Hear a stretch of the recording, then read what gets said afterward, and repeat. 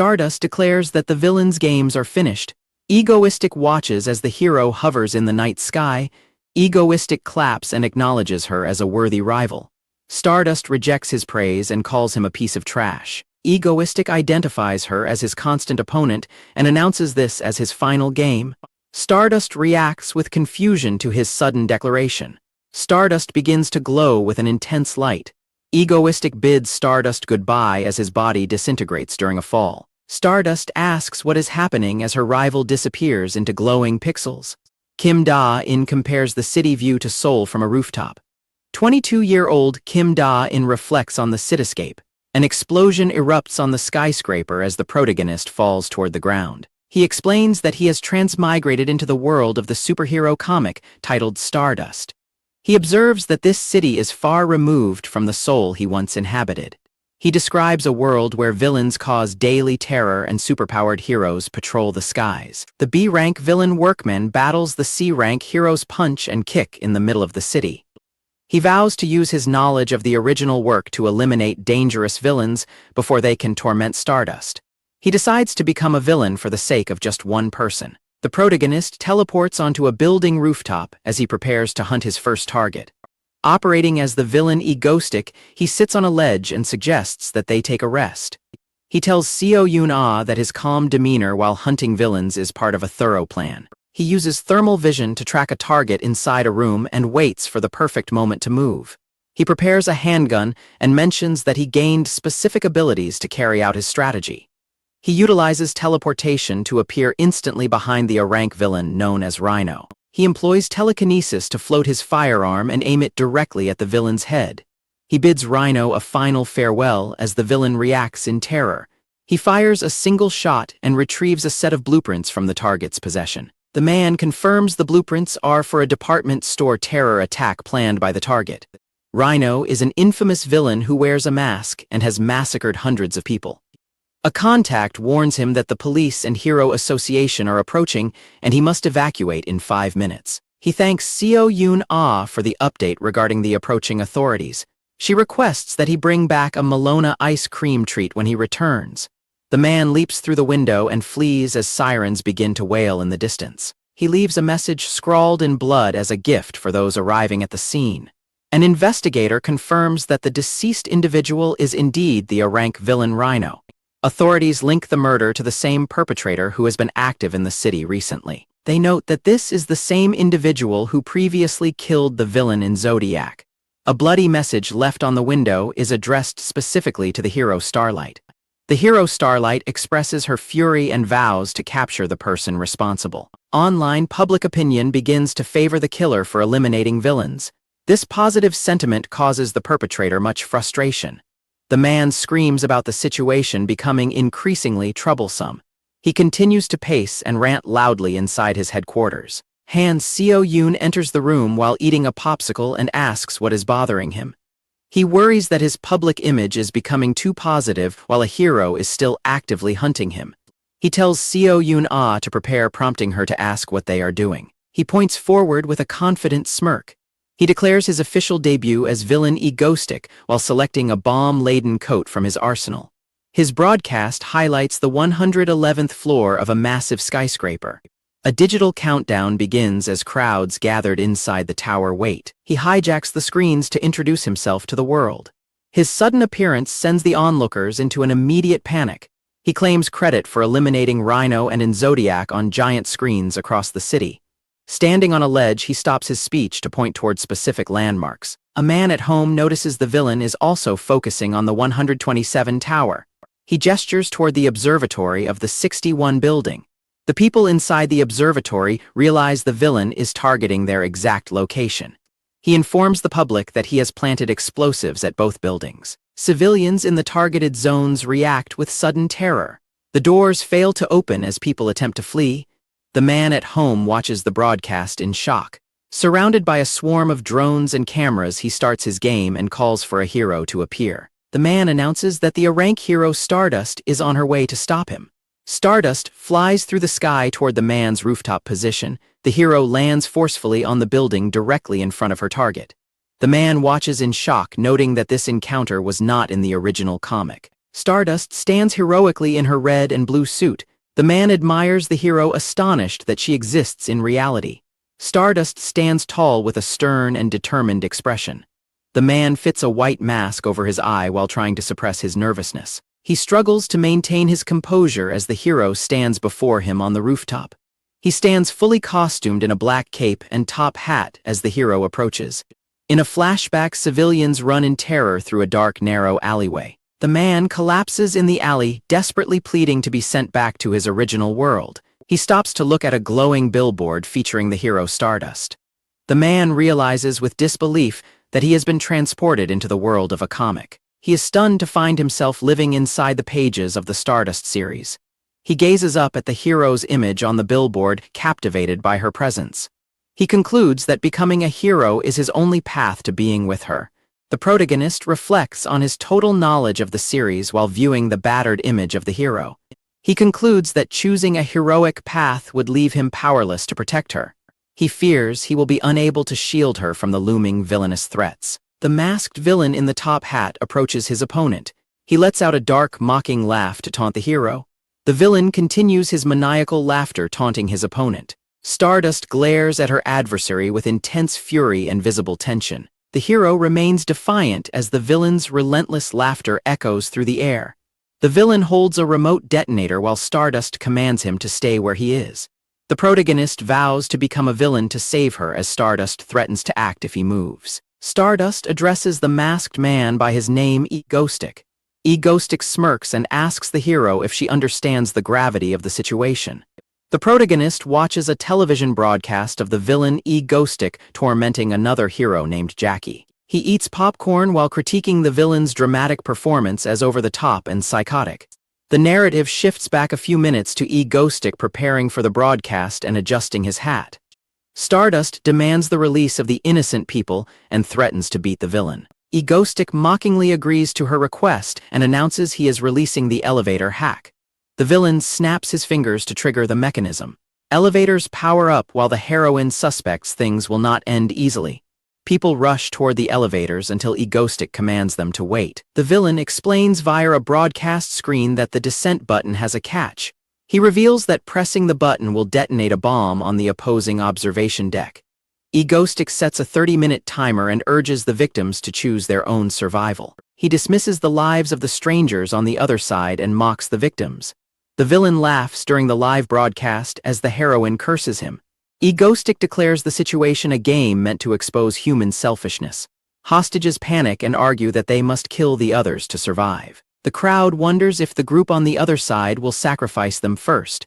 A trapped man blames the hero for failing to intervene in the crisis. Stardust realizes that attacking him is futile if he has recording devices elsewhere. Stardust worries about the fate of the hostages. She asks if the villain finds it entertaining to gamble with human lives. The masked man mocks her as a class hero and claims to respect her unwavering sense of justice. Stardust dismisses his speech as nonsense, as her actions are broadcast countrywide. The man finds her helplessness in this situation completely and utterly amusing. Sitting on the railing, the villain offers her a chance to join the game and connect with the citizens. He declares that the bombs will not explode if no one presses a button for 30 minutes. The villain begins to vanish as a swarm of camera drones descends upon the rooftop. Stardust questions how she can trust him while a voice reminds her that acting is better than inaction. Left alone on the roof, the hero clenches her fist in silence. Stardust steals her resolve and prepares to speak. A swarm of drones and recording equipment surrounds the hero as the broadcast countdown reaches its final second. The cameras activate, capturing Stardust standing alone against the city skyline. Across the city, people stop and look up as Stardust's image appears on every giant screen. Stardust introduces herself to the nation and begins a speech about the beliefs held within every person's heart. The villain watches the broadcast from a distance, satisfied that his plan is unfolding as intended. The villain accepts his role as the public enemy while the hero takes center stage. Camera drones swarm the skyscraper to capture the moment. The hero declares that the stage belongs to the people and their future choices. She calls on the nation to stand against the villain. The hero urges the public to remain strong and hold onto their faith. Citizens of all ages watch the broadcast with intensity. The villain smiles and offers his gratitude. A massive digital timer begins its final 5-second countdown. The hero watches the screen as the time elapses. Civilians huddle together and pray as the timer reaches 3 seconds. The hero maintains her resolve as the countdown hits 1 second. The timer reaches 0 and a beam of light descends. The gathered crowds react with visible surprise. A couple stands together within the light beam. The villain expresses total disbelief that the people did not scramble to save themselves. The hero stands firm as debris falls around her. The villain rages that no one pressed the button. He shouts that there should have been at least one selfish person among them. The villain insists that humans are not altruistic. The hero counters that people are not as selfish as he believes. The villain realizes that the hero successfully united the people against him. The hero affirms her belief in the goodness of humanity despite the villain's cynicism. The villain finds the situation amusing and promises an absolute next game. The hero launches herself into a flying kick to attack him. 𝒩𝒂Ⅎℰ recoils in shock as Stardust lunges at him with a gaze full of justice. Stardust vows to be the one who wins as news cameras track her flight. Families across the city celebrate the news of the building terror ending with 0 casualties. The citizens gather in the streets to chant the hero's name beneath a building showing no signal. Stardust looks at her empty hand while 𝒩𝒂Ⅎℰ teleports into a secluded maintenance hallway. The villain collapses face first onto the floor in exhaustion. 𝒩𝒂Ⅎℰ lies prone on the ground and claims he is dying. He explains that his teleportation ability inflicts physical damage proportional to the distance traveled. 𝒩𝒂Ⅎℰ looks down at the villain and criticizes his hat while he admits he will be immobilized for days. She calls his outfit lame while he begs her for a glass of water. The girl tells him to get the water himself and leaves him lying motionless on the floor. Stardust watches the broadcast of the cheering citizens from high above the city. She clenches her fist and vows to catch the villain for manipulating the people's hearts. Park Jun-ho, president of the Korean Hero Association, calls the assembly to order to begin the briefing. He orders the staff to skip past redundant footage of the incapacitated victims. The president expresses disbelief that the villain could have manufactured such advanced weaponry alone. A subordinate suggests an accomplice with exceptional technical skills likely assisted the villain with his equipment and broadcasts. The association confirms that the villain appears to be obsessed with the A-class hero Stardust. Park Jun-ho asks Stardust to recount her personal impressions of the criminal after meeting him in person. Stardust describes him as a psychopath who toys with people's minds and is capable of planning large-scale terror. She identifies him as a true villain while Dane recovers in bed 2 days later feeling exhausted. Dane drinks straight from a juice bottle in the kitchen and gets immediately reprimanded by his host. Han Seo-yoon, a holder of the superintelligence ability, glares at him for his lack of hygiene. They argue over house rules within her secret underground base. Seo-yoon brings up the issue of living expenses. She continues to lecture him about his lack of consideration for her space. Dane smiles warmly at the young girl's intensity. He pets Seo-yoon's head before she alerts him to an urgent situation. Seo-yoon drags Dane away at high speed to address the crisis. In the control room, they discuss Lee Soo-bin, a deep web user who claims to be a fan. Seo-yoon points to a monitor and identifies the woman's current location. News footage reveals terrorists claiming to be 𝒩𝒂Ⅎℰ's followers holding hostages in a rigged building. Seo-yoon highlights a masked woman positioned among the group of attackers. The broadcast reports that the group refuses all negotiations and seeks only death. Dane asks if the woman is a hostage. Seo-yoon indicates that is not the case. As reports of fatalities surface, Dane clenches his fist and asks Seo-yoon to restate their primary rule. Seo-yoon confirms they never kill civilians as Dane slams his fist in frustration. Dane vows to eliminate the terrorists and asks Seo-yoon for her support. Seo-yoon nods her head in silent agreement to assist him. Smoke billows from a burning skyscraper while a blonde hero watches from a distance. The hero requests permission to engage the targets. She receives a direct order to kill the targets after final negotiations fail. Stardust grinds her teeth in frustration, questioning why 𝒩𝒂Ⅎℰ has appeared at the scene. Narration notes that superpowered villains historically dominated acts of terrorism. 𝒩𝒂Ⅎℰ differs by using explosives and broadcast hijacking to turn public opinion against heroes. Stardust anticipates that being pressured by the villain's tactics will provoke a negative public reaction. She receives a radio alert that 𝒩𝒩 is broadcasting his current attack live on a streaming platform. Citizens watch a trending live stream of the villain's attack while the comments section descends into chaos. The broadcast shows the villain walking through a corridor as viewers demand the release of Kim Seon-woo. A group of masked terrorists holding hostages demands to know who has entered their location. One of the masked gunmen stares in total disbelief at the newcomer. The terrorists cheer for the arrival of Lord 𝒩𝒩, believing he has come to execute the hostages personally. 𝒩𝒩 groans from the physical strain caused by his long-distance teleportation. The masked men question the stranger's identity, while one laughs hysterically at the spectacle. 𝒩𝒩 confirms the position of the individual holding the bomb detonator. He notes that the target is positioned right next to a pillar. 𝒩𝒩 lunges toward the man holding the explosive trigger. He telekinetically kills the target, causing blood to spray across the room. The remaining terrorists realize the man is not their leader. They accuse him of being a disguised police operative. The terrorists level their heavy rifles at 𝒩𝒩 as he stands motionless in the center of the corridor. 𝒩𝒩 telekinetically yanks the weapons from their hands, leaving one follower shouting in shock. The hijacked rifles hover in the air, pointing their barrels back at the masked attackers. 𝒩𝒩 sneers that he never had followers as ignorant as them before preparing to strike. Rapid gunfire echoes from the building as 𝒩𝒩 eliminates the group of imposters. Stardust receives the command to engage and dives toward the scene to secure the hostages. A female follower trembles in terror as a floating rifle locks onto her head. 𝒩𝒩's operator identifies the woman as an unwilling captive, prompting him to approach the sobbing girl. He reaches out and roughly seizes the woman's mask to uncover her face. The mask comes off to reveal Lee Soo-bin, who wails that she was wrong and begs for help. The hostages watch as the girl collapses in tears, repeatedly apologizing to the villain standing over her.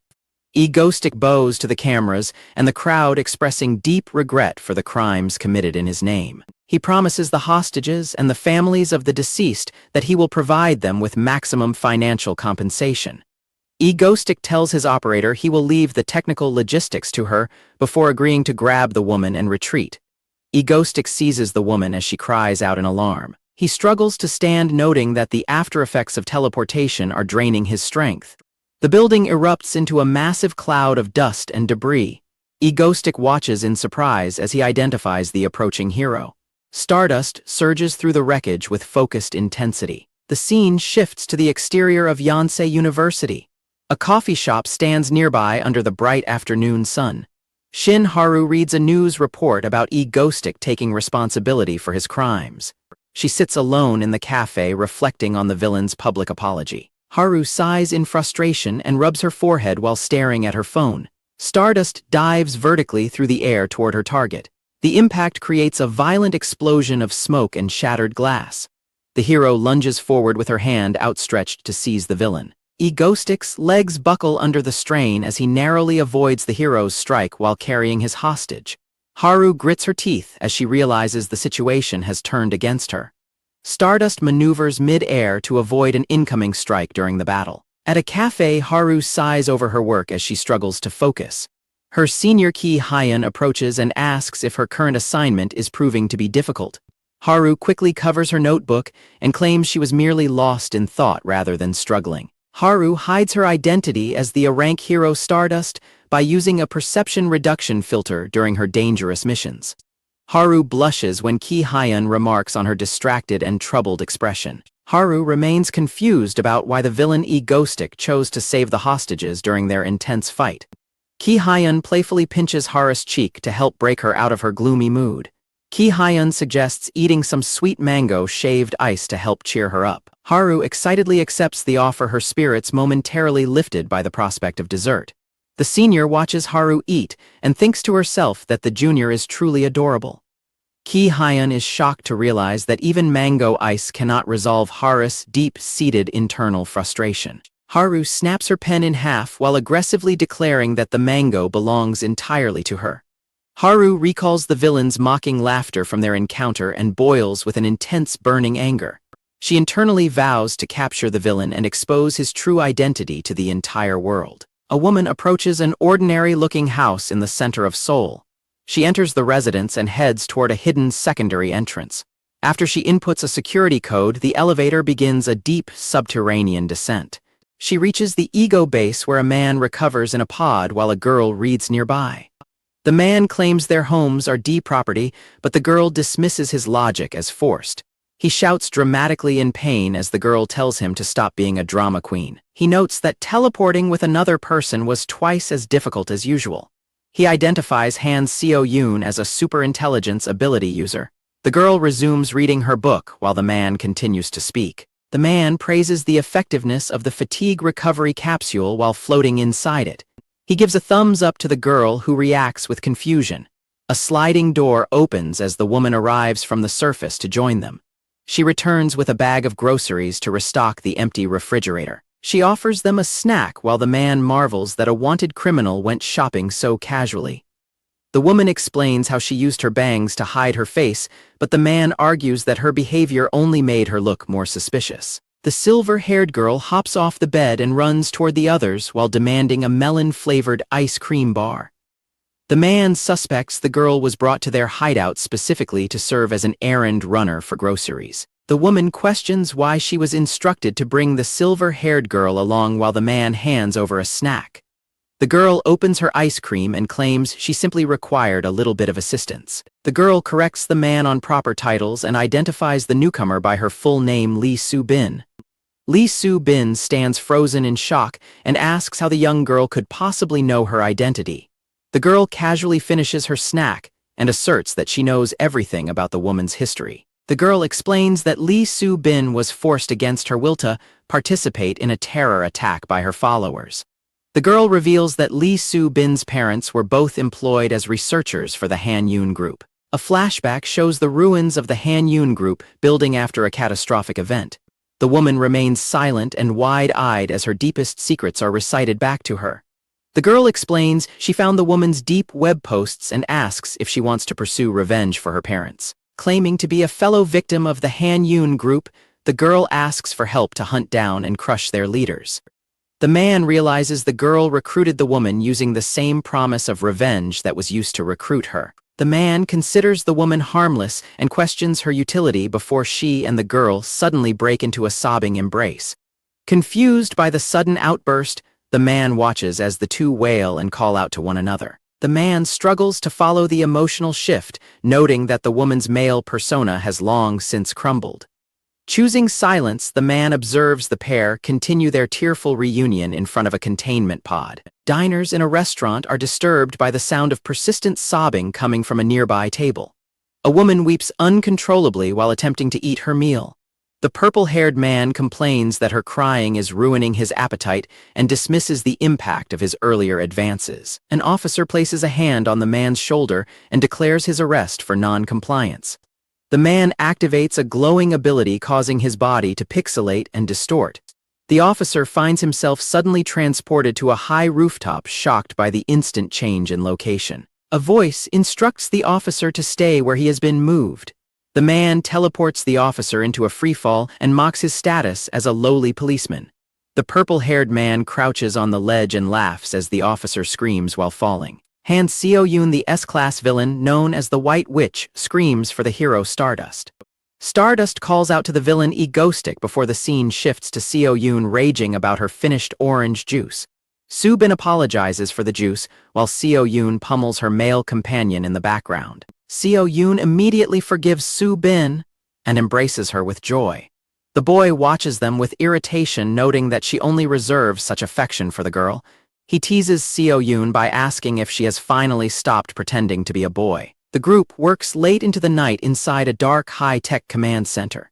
Seo-yoon is revealed as a super-intelligent survivor of a project involving illegal experiments on hundreds of children. A flashback shows a child emitting a violent and blinding energy side effect during the experiments. She remains in hiding for several years until 𝒩𝒩Ⅎℰ arrives to find her. 𝒩𝒩Ⅎℰ offers Seo-yoon a chance at revenge and asks for her assistance. Seo-yoon grips a fork tightly and prepares to defend herself against the stranger. He reaches out his hand and states that he has only come to save her. 𝒩𝒩Ⅎℰ vows to change her future and prevent her from becoming a doomed villain. Seo-yoon ignores his presence and continues her work at the monitors. 𝒩𝒂Ⅎℰ notes that Soo-bin is a highly skilled computer engineer who will be vital to the team. He explains that she will use her engineering skills to assist with their complex hacking operations. Soo-bin looks nervous as she prepares to show the group her latest technical project. She reveals a newly completed location tracking sensor designed to tag their enemies. 𝒩𝒂Ⅎℰ asks why she created a tracking device specifically for their primary mission. Seo-yoon identifies a teleporter named him 𝒩𝒂ℎ as the next villain they must eliminate. 𝒩𝒂Ⅎℰ laments the physical toll of his own powers while Seo-yoon orders him to get to work. Daylight breaks over a quiet residential street as the mission begins. 𝒩𝒂Ⅎℰ crouches on a roof while Seo-yoon orders him to finally infiltrate the target's residence. Seo-yoon explains that a location tracker will be fired alongside the bullets to tag the target even if he teleports. 𝒩𝒂Ⅎℰ questions the mechanics of the weapon, but Seo-yoon tells him to stop stalling and move in. 𝒩𝒂Ⅎℰ suggests a street ambush until Seo-yoon reminds him that the target only travels via teleportation. Seo-yoon and Soo-bin monitor the mission progress from their command center. Soo-bin calls out words of encouragement for 𝒩𝒂Ⅎℰ. Seo-yoon drinks water while observing Soo-bin's enthusiasm for the mission. Seo-yoon adds her own brief message of support for 𝒩𝒂Ⅎℰ's upcoming fight. 𝒩𝒂Ⅎℰ smiles and readies his dual pistols for the assault. 𝒩𝒂Ⅎℰ teleports into the target's room. He appears behind a muscular man who is distracted while drying his hair. The target turns in surprise as 𝒩𝒂Ⅎℰ immediately pulls the triggers of both guns. 𝒩𝒂Ⅎℰ fires a bullet and a mechanical spider tracker directly at the target. The target teleports away, leaving a residue, prompting 𝒩𝒂Ⅎℰ to ask if the tracker successfully attached. Seo-yoon urgently demands the target's new location from Soo-bin. 𝒩𝒂Ⅎℰ teleports onto a crowded street while Soo-bin reports the target's distance to the east. 𝒩𝒂Ⅎℰ realizes the situation has deviated from his plan as bystanders begin photographing him. Real-time social media posts document his exact location downtown and warn others to flee. The scene transitions to a lecture hall at Yonhua University. An emergency broadcast interrupts the class to order hero Stardust to dispatch immediately. Stardust hears the transmission through her discreet earpiece. She reacts with shock to the news of 𝒩𝒂Ⅎℰ's public appearance. She immediately apologizes to her classmates and rushes out of the lecture hall.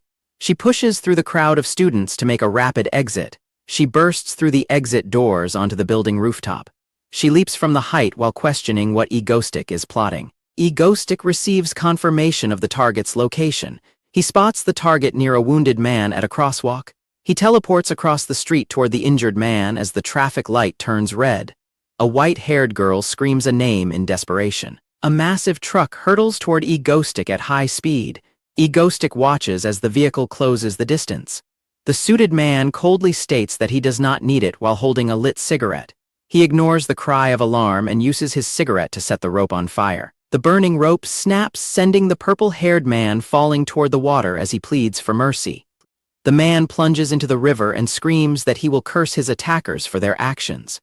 Red energy descends from the sky as the executioner watches the water from the bridge. The man suddenly reappears on the bridge in a flash of light, and the leader orders his men to seize him.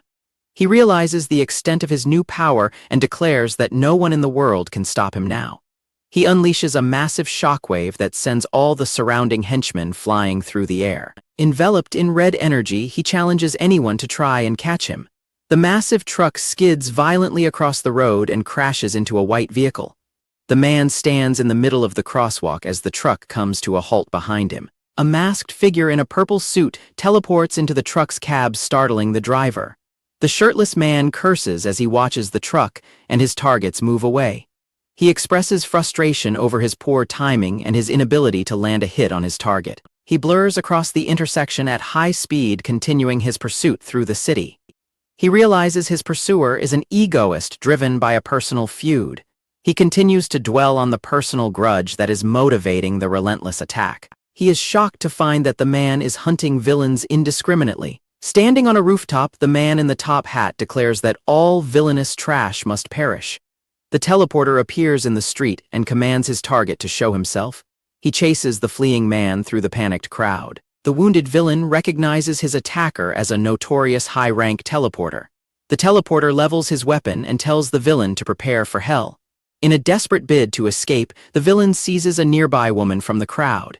He kicks the woman aside and continues his flight. The teleporter stops to catch the falling civilian and ensures she is safe.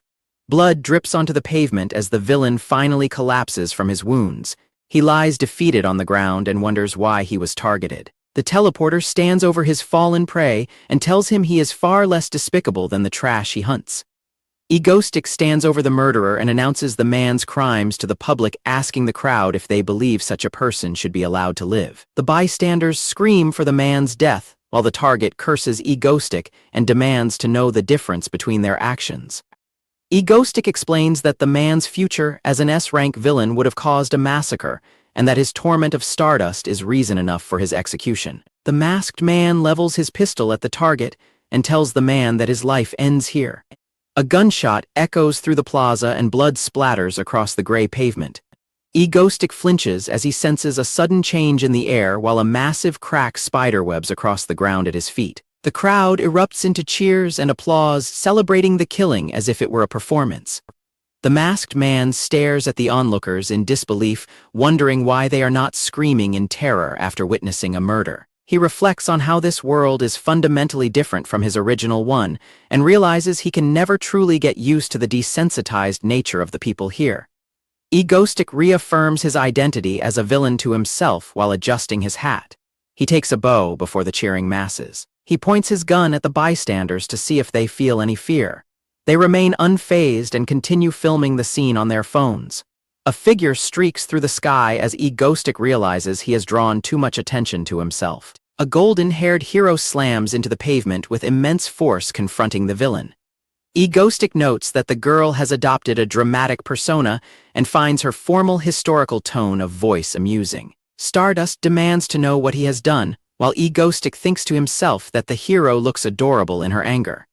𝒩𝒂Ⅎℰ stands over the dead teleporter and claims he performed the duty of a hero by eliminating a murderous criminal. Stardust reacts with rage while 𝒩𝒂Ⅎℰ questions the legality of a hero's summary judgment against high-rank villains. Stardust asks if he is a hero, prompting 𝒩𝒂Ⅎℰ to reaffirm his villainy while plotting to publicly praise her for the cameras. He mockingly applauds her sense of justice. He declares that a villain's interference in the law is unacceptable as the crowd watches the great hero's arrival. 𝒩𝒂Ⅎℰ prepares to leave as the crowd begins to murmur in his favor. He overhears the onlookers questioning why his actions were considered wrong. He loudly proclaims his villainous intent and challenges Stardust to catch him during his future crimes. 𝒩𝒂Ⅎℰ vanishes in a flash of light, leaving the hero standing alone in the street. Stardust remains motionless as bystanders depart, leaving her alone with the corpse of the teleporter. The hero stares down at the dead body with a grim expression. A portal opens at the feet of a figure in a dark suit. 𝒩𝒂Ⅎℰ collapses onto the floor as a white-haired girl calls for her companion to help move him. The girl attributes his state to teleportation side effects and recruits her associate to carry him. The two women drag the incapacitated villain down a corridor as he groans in pain. A mobile phone vibrates within his trouser pocket. An online community forum displays a video of the confrontation and polls users on whether they prefer 𝒩𝒂Ⅎℰ over the hero. A lone figure stands atop a skyscraper under the night sky.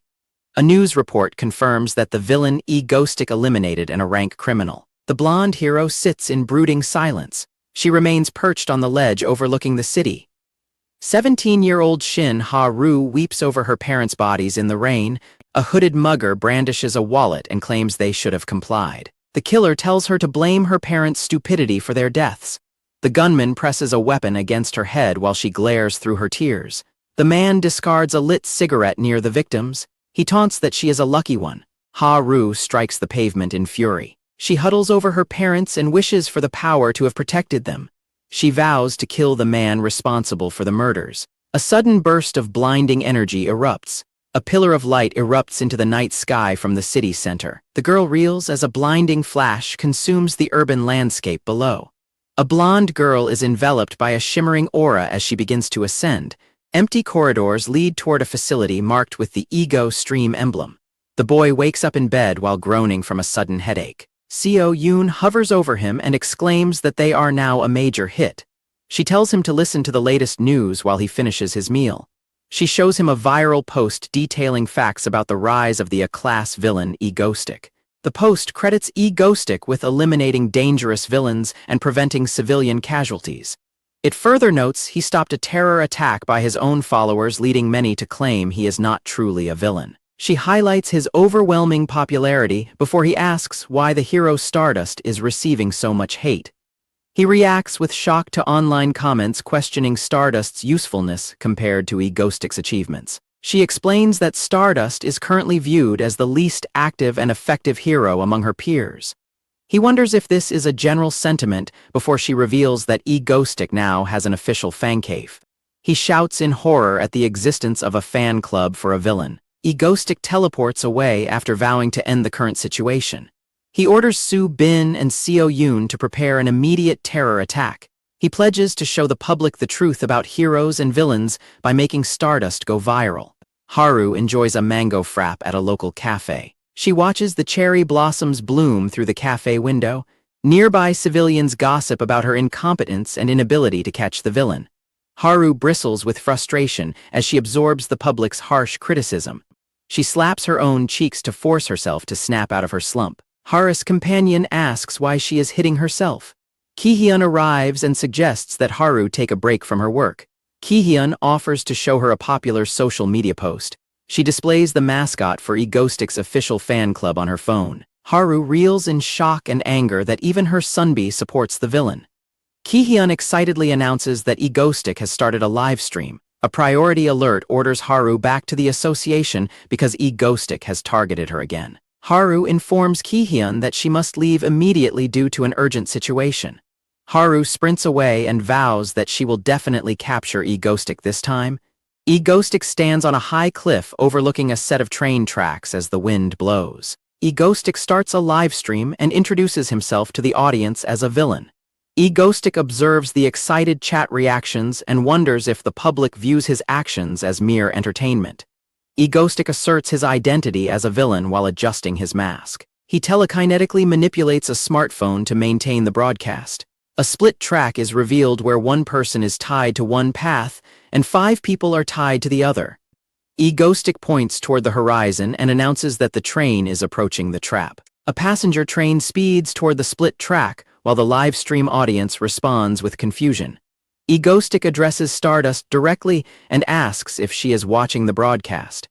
𝒩𝒩 presents the rules of the game and asks if she will pull the lever to sacrifice the one for the many. 𝒩𝒩 threatens to derail the train and kill everyone if Stardust tries to remove anyone from the tracks. 𝒩𝒩 gives a thumbs up and declares that her only option is to pull the lever. Stardust arrives on the cliffside in full armor and shouts an insult at 𝒩𝒩. Stardust assesses the situation and examines the victims tied to the rails. She realizes that any attempt to save the victims directly will put the train passengers in mortal danger. Stardust desperately searches for a way to save every person involved in the crisis. The villain announces the train's arrival while maintaining his broadcast. Spectators on the live stream debate the hero's moral choice as the locomotive nears. The villain predicts the hero will refuse to sacrifice a single life because of her character. The train hurtles toward the split in the tracks on the canyon floor. The hero stands beside the track lever as the locomotive nears. The hero ignores the lever and sprints directly toward the incoming engine. The assistant disables the live broadcast and encourages the hero to continue her charge. The villain reactivates the microphone as the hero makes contact with the train.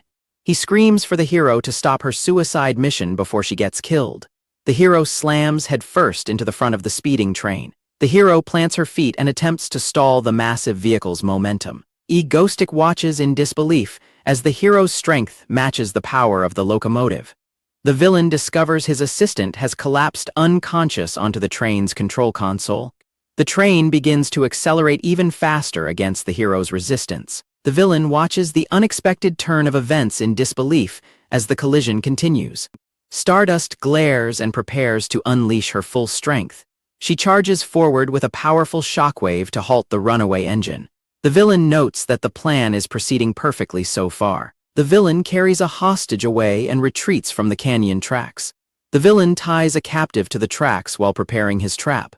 He complains about the exhaustion and hassle of trying to secretly prepare a terrorist attack in broad daylight. The villain pulls the ropes tight to secure the captive firmly to the metal rail. He overlooks the hostages tied across the diverging tracks and expresses pride in his work. The villain reflects on how removing other threats prevents the hero from growing stronger through combat. The villain carves a message into the dirt with his finger. He calls the trap a special training ground designed specifically for Stardust. The villain panics as he watches Stardust leap toward the incoming train instead of pulling the lever. The villain monitors online reactions and admits that the hero's suicidal choice was unintended. A violent collision occurs as the locomotive strikes the hero head-on. The villain concludes that stopping the train should be impossible for an A-class hero. However, he recognizes that her true power manifests and grows explosively during a crisis. Stardust positions herself against the massive engine as she strains to halt its momentum. The train accelerates unexpectedly. 𝒩𝒂Ⅎℰ watches in horror as the speed increases beyond his calculations. Su-bin remains unconscious at the control panel. 𝒩𝒂Ⅎℰ panics, realizing the situation has spiraled out of control. He fears that any deaths on the tracks will lead to the Stardust despair route. The villain desperately wants to avoid a tragic outcome. Stardust braces herself directly in the path of the speeding locomotive. She prepares for a massive impact.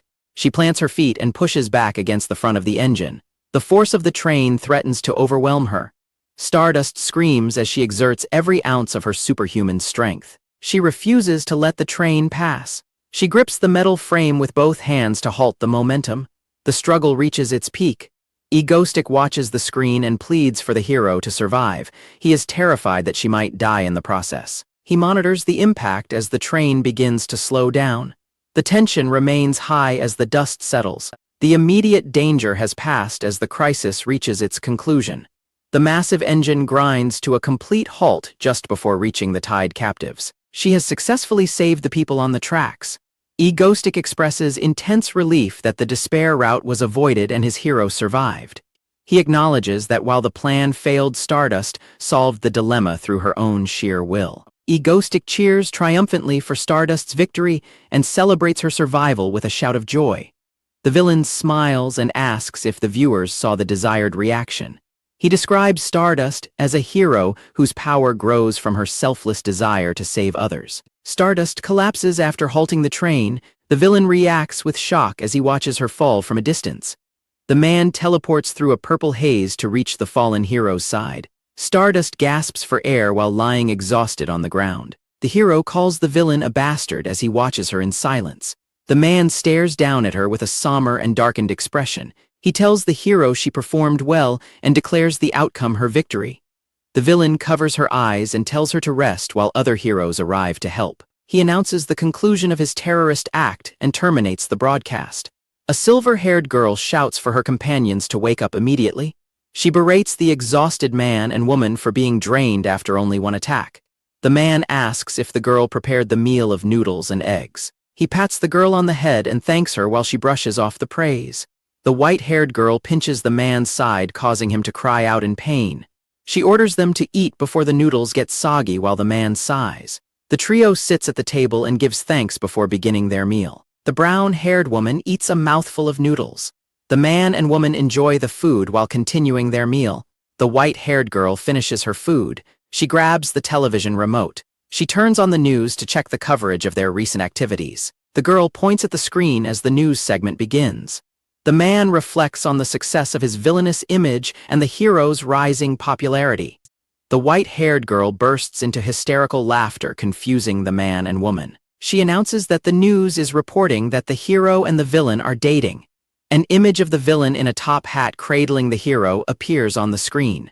Stardust watches the report from her home as the news describes them as lovers. Infuriated by the broadcast, Stardust crushes the glass in her hand. The hero and the young man scream in simultaneous outrage at the televised rumors of their romance.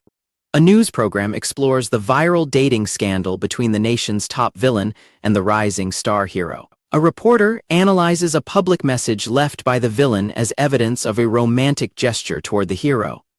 The broadcast claims that the villain's recent acts of terror were actually intended as personal gifts for the hero. The analyst points to footage of the villain gently closing the hero's eyes as definitive proof of their love.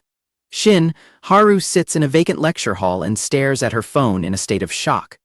Haru clutches her head in frustration while denying the possibility of dating a chaotic criminal. Alone in the classroom, she wonders why her hatred for the villain is suddenly mixed with an unknown emotion.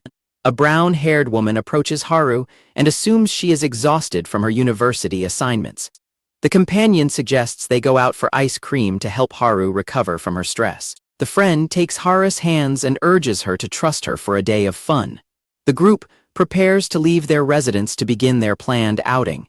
A silver-haired child thrashes on the floor in a desperate tantrum to be included in the trip. The young man relents and invites the entire group to go together. This causes the child to recover instantly. The young girl cheers with excitement as the group prepares to depart for their excursion. The man notes that this event was absent from the original story but decides to proceed. A blonde girl blushes at the prospect of attending an ice cream festival. The group arrives at a crowded festival on a weekday afternoon. Seo-yoon mocks the man for wearing all black, but he defends his fashion choice. Seo-yoon laughs joyfully while holding her mint ice cream. The man is surprised by the girl's bright smile and her sudden use of an affectionate title. Seo-yoon excitedly points out rice ice cream while the man observes her good mood. Seo-yoon sprints toward the next food stall. Subin agrees that the child is happy while maintaining her perception-altering filter. The man tastes a sample of the ice cream. The man declares that the dessert is good. The man offers a spoonful of his ice cream to Subin. The gesture leaves Subin completely flustered. Seo-yoon urges her sister to hurry up and try the sample.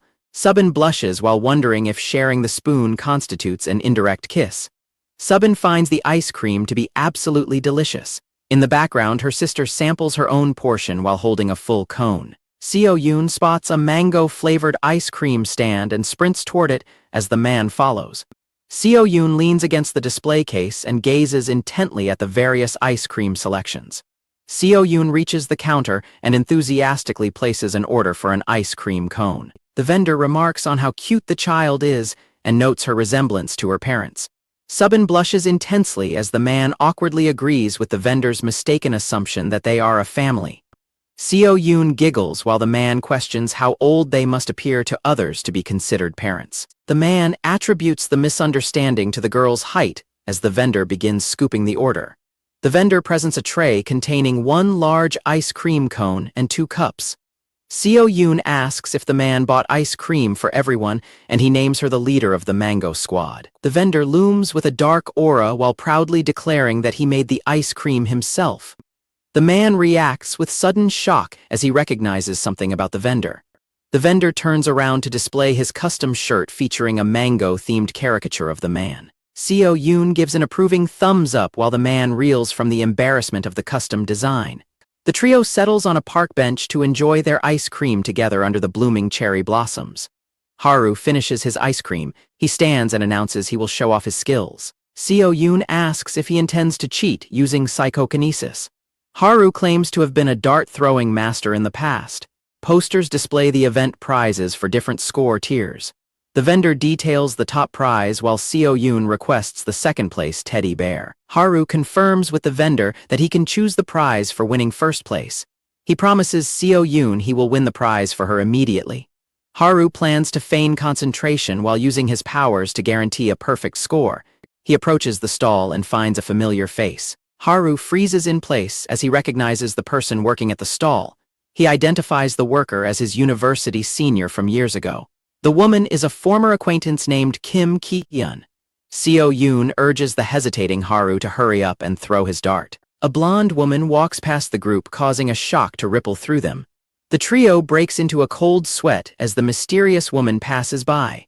The blonde woman passes the group, leaving the man in a state of silent shock and perspiration. The brunette pulls her blonde companion toward a festival stall to try some rice ice cream. She offers a spoonful of the treat to her friend and tells her to take a taste. The blonde woman eats the treat and finds the flavor to be surprisingly good. The brunette expresses her joy at finally seeing her friend smile. She leads the way toward a mango ice cream stall, identifying it as her friend's favorite flavor. The blonde woman beams with excitement at the thought of eating mango ice cream. They reach the mango ice cream stall. The man from before shows off his custom apron, prompting a compliment from the brunette. The blonde woman glares at the man with an intense and menacing expression. The two women move to a park bench to sit and enjoy their snacks together. The brunette asks if her companion is having a good time and receives a positive confirmation. The blonde woman reflects on the long duration since she last spent time admiring the cherry blossom scenery. Both women suddenly stop and turn their heads in surprise at an unexpected presence behind them. Haru finds the current atmosphere pleasant as cherry blossoms fall around her. She turns her attention toward the crowd with a focused gaze. Haru observes a nearby group that resembles a family and questions the silver-haired girl's relation to them. Haru senses she has encountered the man before but agrees to her companion's request to put something on. The brunette points toward a dart stall and suggests they play the game after finishing their current task. The two women look forward to the dart game with excitement. The group approaches the booth as the attendant explains that hitting 10 targets wins a large ice cream. The man reflects on the true nature of Haru's superhuman strength as she takes her position. Haru launches the dart. With incredible force, the projectile flies toward the targets with immense physical power. The brunette celebrates the first successful hit. The man notes that Haru has achieved 2 hits and reflects on her transcending human limits. Haru reaches 5 hits while her sixth sense begins to alert her that something is wrong. Haru hits all 10 targets and the brunette cheers for her success. Haru dismisses the feat as a piece of cake. The brunette excitedly accepts a 10-scoop ice cream cone from the vendor. The brunette tells Haru to go and collect the prize, a large teddy bear. The attendant asks the man if he plans to throw, snapping him out of his trance. He admits he was distracted by the skill of the woman beside him. The man worries that Haru might suspect his secret identity and fears the consequences if she discovers he is egoistic. The man tells Seo-yoon to watch his dart-throwing skills as she impatiently urges him to start. He decides to throw the darts randomly without using his psychokinesis to avoid drawing any further attention. The man launches the darts toward the target board all at once. Every dart strikes a balloon simultaneously, causing a series of pops. The man stands frozen in confusion while Seo-yoon and the brunette react to the unexpected outcome. The attendant praises the man for matching the skill of the woman who threw before him. The attendant offers the man a teddy bear as a prize for his performance. The man hurriedly declines and drags the girls away before they can be detained. He determines that any further involvement will lead to a bad ending and must be avoided at all costs. A hero in a red suit pursues the group as they fall through the air toward a net. The man screams that they are all going to jail. He trips and drops his snacks while stumbling forward. He crashes onto the pavement as the women rush to his side and ask if he is all right. He dismisses their concern and claims he was only making a fuss. He urges the group to leave immediately before they all die. He shouts for them to move as fire flares behind him. He and the blonde woman watch the smoke in disbelief. Civilians flee in terror from the dark street. The villain crocodile man breaks through the debris. He lets out a roar and demands to face Stardust. He pulls the girls close and tells them to follow him. He realizes the villain is active before the scheduled events of the original story.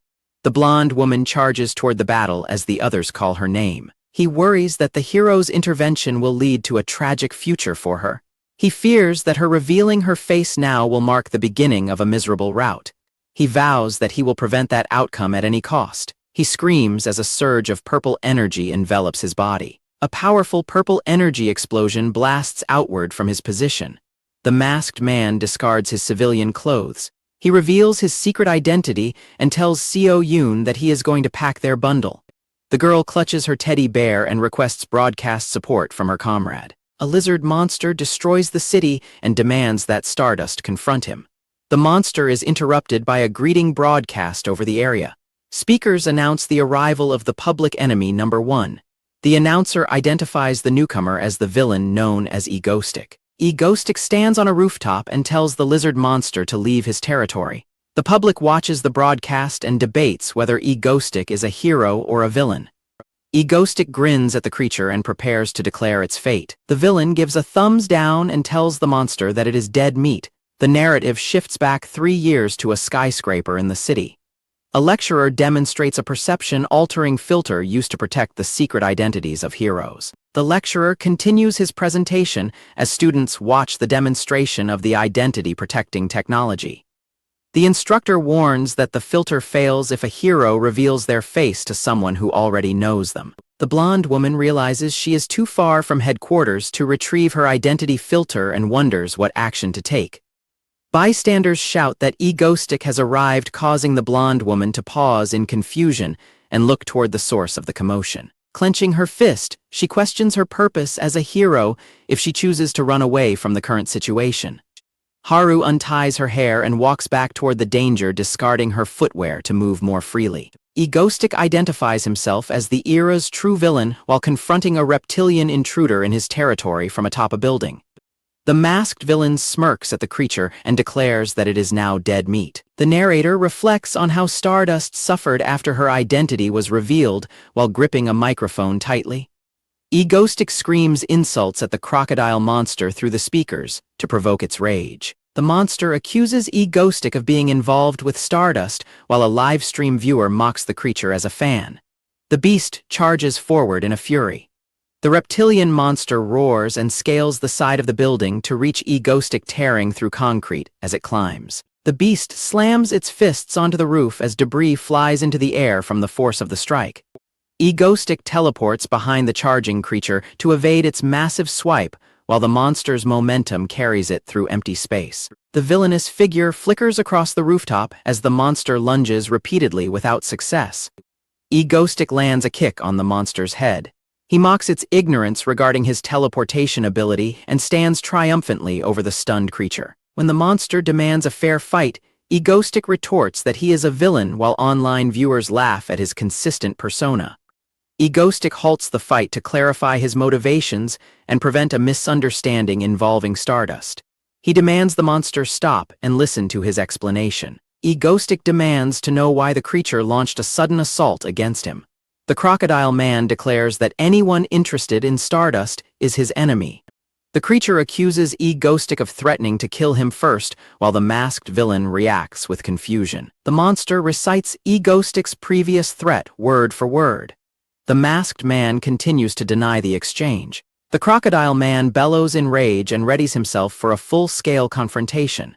Energy surges within the beast's jaws as 𝒩𝒩 recognizes the activation of a secret technique. The monster unleashes a massive pillar of water known as the extreme water spouting technique.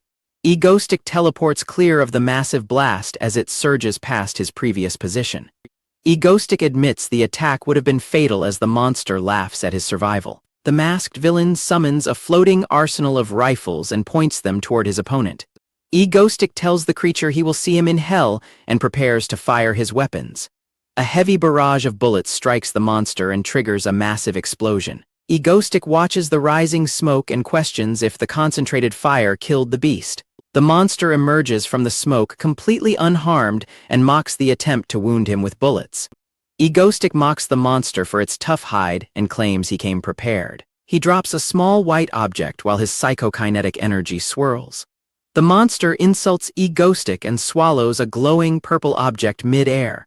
An internal explosion detonates inside the beast, causing it to roar in agony as it is consumed by energy. Viewers online debate whether 𝒩𝒩 should be designated a hero while he watches the aftermath. The monster collapses to the ground as the battle finally comes to an end.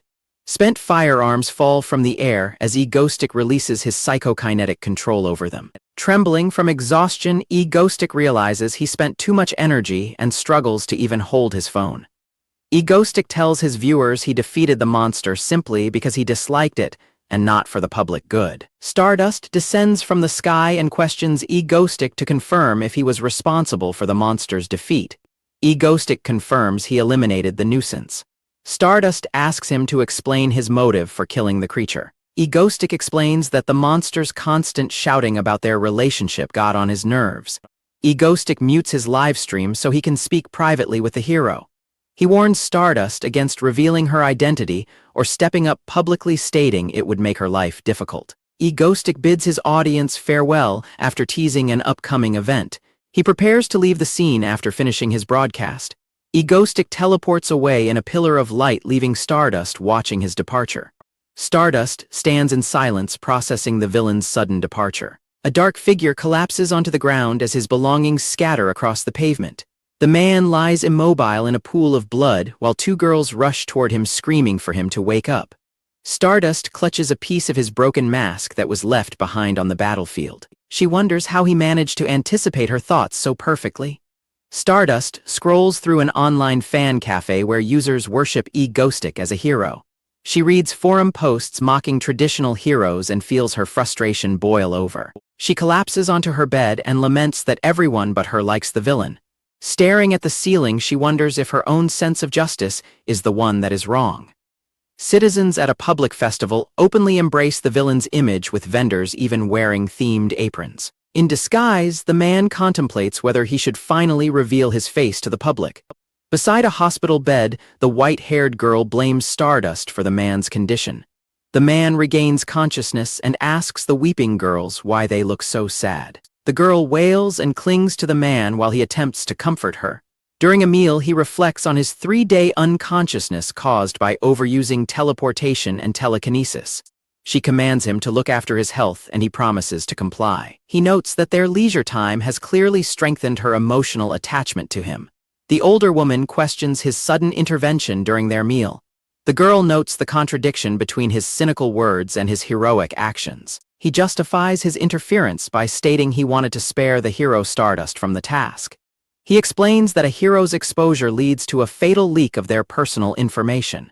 Vengeful villains use leaked information to track down and eliminate heroes. When Seo-yoon-ah questions their relevance, he describes the inherent imbalance between good and evil in society. He argues that superhumans often choose villainy to avoid the lack of rewards and constant danger faced by heroes. He highlights the scarcity of high-ranking heroes in Korea compared to the vast number of powerful villains. The girl identifies him as a dark hero, though he claims his interest is simply in the nation's survival. She glares at him and asks if he is only taking these risks because he likes the hero girl. He reprimands her for her rude language while an oppressive atmosphere settles over the table. The older woman interrupts the tension to ask the girl about their previous conversation. The girl calls out to him while he finishes his meal. She suggests a beach trip for the summer and he agrees. He insists on one final terror attack to lower his favorability before they depart. He contemplates his rival's growth after their recent battles. The girl asks for confirmation of the trip while he is lost in thought. He gives her his formal promise and a thumbs up. She celebrates the promise with genuine excitement. She rushes off to begin packing for their trip immediately. She returns claiming to have dozens of new ideas for their next operation. She uses a whiteboard to review their history of land-based operations. She proposes that their next mission target either the water or the sky. He concentrates and waits for a new plan to materialize in his mind. Inspiration strikes, and he announces that he has made a decision. He reveals his dark vision to the woman while she watches him warily. He envisions a plane crashing into the ocean as his next strike. The pair laughs manically over the plan while the woman remains silent. Cabin lights cut out as the situation on the plane takes a sudden dark turn. Every seatback monitor flickers to life, simultaneously glowing in the darkened cabin.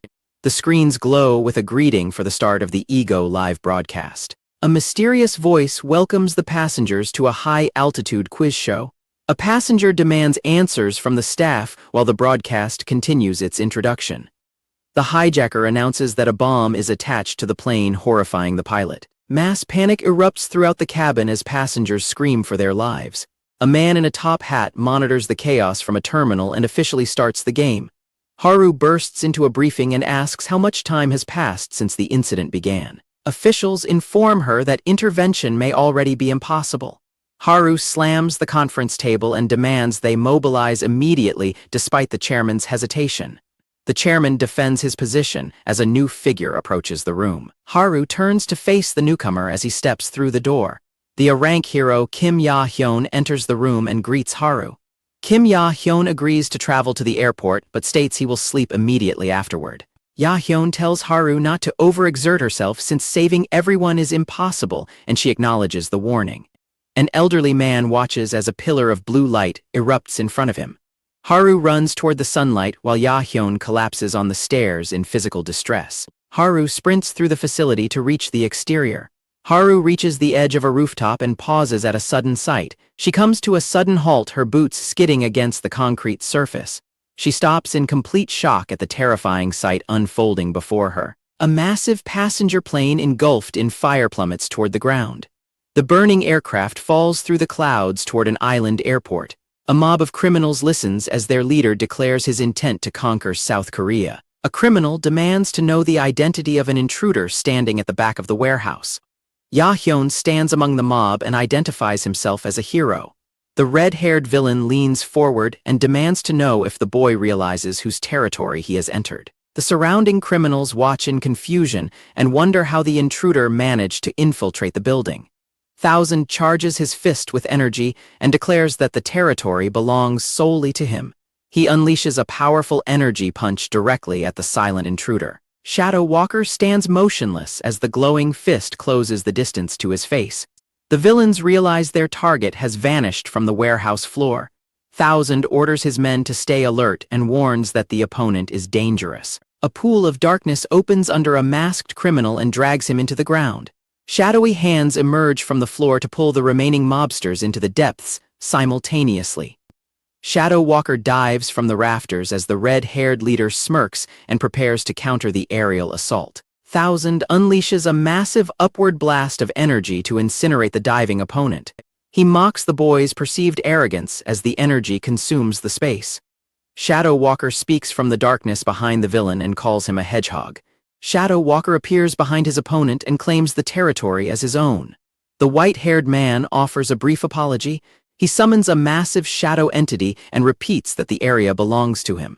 Shadow Walker gasps for air on the stairs, noting he has left his territory and is dying. A masked man in a top hat smiles and prepares to begin his next move.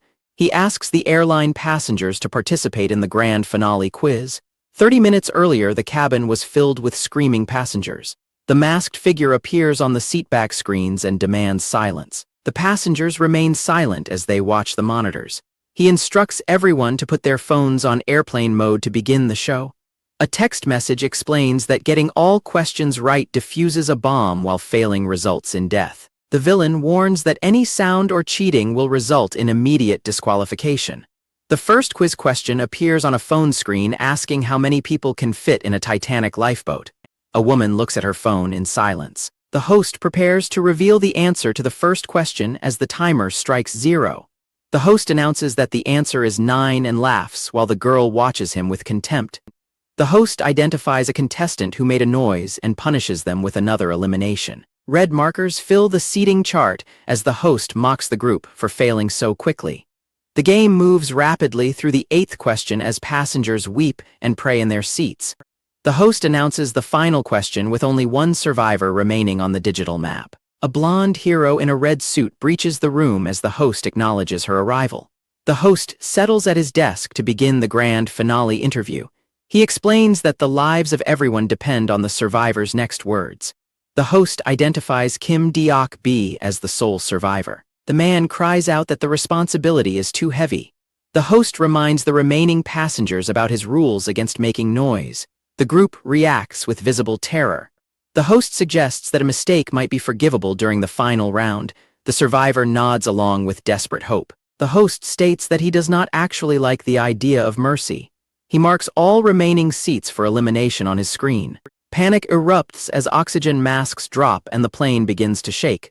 Passengers scream as the situation turns catastrophic. A massive aircraft section plummets toward the city as the masked host declares the stage ready for the next act. The host announces that it is time for the hero to step forward. Stardust watches the descending wreckage in the distance. Stardust stares upward with an expression of pure horror and disbelief. She struggles to process the magnitude of the disaster. The president dismissively tells her to give up because he is busy drafting a condemnation statement. She irritably hangs up on the president. Stardust clenches her gloved fist as her anger and sense of powerlessness mount. The heroine collapses onto her knees as the weight of the situation breaks her resolve. She despairs over her limited power, recalling how she could barely stop a single train at a fraction of this speed. A memory surfaces of a young girl huddled alone in the pouring rain. The grieving girl vows to kill the person responsible for the death of her parents. A visceral scream of rage and grief echoes through the dark rain-soaked alleyway. A desperate punch strikes the pavement in a futile release of her internal agony. Tears fall as she laments that nothing has changed and there is still no one she can save. Stardust's earpiece suddenly crackles to life as an unexpected voice greets her by name. The villain announces his identity as 𝒩𝒩. The suit-clad man stretches at his desk and remarks that the remote terror attack was effortless. Seo-yoon approaches and captures his attention as he turns to acknowledge her. She points out that the hero is standing still on the ground. This shocking revelation causes the man to cry out in alarm. He identifies the hero's earpiece on the monitor and stares with sudden intensity. He orders Seo-yoon to hack into the hero's communication channel immediately. He establishes contact and introduces himself to the hero through her device. He mocks the hero for her hesitation and asks why she is not moving to save the falling plane. The hero yells that he caused the disaster while he maintains that she has the power to succeed. He commands her to muster her strength, telling her that performing heroics is the very essence of who she is. The hero collapses in despair and questions the lunatic's bizarre encouragement. He approaches her and explains that without her, he would be nothing more than a common criminal. He smiles and tells her that she completes him. Stardust hangs her head in quiet contemplation. She lands on the street as dust clouds her feet. She acknowledges the risk of a trap, but chooses to proceed for the sake of others. She reaches behind her ear and pulls out a small tracking device. She slides to a halt on the pavement. She clenches her fist and destroys the device. Chunks of concrete fall from the side of a nearby building. She takes flight and surges high into the atmosphere, racing toward a falling airplane to prevent the deaths of innocent citizens. She realizes that failure to act would leave her with permanent guilt. The villain offers words of encouragement through the communication channel. She focuses her inner power and hardens her resolve. She vows to protect everyone and flies head-on into the descending craft. A man inside the cabin cries in despair and blames himself for the impending tragedy. He sees a vision of his family as he prepares for the end. The passenger cries as fire and smoke consume the cabin. He reaches out in desperation as the plane breaks apart. The girl observes the plane slowing down through her tears and questions why the speed is decreasing during the fall. The pilot reports that an external force is guiding the plane and instructs everyone to remain seated with their belts fastened. A golden figure catches the falling plane in a burst of light. She uses her power to stop the descent and prevent a crash. The hero strains under the massive weight and tells herself to hold on a bit longer as her energy crackles. The attendant finds the passenger and asks if he is all right, while smoke obscures the dark cabin interior. The man clutches his head and attempts to focus, appearing disoriented by the sudden impact. The passenger asks where he is as the attendant helps him out of his seat. Survivors walk across the tarmac away from the wreckage as fire glows in the background of the landing site. The attendant supports the man as they stagger away from the grounded aircraft. They move slowly through the debris. The man expresses confusion as he looks around. He asks what has happened to them. A crowd gathers behind the hero who saved the plane. She stands in her red suit near the runway. The passenger turns back and gasps in recognition. He identifies the figure responsible for their survival. A survivor tearfully identifies his savior as the hero. Stardust kneels on the asphalt, gasping for breath after the rescue. The hero looks up and mentions the villain 𝒩𝒩. Global headlines report on Stardust's incredible feat and Korea's superior hero strength. News anchors begin the morning broadcast with the previous day's events. The reporter details 𝒩𝒩's airplane hijacking and the miraculous survival of all passengers. Stardust is officially credited as the hero who caught the falling aircraft. The news mentions her exceeding known power limits just before the television is switched off. Shin Haru drinks water in her kitchen to recover from her exertion. She catches her breath and finishes her drink in the quiet room.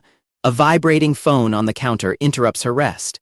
Shin Haru learns that her colleague secured a mandatory vacation for her. Her contact suggests she go to the sea to clear her head. She agrees to depart the following day for a long-awaited gathering. The caller plans to invite Kim Ya-hyun as she leans over the balcony railing.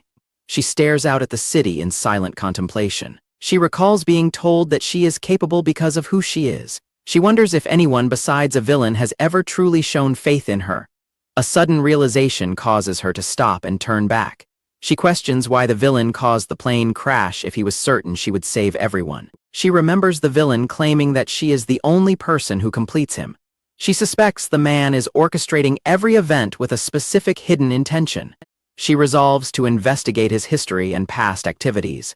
A phone call from the Hero Association suddenly interrupts her. She answers the incoming call with a surprised expression.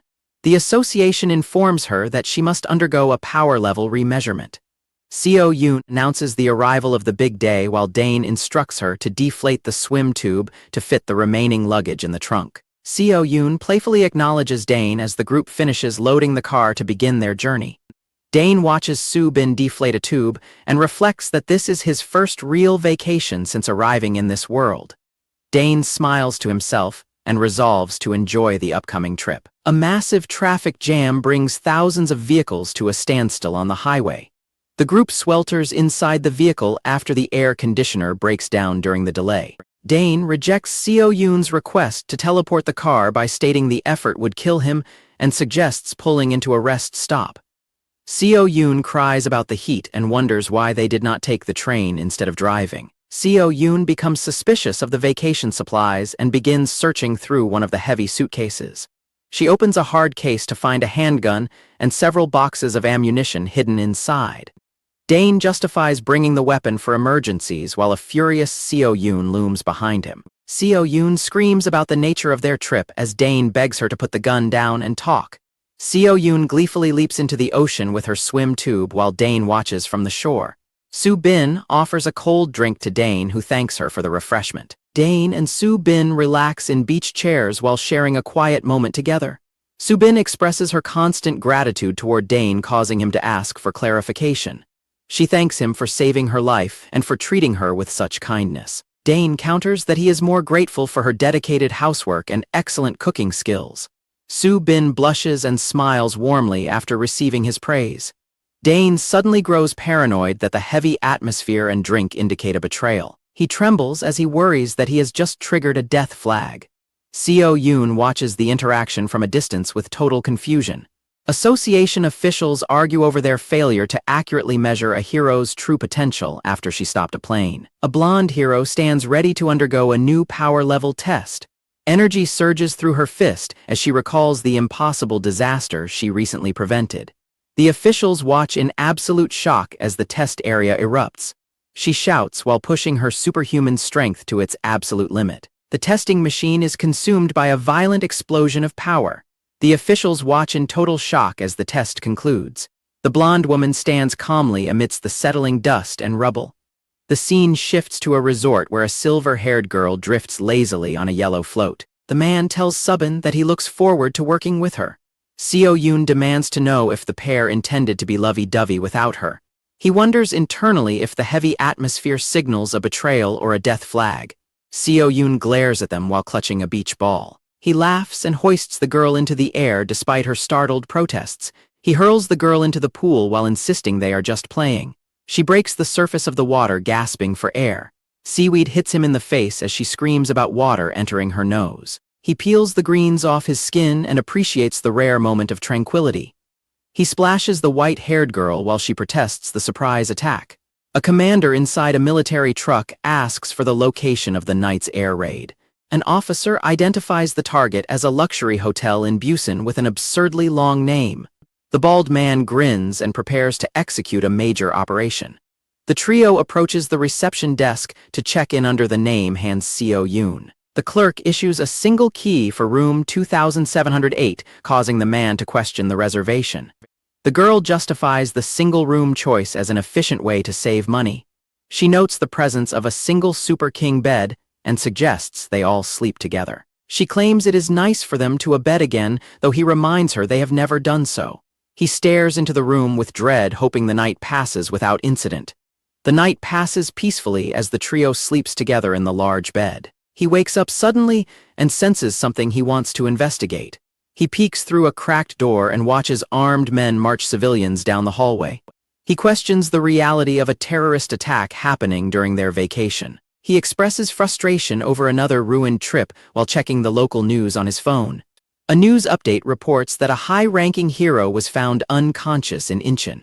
The young girl wakes up and asks for confirmation of the ongoing terrorist attack. He tells her to wake their companion and stay hidden while he investigates the parking lot. She agrees to follow his orders despite her exhaustion and annoyance.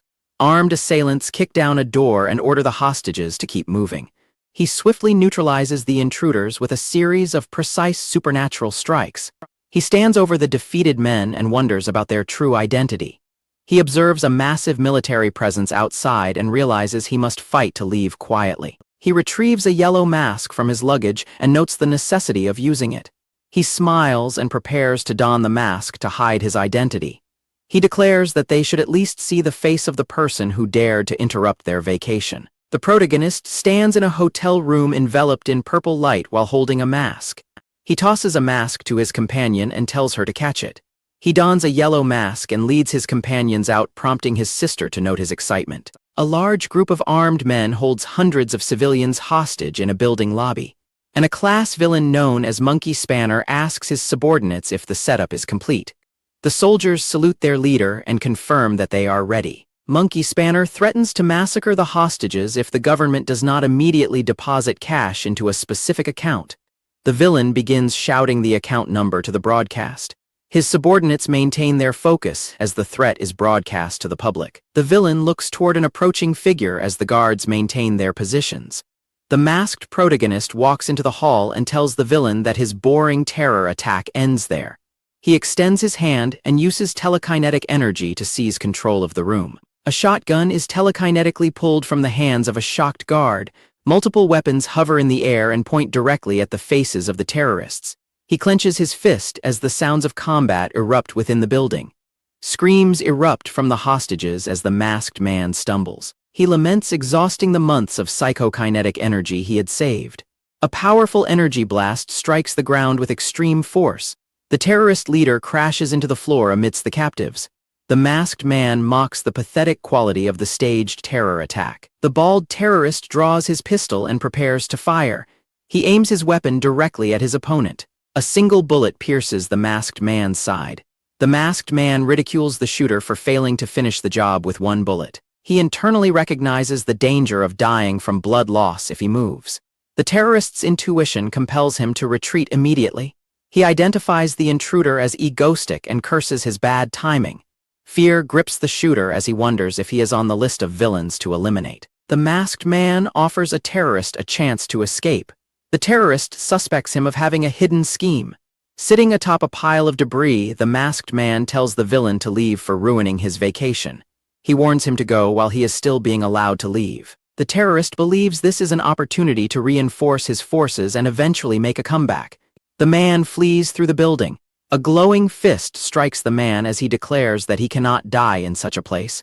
The terrorist is slammed headfirst into the floor. A blonde hero arrives and orders a surrender. She finds the monkey squad already defeated.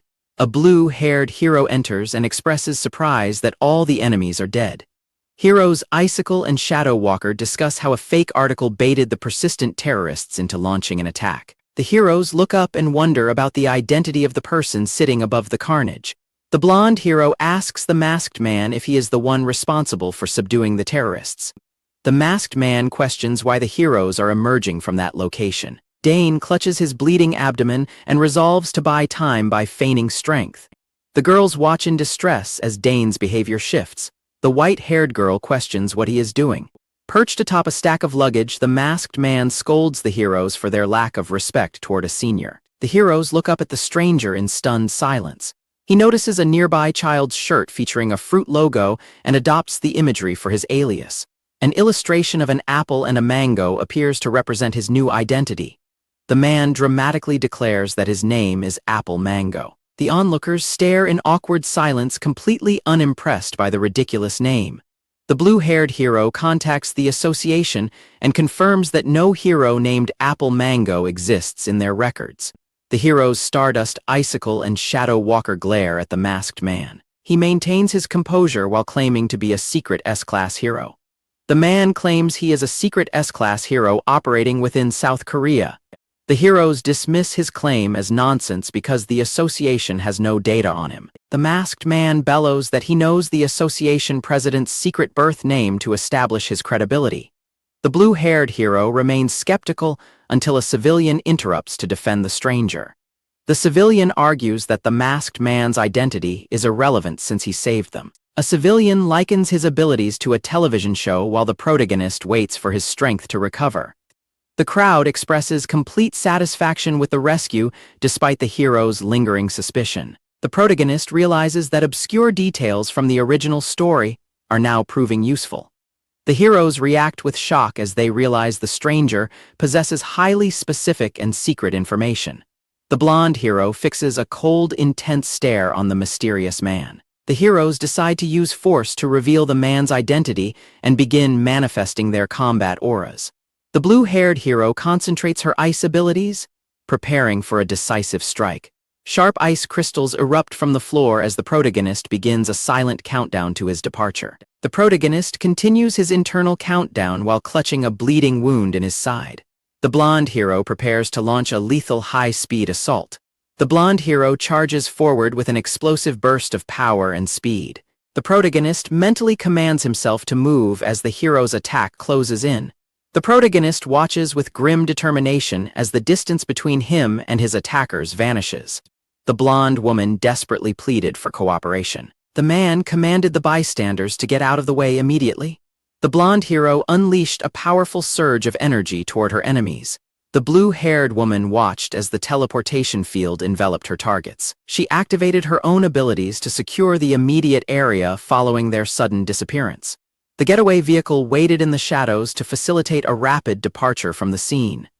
Inside the car, the injured man struggled to maintain consciousness as they pulled away. He ordered Seo-yoon to erase all digital records of their presence in Busan to avoid capture. He clutched his bleeding stomach as the severity of his wound became apparent. The man explained he lacked the strength to teleport further and directed the driver toward their base. The driver gritted her teeth, focusing intensely on the road ahead. She urged Seo-yoon to retrieve the first aid kit and provide emergency medical treatment. Seo-yoon froze in shock at the sight of the protagonist's worsening condition. The driver shouted for her to move faster as the situation became critical. Seo-yoon tearfully complied, scrambling to help her injured companion. The driver gripped the wheel with determination and focused on their escape. The car accelerated rapidly away from the site of the confrontation. Military forces and police arrived to manage the panicked crowd at the scene. The heroes lamented the fact that a sudden villain attack had ruined their long-awaited vacation. The man stated he was going inside to rest, while the blue-haired woman apologized for interrupting his break. The blue-haired woman suggests the man would have arrived regardless, while Stardust remains silent. Stardust hangs her head with a grim expression as her name is called. A tired man yawns behind the wheel and considers chewing gum to stay awake. Bright headlights suddenly flash in the rearview mirror and startle the driver. The man questions the other driver's sanity as blinding lights fill his mirrors. The speedometer rapidly climbs past 200 kilometers per hour. A violent collision leaves the car wreckage and its occupants bloodied. Stardust clenches her fist and resolves to investigate the man's past activities. A collection of comics titled Stardust illustrates the character's relentless torment by villains. 19-year-old Han Da-in lies in bed while processing the tragic conclusion of the story. He tosses the book aside and laments that the finale reached a peak of tragedy. A blinding flash of light erupts outside the window as the man falls asleep while muttering the hero's name. A young girl sits in silent mourning beside a medical stasis pod holding a motionless body. The woman brings a meal to the white-haired girl, insisting that she eat. She tells her to keep her strength up because her brother will wake soon. The girl sobs while the woman comforts her during the meal. The woman notes that the food is going down just fine despite the girl's claims of being too upset to eat. The brother suddenly wakes up and mockingly asks if the food tastes good while he is dying. The two women freeze in stunned silence at his sudden recovery. The white-haired girl lets out a deafening shout of surprise. She tearfully lunges at her brother and pummels him while he cries out in pain.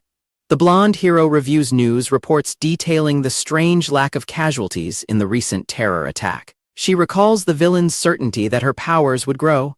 She wonders how he could have possibly known about her potential. The hero clenches her fist and acknowledges that her strength has undeniably increased. She reviews classified files revealing that the villains eliminated by the magician were all potential sources of large-scale disasters.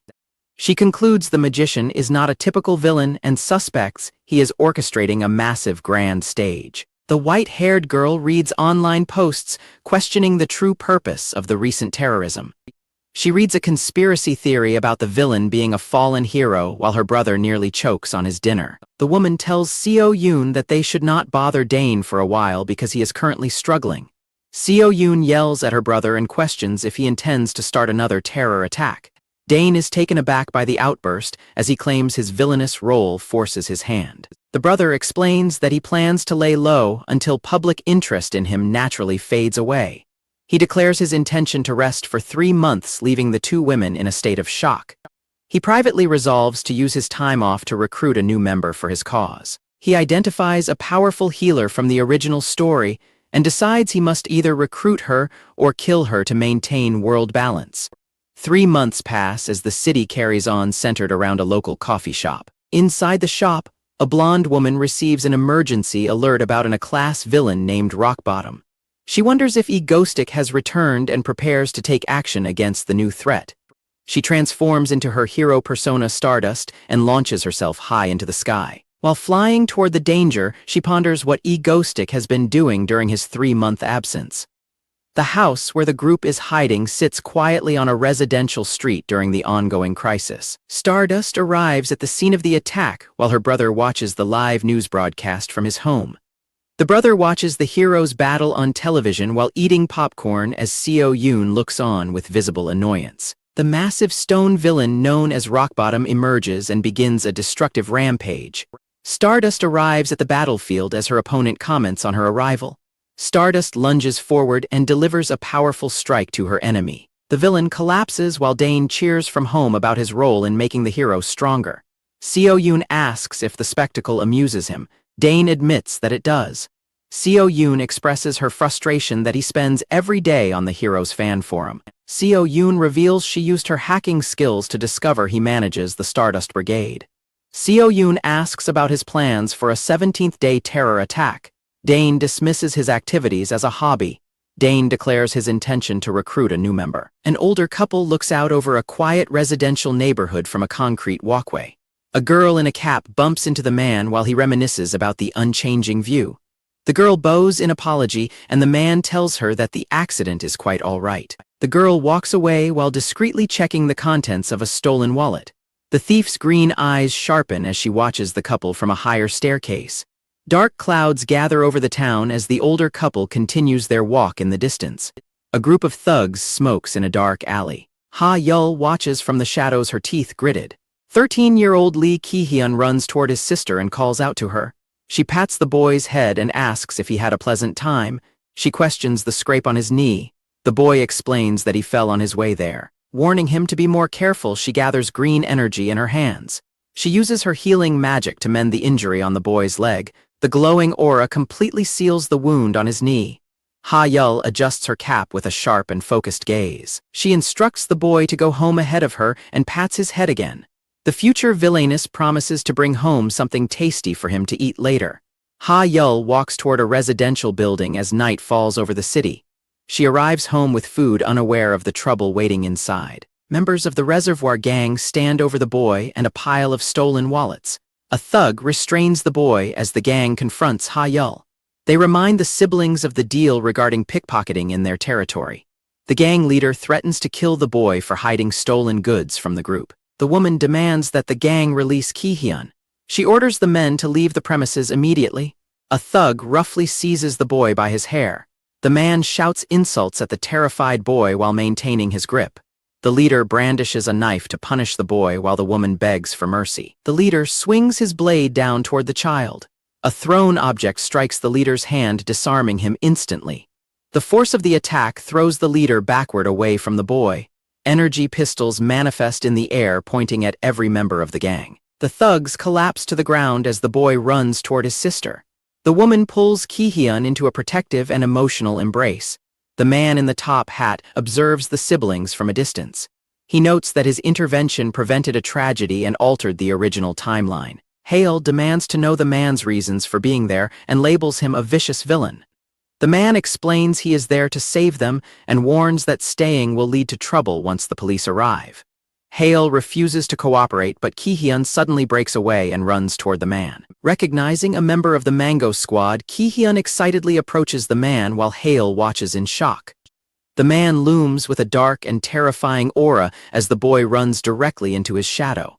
Ki-hyun excitedly takes the man's hand during their encounter. The name 𝒩𝒂Ⅎℰ is mentioned as the boy greets the mysterious figure. The man introduces the siblings as new family members to his team who comment on Hail's beauty. Hail introduces herself and her brother while the group identifies Ki-hyun as a hacker. The white-haired girl scrutinizes the newcomers and expresses surprise that the new healer is female. The group gathers at their headquarters where the man celebrates their arrival with mango juice. The white-haired girl notes that Hail's arrival reminds her of her own past, while the woman remains tense in the kitchen. The man drinks his juice straight from the bottle as the white-haired girl watches him from the sofa. The girl shouts a reprimand for his poor manners, causing the man to choke and spit out his drink. The man claims the mango juice as his own and directs Seo-yoon to the fridge. The woman in the kitchen offers pieces of cut fruit to Ki-hyun. Ki-hyun reaches out to take the fruit with a fork. Hail watches him with a silent, grim expression. Ki-hyun eats the fruit greedily. His sister continues to watch him with a troubled look. The man asks Seo-yoon and Subin to step aside so he can speak privately with the children. Subin mocks the man's request before he orders her to wait at the main house. The man sits at the table and prepares to have a sincere conversation with Hail. He asks Hail if she killed the orphanage director. He asks if that was why she fled from the scene. The man acknowledges the director's abuse and reveals he sought them out for a specific purpose. The man emphasizes that he did not find them by accident. Hail cautiously asks what his true purpose is. He promises to let them live a happy life from now on. The man explains that they will use a teleportation portal to move to a house where they can attend school. Hail questions why a stranger would do so much for them on the day they met. Subin flails as the man admits he understands their difficult situation. He explains that his motivation comes from once having a younger sibling their age. The man praises Ki-hyun's skills and invites both children to stay with the group. Hail considers the offer while listening to his plan. He assures the children that life with them will be fun and safe. The man leads Hail and Ki-hyun through the facility toward the exit. The man gestures for the children to follow him through the swirling blue portal. Ki-hyun watches with awe while Hail remains skeptical. The man steps through the glowing threshold first and disappears into the light. The two children stand alone at the entrance. Hail watches her brother's enthusiastic leap with visible annoyance. Ki-hyun shouts for his sister to follow before diving headfirst into the swirling energy. Hail sighs and finally steps forward into the portal. The shimmering blue energy envelops her as she enters. Hail emerges at the bottom of a dark staircase and looks up toward a closed door where light spills from the top of the stairwell. Ki-hyun leaps with joy in the center of a bright, luxurious living room while the man asks if they like their new home. Ki-hyun runs excitedly across the sunny indoor courtyard and laughs while exploring the massive modern residence. The man explains that they will live there together and assigns the siblings rooms on the second floor while claiming the third floor for himself. He promises to handle their tuition and tells Hail not to worry because he is wealthy. The girl listens to his promises with a blank, unreadable expression. Hail turns away sharply with a guarded and suspicious look. She crosses her arms as she processes the man's offer. The man suggests she stay for a few days to think it over and stresses that she is free to refuse while maintaining a friendly demeanor. Hail looks down in silence, her eyes hidden in shadow. She stands still as she contemplates her decision. A dark memory of a man being held at knife point flashes through the scene as Hail looks up with a soft, cautious expression and tentatively agrees to stay. She begins to thank him for the offer as the man puts a hand on her shoulder in the sunlit room. The man grins with hidden malice, celebrating the successful recruitment of a healer as his expression shifts to one of dark triumph. The man scratches his head, troubled by the nagging feeling that he has forgotten something important. A blonde woman monitors an online forum where users debate the sudden disappearance of the villain, 𝒩𝒂Ⅎℰ. She bites her finger in agitation, wondering where the villain has gone after 4 days of silence. Scientists observe a massive glass vat containing a pulsing dark green biological mass. A researcher with glasses marvels at the development, calling the progress of their experiment astonishing. The lead scientist demands the completion of the Behemoth project to present to Dr.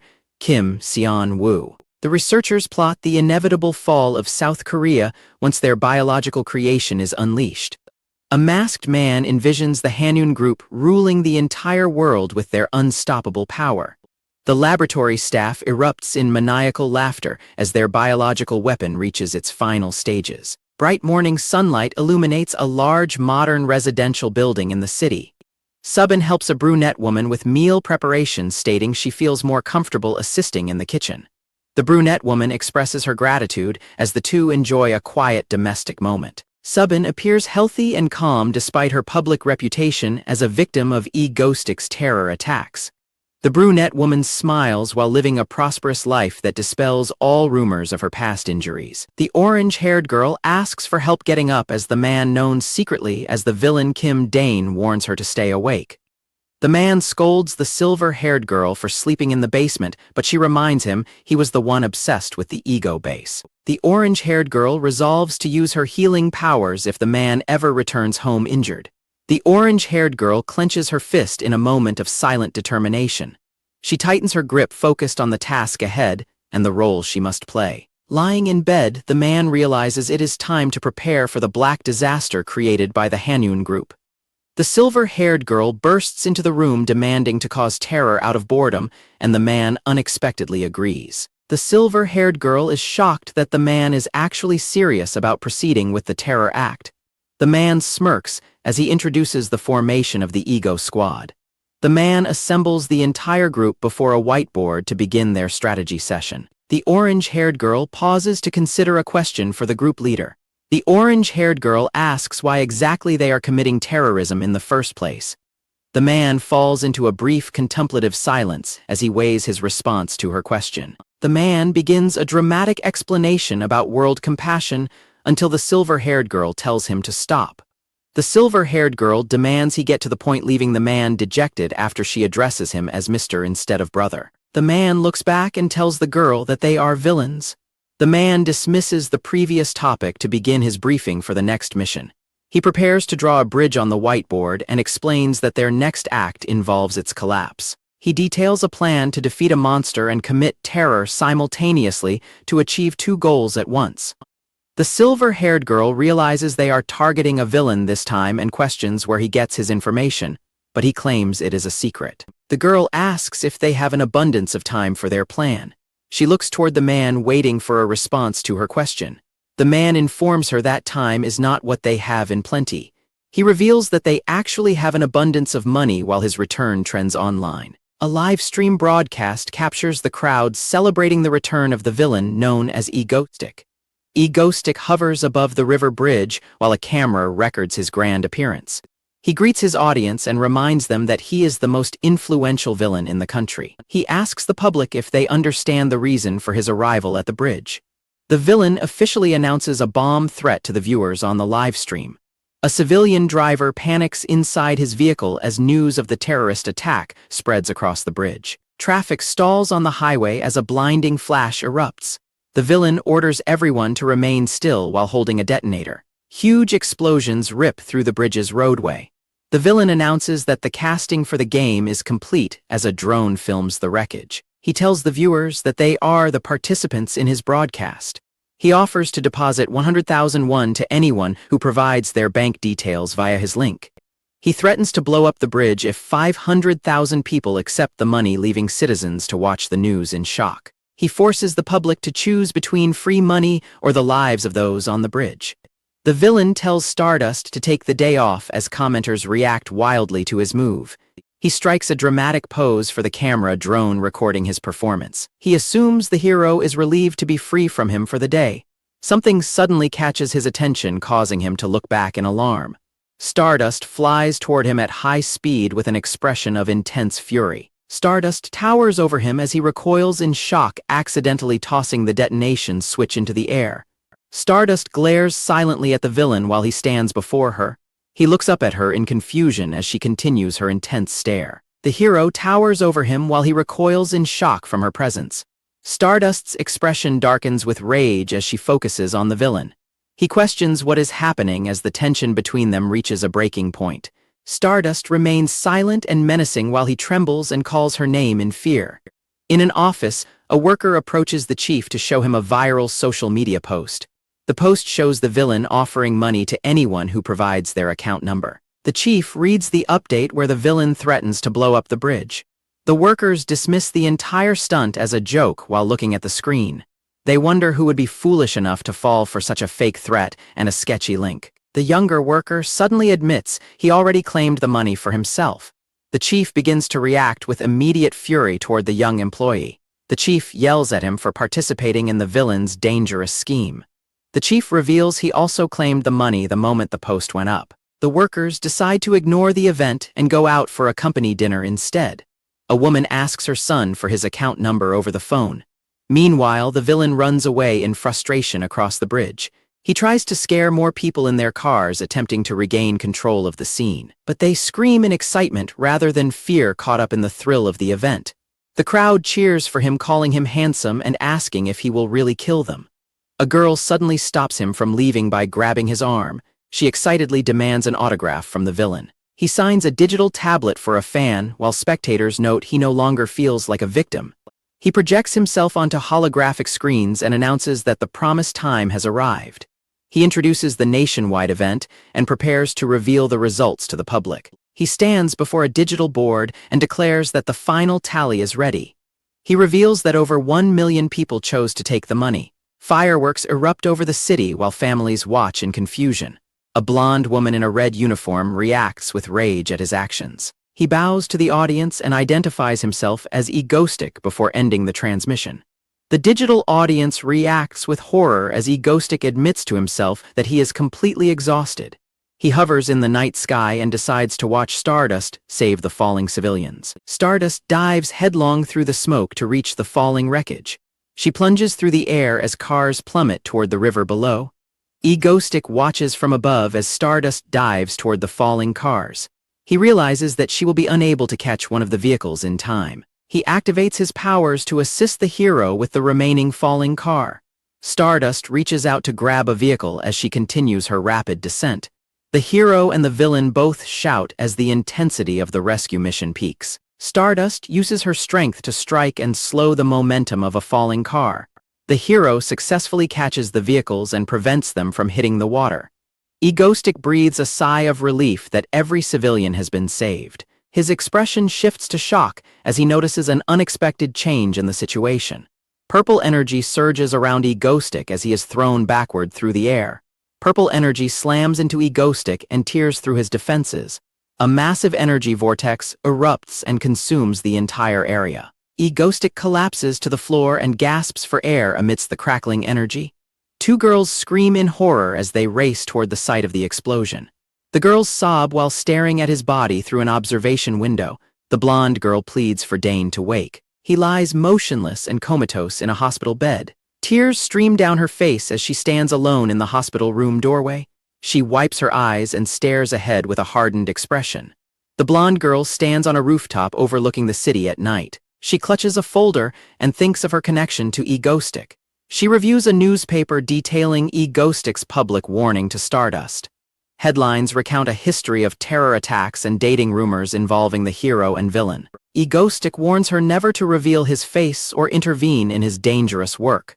Stardust reads a newspaper headline about stopping 𝒩𝒂Ⅎℰ's airplane attack and admits she only acted because he pushed her. She recalls 𝒩𝒂Ⅎℰ standing over her and telling her that she was capable of saving the people. She acknowledges the contradiction that he was the very person who placed those lives in jeopardy. Conflicting questions fill her mind as she wonders if 𝒩𝒂Ⅎℰ is truly a villain or an evil person. Strange emotions prevented her from speaking to him during their last encounter as she prepared for a mission. A sudden crisis demands action as Stardust dives through the air in a desperate attempt to reach a falling car. She reaches out to grab the vehicle and notices its falling speed is suddenly dropping. 𝒩𝒂Ⅎℰ uses his own powers from below to help her safely catch the car. The civilians are saved, but Stardust watches the scene with a look of deep frustration and confusion. Smoke and fire rise from the wreckage scattered across the water. Stardust stands by the shore and looks out at the aftermath of the crash. In the present, Shin Haru crumples the newspaper while reflecting on another terror attack with 0 casualties. Sitting alone under the moonlight, she continues to question 𝒩𝒂Ⅎℰ's true identity. A woman with blue hair approaches with drinks and greets Shin Haru affectionately, Haru greets 𝒟𝐿 and thanks her for coming. 𝒟𝐿 pulls Haru into a hug. She affirms that they are friends. The two women clink their cans together in a toast. 𝒟𝐿 drinks from her can while looking out at the city. 𝒟𝐿 admires the skyline. She asks if Haru is still buried in work because of 𝒟𝐿. Haru admits that her focus remains entirely on him. 𝒟𝐿 advises Haru to ignore the Hero Association president, noting that 𝒟𝐿 no longer seems intent on tormenting her. 𝒟𝐿 turns toward Haru and asks if she can a personal thought. 𝒟𝐿 suggests that 𝒟𝐿 might not be a bad person, leaving Haru stunned. Haru walks through a quiet, dark corridor. Haru enters a room and finds a girl sleeping on the floor. Haru gently places a blanket over the sleeping silver-haired girl. Haru exits the room and continues walking down the hallway. 𝒟𝐿 enters the room. She approaches a glowing medical pod containing the unconscious Dane. She hesitates to intervene, fearing he might exploit her power. She is haunted by the memories of those who used her in her past.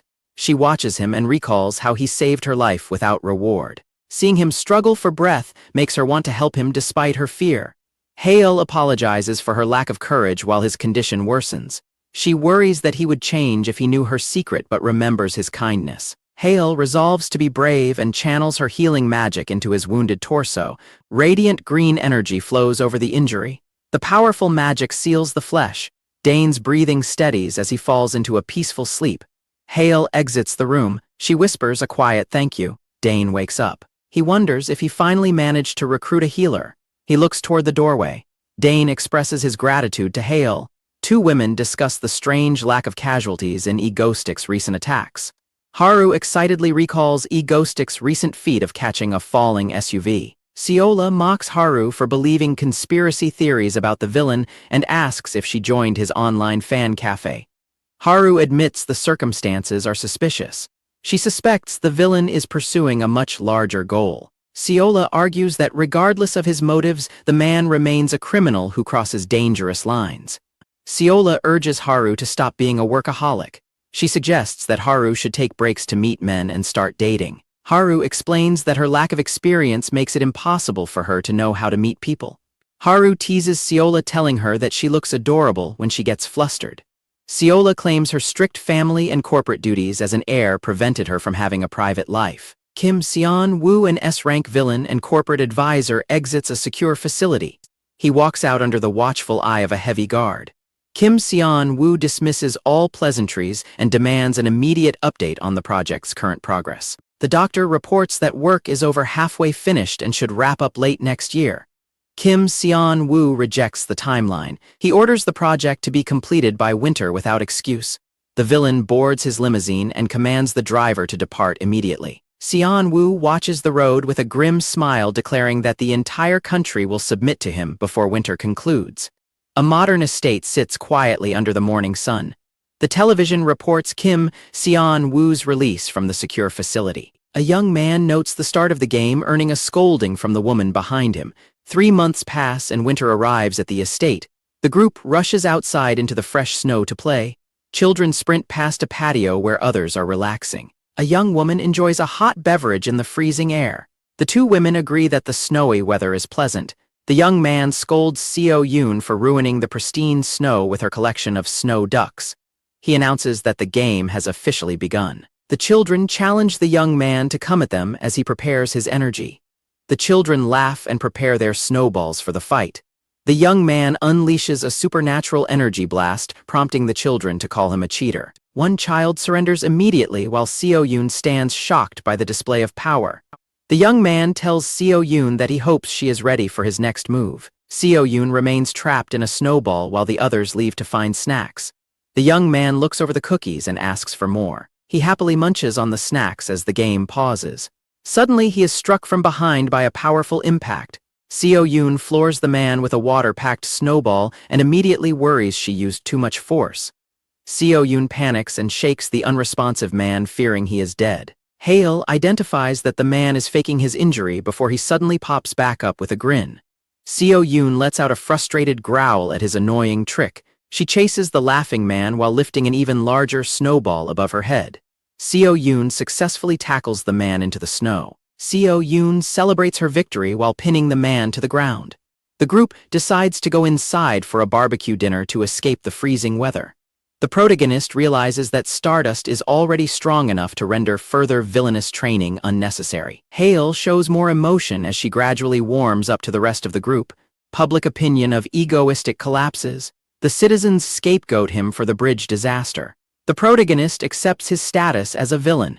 He waits for the onset of the black disaster. A blaring emergency alarm interrupts the peaceful atmosphere. The laboratory facility collapses as researchers scramble to survive. They cry out in despair, asking where their plans went wrong. Staff members forcibly drag the lead doctor toward the exit. He resists, stating he cannot abandon his life's research to the destruction. The doctor freezes. He is paralyzed as a nightmare looms over the lab. A fleshy, multi-eyed monstrosity emerges from the smoke.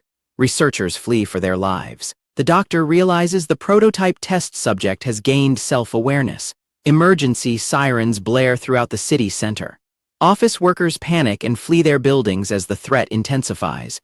The blonde hero sprints through a corridor while explosions rock the skyscraper. The president points toward the window and alerts the hero to the emergency outside. A colossal creature towers over the city skyline. The president questions where the monstrous thing originated. The hero stares at the horizon in stunned silence. The monster's appendages tear through a skyscraper as a command is given to run. The behemoth shrieks while moving through the city ruins. Falling concrete slabs crush the street below. A man collapses as an explosion erupts behind him. A man stares upward and invokes the name of God in shock. The multi-eyed creature continues its rampage through the urban landscape. A man shields a child amidst the falling ash and debris. A massive creature plummeting from the sky crashes into the city. Stardust springs from her seat to confront the monster despite warnings of its immense power. Stardust rejects the president's orders and declares she will not stand idly by. A monstrous shriek rings out as Stardust narrows her gaze. Violent blue energy spikes burst forth as the creature is pulled beneath the surface until the water falls silent. Onlookers celebrate the victory while one man continues to eat his popcorn. The crowd cheers wildly as the immediate threat finally dissipates. Stardust sits alone in a state of quiet dejection. Night falls over the city streets as people retreat to their homes. Stardust scrolls through her computer at home searching for answers about the day's events. A viral forum post explains that 𝒩𝒩 saved the city by exploiting the monster's weakness to water. Stardust realizes that 𝒩𝒩's destruction of the bridge was a calculated move to stop the beast. Stardust runs through the night troubled by the truth that a villain saved everyone. News broadcasts reveal that experiments by Hanun Group caused the Black Disaster incident leading to the conglomerate's overnight collapse. The report continues that the company chairman and lead researcher have vanished without a trace as a group of friends watches the news. The women demand vengeance against every Hanun official, vowing to hunt them down personally for their crimes. The man unrolls a massive blueprint of the Hanun Group's hidden underground laboratory, drawing gasps from his companions. The women erupt in sudden anger over the discovery while the man wonders why they are upset. The man marks basement level 9 with a red circle grinning as he mentions something insane is hidden there. The project is Behemoth, an ultimate weapon designed to create an army of superhuman monsters. Created from miraculous material, the creature can withstand nuclear bombs and block the unique abilities of the Shadow Walker. The man ponders the terrifying potential power of a completed Behemoth while looking slightly confused. The white-haired woman threatens to injure him again, joking that he needs more holes in his stomach to look cool. She screams at his recklessness while he protests that he only wants to increase his power level. The man effortlessly blocks her rapid-fire strikes, reflecting on the lack of hero association intervention in the original story. He assumes that nothing serious will happen as the scene shifts to the hero association headquarters. An official briefs the heroes that multiple live biosignatures have been detected within the buried underground laboratory. Shadow Walker reports that his shadow abilities were completely blocked by a wavelength emitted by the organism.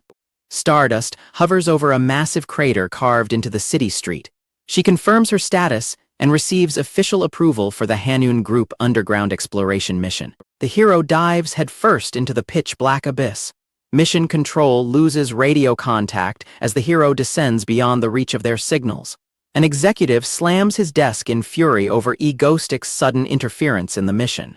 He demands popcorn from his assistant. To watch the unfolding chaos on screen, 𝒩𝒂Ⅎℰ watches the sight from a nearby rooftop, preparing his own entry. His support team warns him about the lack of planning and offers him a chance to retreat. He mocks the idea of being afraid of monsters while his allies watch him from their monitors. His teammates offer a final warning as he teleports toward the crater. 𝒩𝒂Ⅎℰ launches a live stream for thousands of viewers broadcasting his descent into the Hanun group's secret underground facility. Viewers react to the eerie ruins while 𝒩𝒂Ⅎℰ boasts about his lack of fear. He wanders through the dark laboratory questioning the nature of the corporation's hidden experiments. A sudden noise startles 𝒩𝒂Ⅎℰ into drawing his guns, readying his weapons for a potential confrontation with a hidden enemy. But the intruder is only a white cat. 𝒩𝒂Ⅎℰ realizes the intruder is only a cat but grows suspicious of the red ribbons nearby.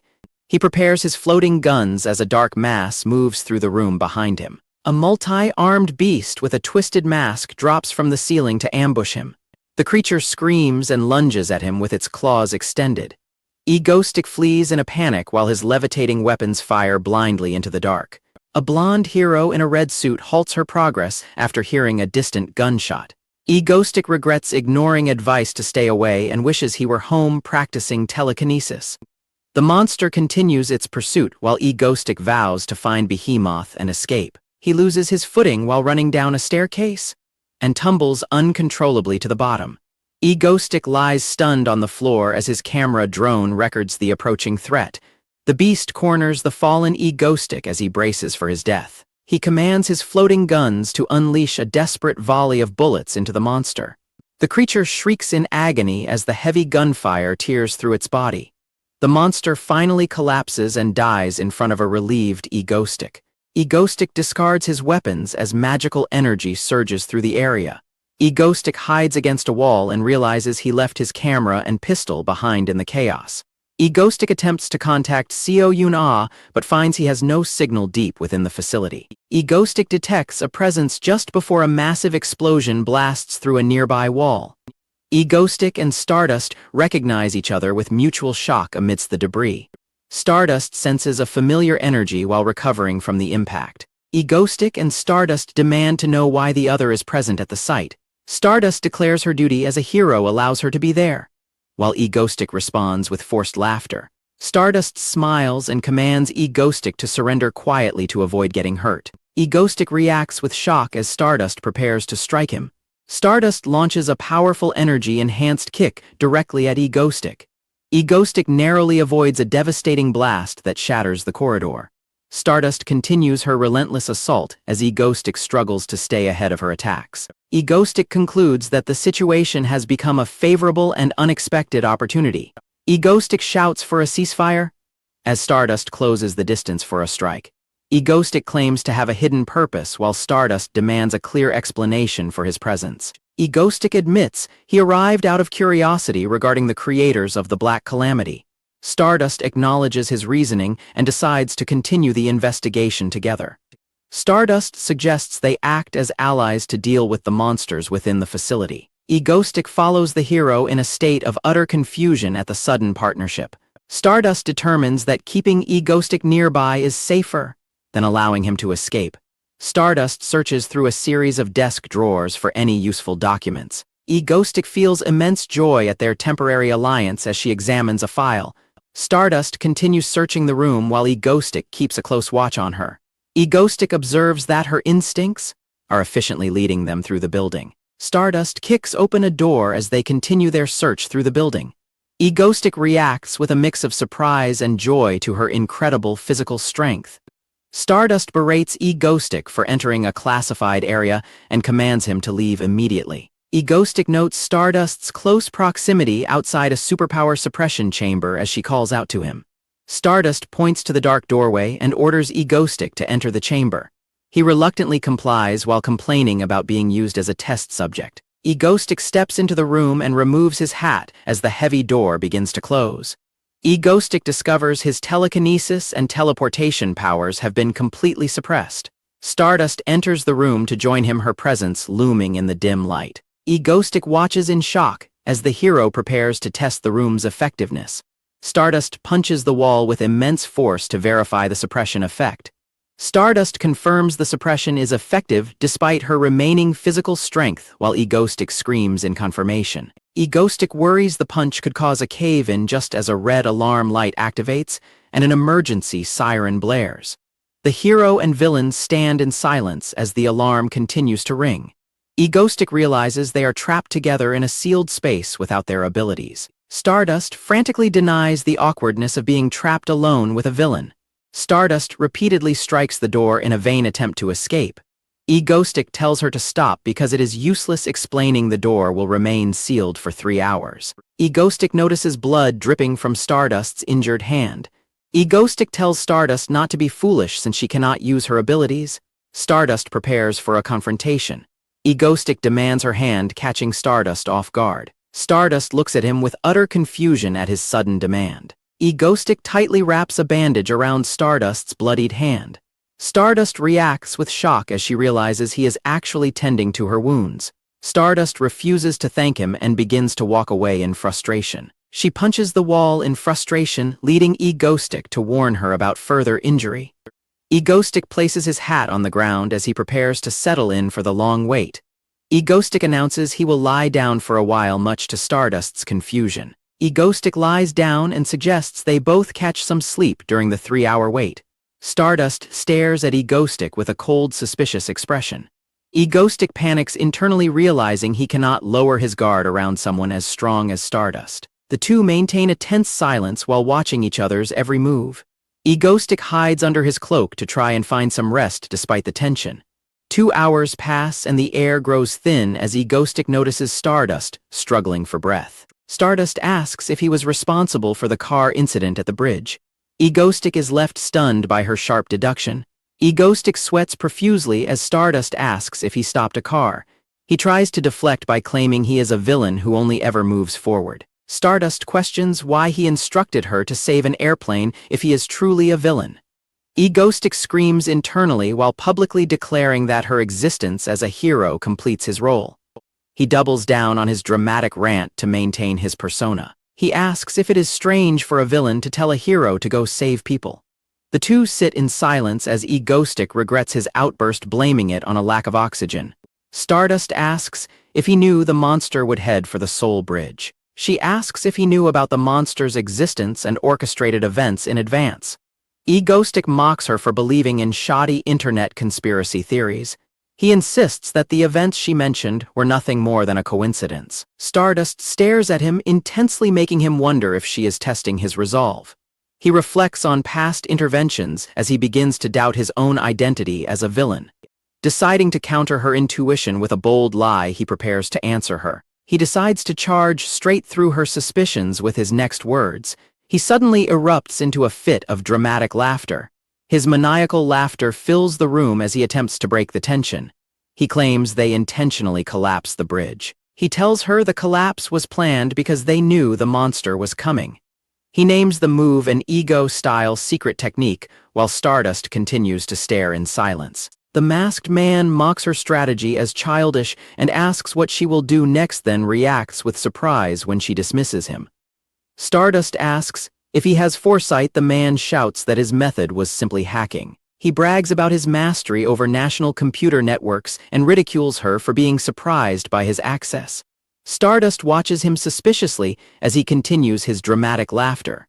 Stardust questions why a villain would protect civilians from harm. The man panics and claims he only intervened to ensure the spotlight remained on him. He frantically asserts that he is indifferent to whether civilians live or die. Stardust remains silent and stares at him. Stardust rises and looms over the man. He cowers on the floor in fear as she looks down with a cold expression. The man trembles at her feet. Stardust glares at the man. Stardust maintains her silent and piercing gaze. The man points aggressively and screams to ask if she finally understands his logic. A digital timer hits 0 and gas releases into the room. Stardust crouches low to the floor as the man stands beside her. Stardust strikes the ground with enough power to shatter the surrounding stone.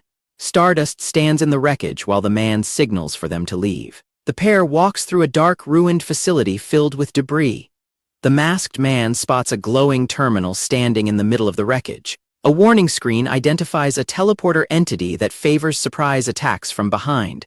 The blonde woman stares ahead into the dark corridor. The masked man worries that a real threat may still be hiding elsewhere. He suggests taking a different path, but the woman continues walking forward. The woman insists on her direction while the man follows closely behind. She walks toward a green containment tank. As she moves further away, she leaves the man behind. The man feels his villainous pride wounded because she ignores him so easily. He determines that words are no longer enough to prove himself.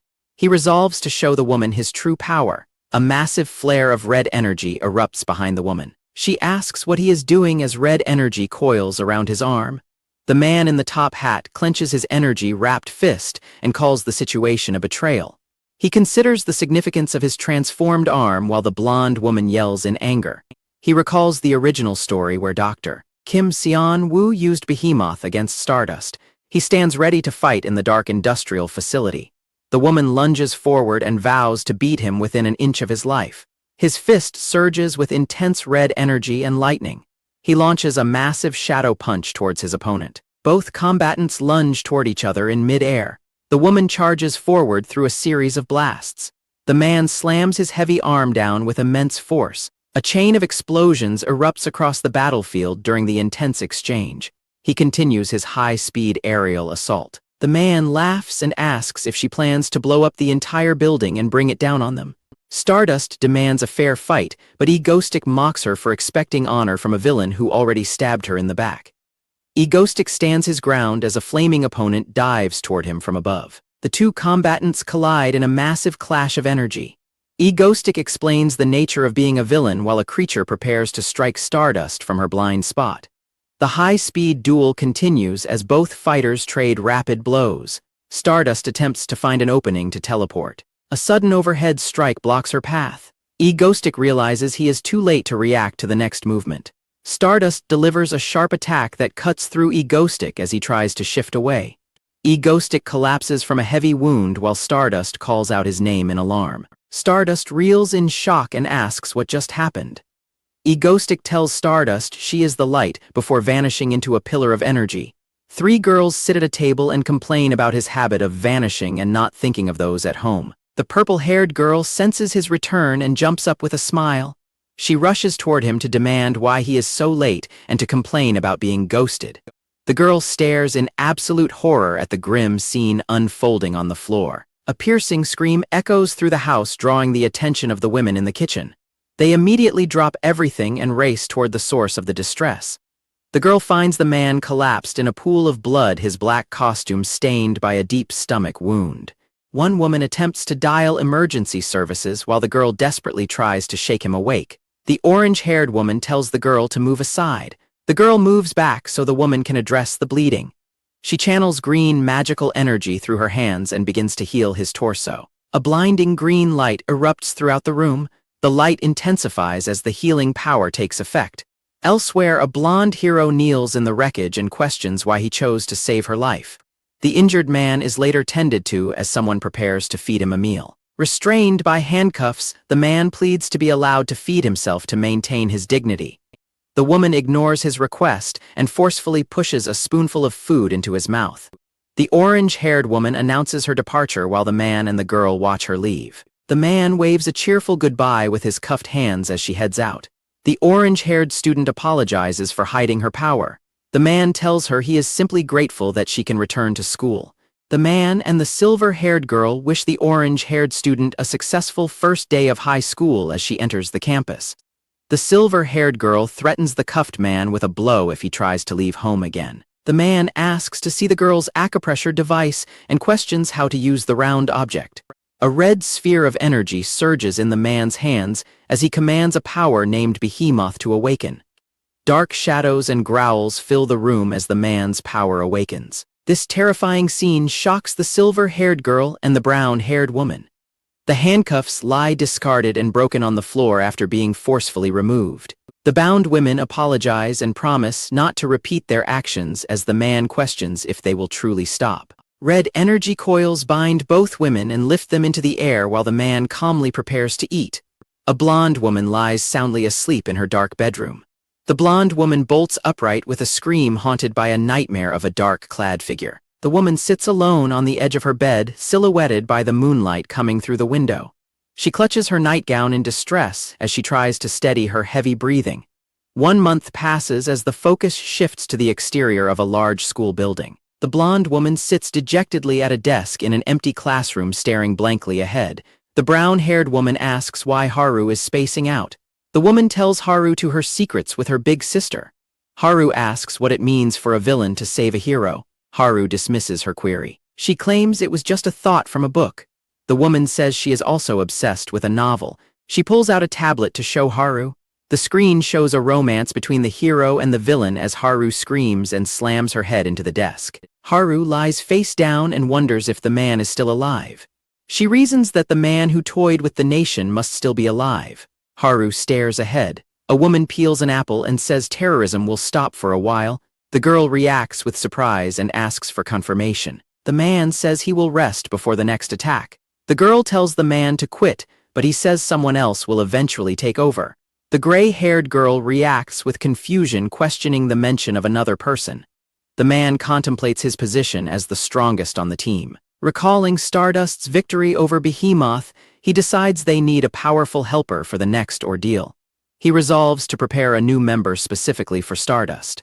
At a cafe, an orange-haired employee named Choi Si-hee laughs during her shift. She receives a dramatic confession and flowers from an eager customer. The customer continues to plead for Si-hee to accept his feelings and his heart. The man watches the scene unfold from a nearby table. Si-hee explodes in anger, ordering the customer to stop clowning around in her sacred workplace. The man finds it hilarious to witness the rejected customer fleeing the scene in tears. The 23-year-old Si-hee clutches a coffee cup in frustration, visibly stressed by the encounter. The man observes her from the side as she remains lost in her own thoughts. She currently lives as a normal citizen, though she wonders if she had just been asleep.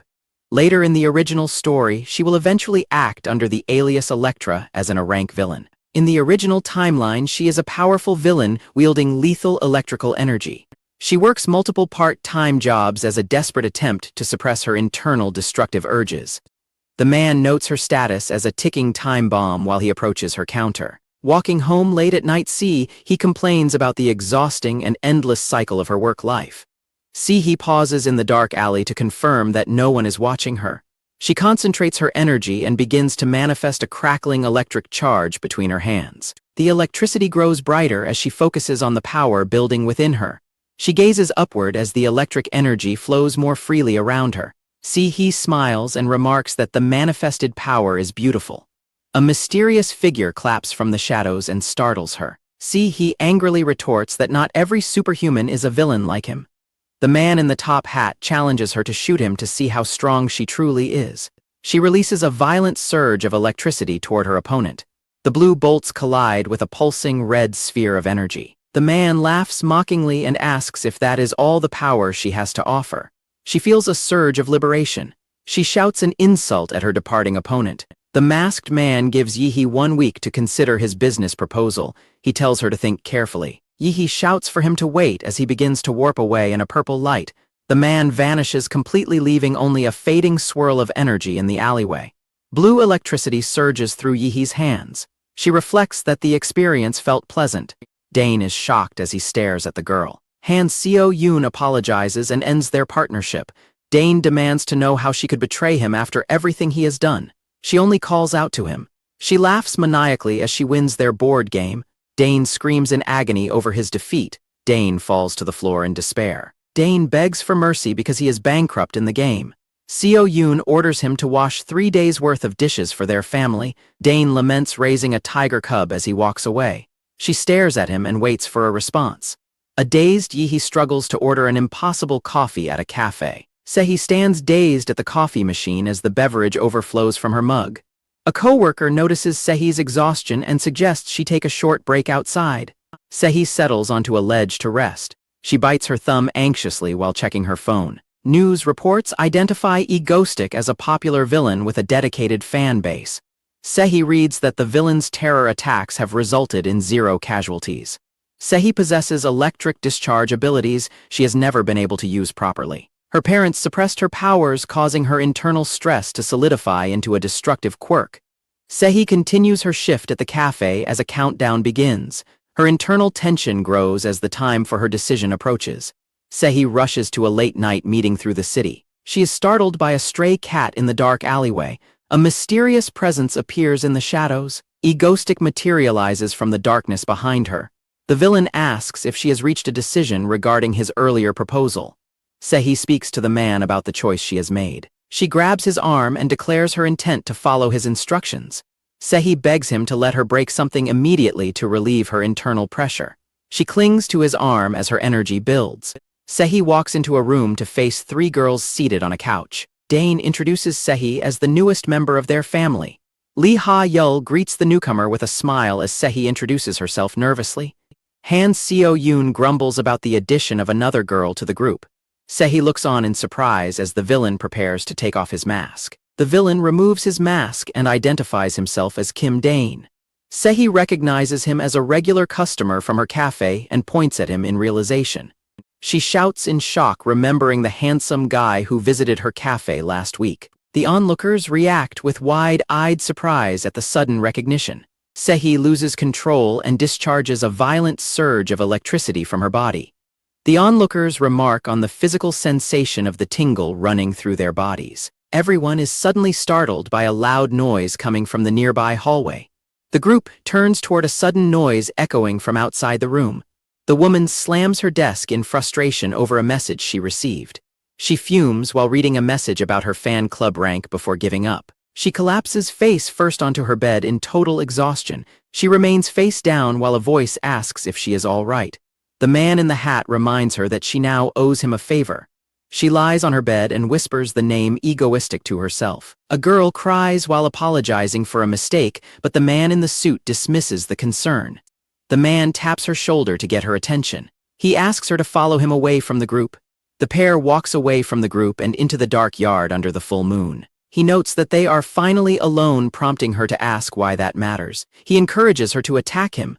With her full power, she summons lightning and warns Kim Dane to stay out of her way. She releases a massive explosion of energy from her position. Electricity crackles around her as she stares forward with glowing eyes. The man shields his face from the blinding light of the attack. He smiles and acknowledges her strength as the blast creates a massive crater. She collapses onto her knees among the smoking wreckage of the blast. He offers her a bottle of water and a partnership that promises total freedom for her powers. She questions if his planned attacks will harm people. He claims to be a pacifist despite the evidence of destruction around them. After discovering they are both 22, he is caught off guard. She demands he stop using formal honorifics immediately while she finishes her water. She extends her hand to accept his offer of partnership. A firm handshake seals their new alliance. He officially welcomes her to the Ego Squad. She immediately voices her disdain for the terrible team name. During a training session, he instructs her to channel her electrical energy directly into the ground. She dives from the air and slams a massive discharge of lightning into the earth.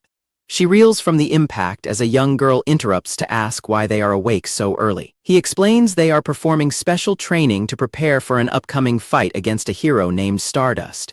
He watches her closely, finding her progress to be strange. A violent surge of electricity suddenly erupts from her entire body. He tells her to imagine electricity wrapping her feet, but she admits she cannot feel anything yet. Energy suddenly surges through her legs, and he declares the training session finished for the day. The younger girl brings her a bottle of water to help her cool down. She drinks the water while he watches her in silence. Noticeably irritated, she asks why he is staring at her. He bluntly tells her she reeks of sweat and needs to take a shower immediately.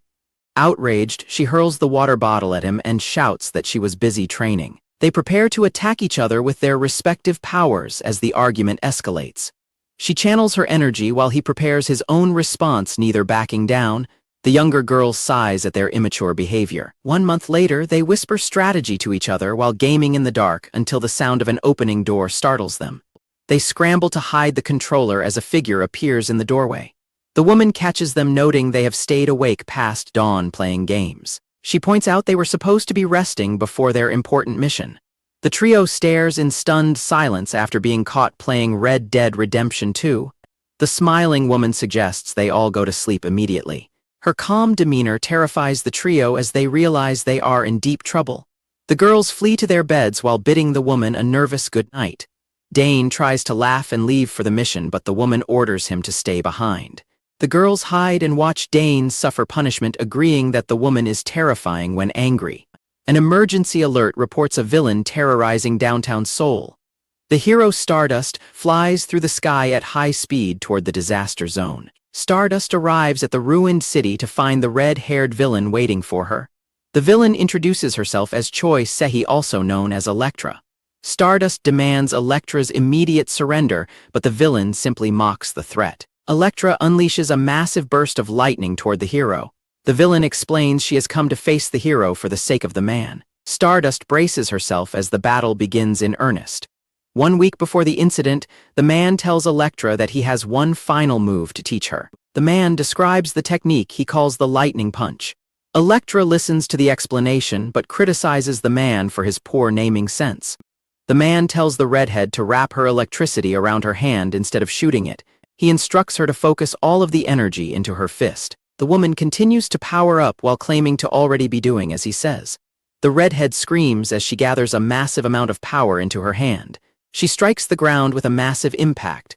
A huge pillar of fire and debris rises as the man officially names the move Lightning Punch. The man tells the redhead to practice the move for the week remaining until the terror incident. He asks her to land a hit on Stardust for him, though she calls him insane and mean. The man claims he is a tragic villain as the redhead attacks the blonde hero, who is encased in a sphere of energy. The blonde hero maneuvers through the air and speeds toward her target at high velocity. The man watches the battle from a safe distance while wearing a suit and eating popcorn. The blonde hero pushes through the electricity to close the distance to her opponent. The redhead gathers energy into her fist and foot to prepare a counterstrike. She throws a powerful punch at the advancing hero while demanding to know how she likes the attack.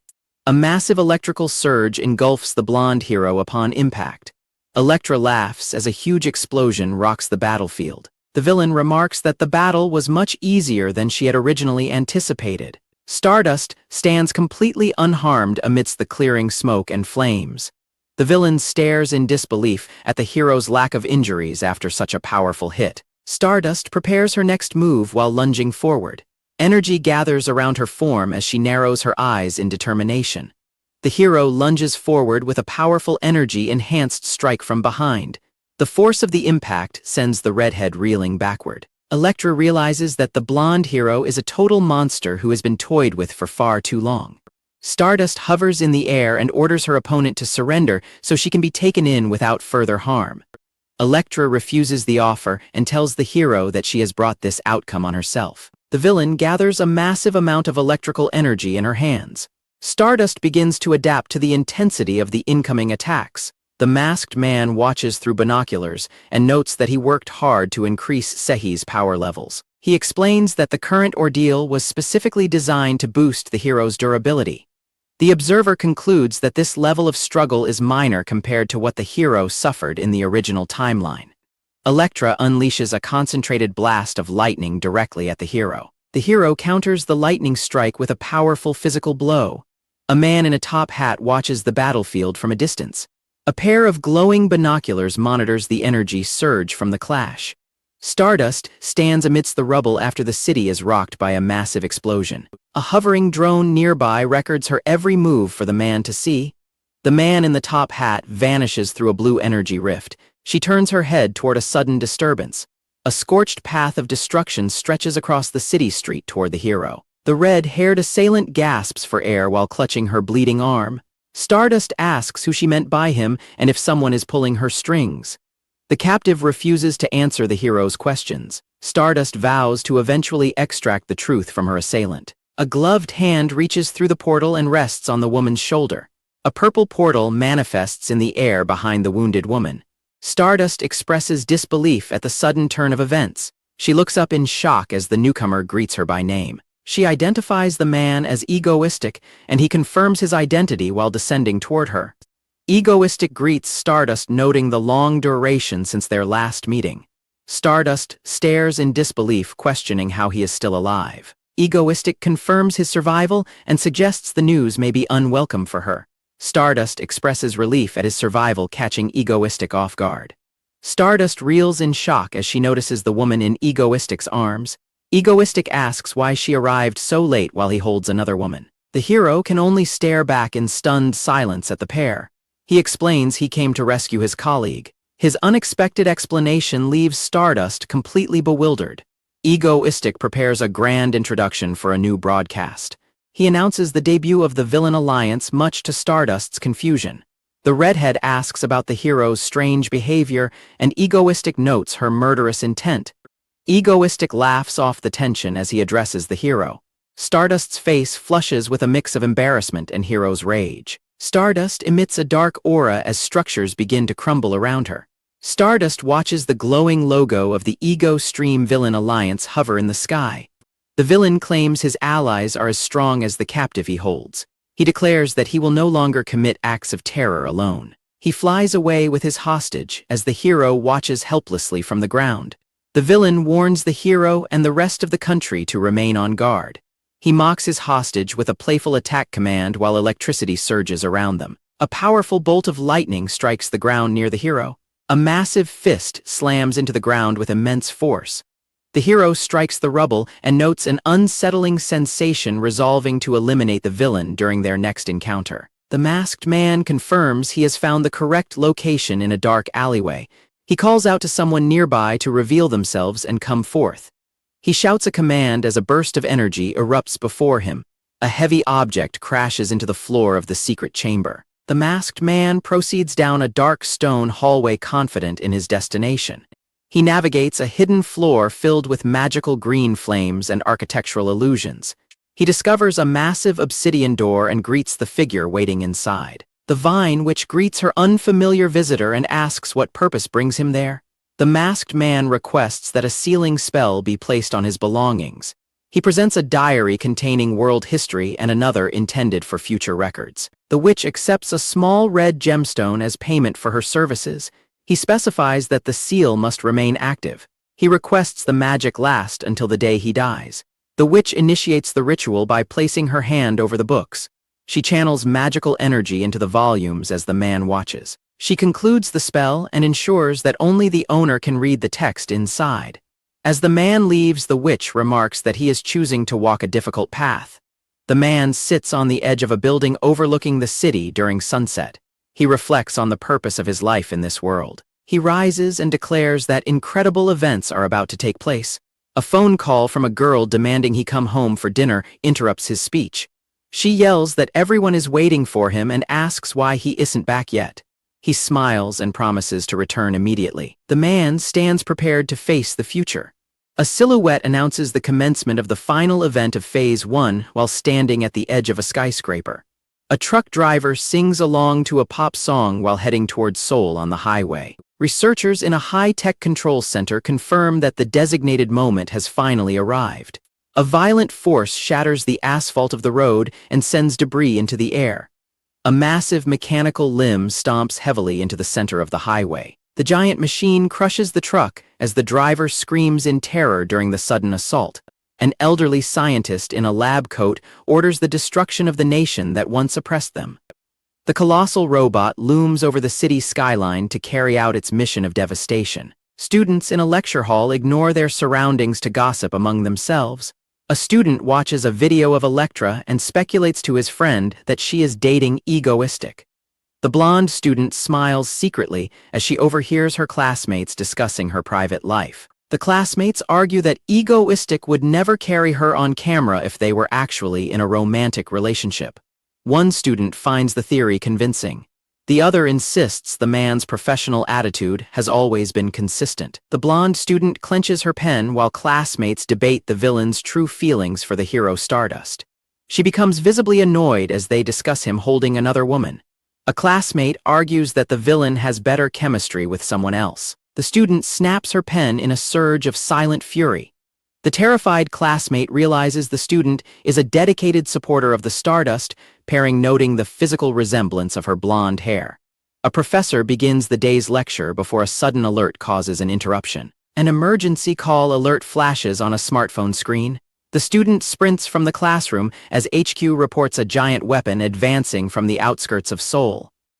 Orders are issued for an immediate deployment to the scene of the crisis. A massive mechanical weapon ravages the landscape and marches through the city. The giant machine nearly crushes a civilian car on the highway.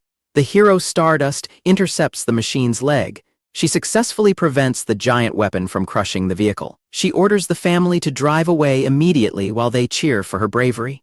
The hero ignites her aura and launches herself back into the fight. Narrative boxes identify the hero as the government's enforcer Stardust as she prepares to attack the robot. A scientist watches from a control room and challenges the hero to stop his group's final weapon.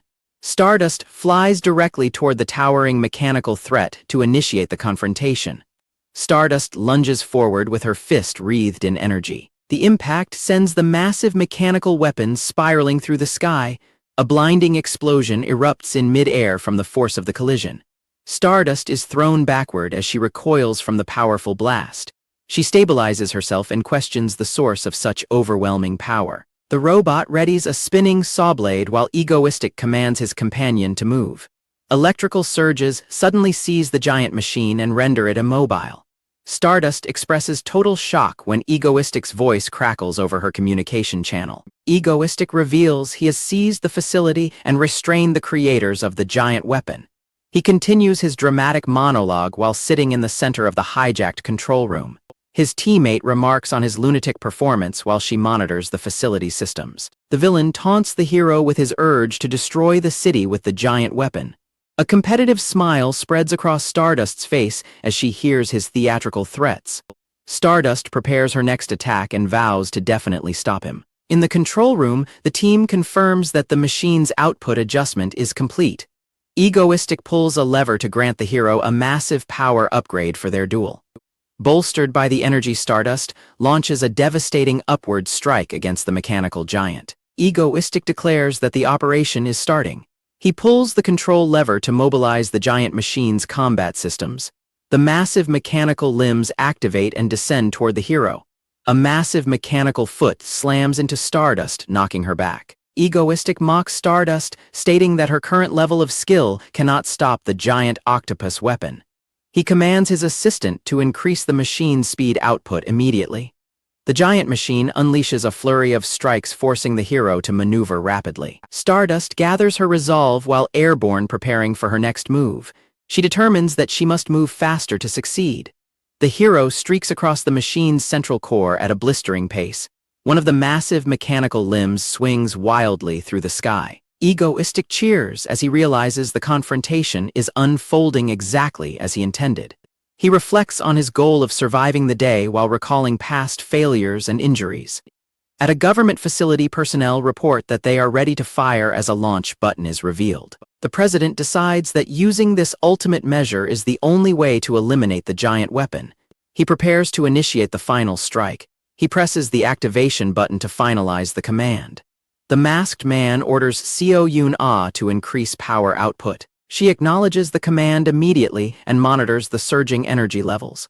He types furiously while boasting about his specialized arcade skills. The system reaches maximum speed as the man initiates the strike. The giant yellow machine stomps heavily across the landscape. The pilot calls out to Stardust as she charges directly toward the robot. Stardust strikes the machine with a massive explosive force. The mechanical limb buckles under the weight of her intense power. She continues her assault with a series of powerful high-speed blows. The hero smiles, confident that she can succeed. She screams as she exerts her full strength against the enemy. Panic erupts in the control room as the masked man refuses to give up. The hero tenses her body during a rapid descent toward the forest. Stardust tumbles through the air at high speeds above the trees. A massive pillar of fire and smoke erupts from the impact site. She navigates through a heavy barrage of incoming lasers and explosions. She dives toward the ground and dares Egoistic to face her directly. The giant yellow robot maneuvers through the air above the forest. Stardust flips over a massive mechanical limb to evade a crushing blow. She claims she has mastered the robot's patterns and tells her opponent to wait. A massive pillar of energy erupts from the robot and slams into the earth. The robot's central sensor locks onto its target as a scanning interface activates. Inside the cockpit, Egoistic laughs and dismisses her confidence as mere arrogance. Egoistic pulls back on the control levers to push the machine to its limit. Alarms blare on the monitors while the silver-haired girl asks what he is doing. Egoistic shouts a command to increase the octopus power output to the maximum. Egoistic screams as a massive pillar of energy erupts from the robot and slams into the earth. Stardust hovers before the massive mechanical octopus. Egoistic orders the machine's power output increased. The giant robot descends from the sky and slams heavily onto the highway. Stardust watches the machine and asks if it can adapt to her current speed. Stardust stares up at the mechanical behemoth, her resolve hardening for the final confrontation. The massive yellow limbs of the robot crush the pavement as it shifts its weight. Stardust weaves through the gaps between the robot's massive mechanical arms with extreme velocity. Stardust skids to a halt on the road and catches her breath after her high-speed maneuver. The robot looms over Stardust as onlookers comment on her power and debate her potential promotion to S-Class. The giant machine stumbles while the orange-haired woman in the cockpit demands that the pilot focus and maintain control. Stardust finds a new reason to destroy the giant weapon upon identifying the girls inside as Egoistic's associates. She clenches her fists and prepares to attack, fueled by her resolve to defeat Egoistic. Stardust erupts with golden energy and declares that she can now destroy the weapon because her rival is present. Stardust launches herself directly at the central chassis of the massive machine. A powerful impact shatters the robot's armor in a massive burst of golden light. The silver-haired girl expresses her frustration while typing frantically at the control console. Egoistic grinds his teeth at Stardust's increasing strength while proposing they enjoy the struggle until the end. 𝒩𝒜ℳℰ warns that the machine is about to explode as the battle reaches its bitter conclusion. Egoistic laughs and cheers for 𝒩𝒜ℳℰ as their companion weeps in the failing cockpit. Stardust braces herself on the fractured mechanical plating of the giant weapon. Stardust maneuvers across the yellow limbs of the crashing machine. Stardust identifies her target while scouting the exterior of the robot. The handler orders Stardust to retreat immediately as the massive weapon collapses onto the highway. Stardust learns that the president has authorized a tactical nuclear strike against the giant weapon. Personnel monitor the impact zone and question the decision to fire a weapon that will kill the hero. Stardust protests the danger to civilians while her handler mentions the unpredictable actions of politicians. The handler demands her immediate withdrawal, telling her not to argue. Egoistic mocks Stardust for hesitating and prepares the robot for a final attack. The hero observes that the villain has stopped fighting and is waiting for her arrival. Stardust realizes the villain is completely unaware of the incoming missile and decides to stay. Stardust offers a quiet apology to her team as she dives back toward the robot. Stardust rips off her communication receiver. She dives back toward the falling machine. Staff at the association panic over the lost signal while an official remains confident they will find an answer. A man eats popcorn. He decides to wait and see how the situation unfolds. Stardust flies through the clouds. She resolves that she does not hate him and intends to save him this time. The heroine soars high above the city skyline. She intensifies her speed and descends toward the ground. A massive missile blasts upward from the city as Stardust closes the distance. The man in the tuxedo watches from the shadows. He remarks that she has owed him a debt. Stardust dives headfirst toward the rising rocket. She accelerates her descent, closing the gap in seconds. The heroine slams her feet into the missile's tip to redirect it. She grits her teeth and fights the massive upward propulsion of the rocket. On the ground, the man and his companion question what is appearing in the sky. Control room staff panic as they realize a missile is flying toward Stardust. The man in the top hat stares upward and says her name in disbelief. Stardust screams in exertion as she flies alongside the ascending missile. She grips the side of the weapon and forces its trajectory toward the clouds. The hero bellows as she continues to struggle against the missile's momentum. The man in the top hat commands her to act immediately. 𝒩𝒜ℳℰ frantically types while the man in the top hat demands information about the device. She reveals the missile originated from the Blue House.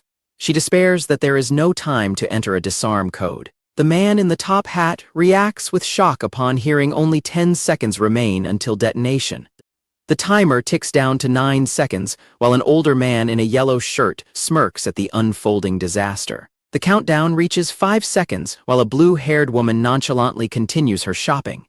Time slips away to 3 seconds as the man and 𝒩𝒜ℳℰ watch the monitor in horror.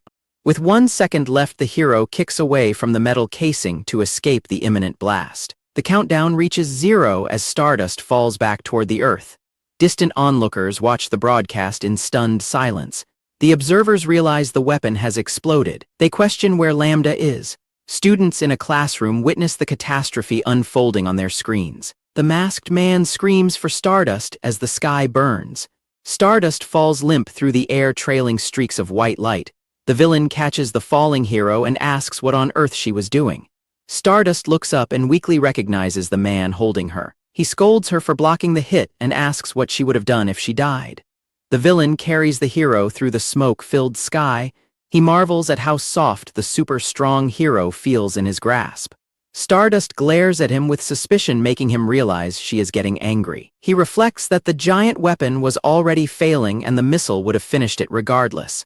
He continues his frantic lecture about her speed. He reminds her she is currently in a villain's arms. Egoistic questions why Stardust blocked the attack when her death would have successfully wiped out his stream. Stardust smiles weakly and asks if her debt is finally paid off before her strength fails. Egoistic gazes at her in stunned silence. He holds the unconscious hero in his arms and wonders what the meaning of her mysterious smile could be. While carrying her through the haze, he worries that she has finally realized he is not a true villain. He carefully sets her down and notes that she is sturdy enough for her life to be out of danger. A teammate reports that the president personally ordered the missile strike, leaving Egoistic to marvel at the world's unpredictability. He realizes the public is already shipping them together and decides he must act to stop the narrative. 𝒩𝒜ℳℰ eagerly prepares to restart the broadcast on his command. Egoistic goes live to a massive confused audience demanding to know what happened to Stardust and the robot. He addresses the viewers and asks if they are all wondering where the hero went. He points upward and shouts that the presidential office launched a nuclear bomb at Seoul just to kill him. He declares that the government threw away the lives of the citizens of Seoul for their own selfish goals. The president watches the broadcast in horror as the live chat turns violently against him. The villain's accusations broadcast across massive screens overlooking the devastated city. The hero Stardust reflects on the name of the villain Egoistic. A news broadcast reports on a national crisis and mentions the potential promotion of Stardust to S-class. The report also mentions Egoistic's possible promotion as the news anchors continue their coverage. Hero 𝒩𝒜ℳℰ watches the broadcast before finally turning off the television. The corporate successor and a class hero 𝒩𝒜ℳℰ sits in her office.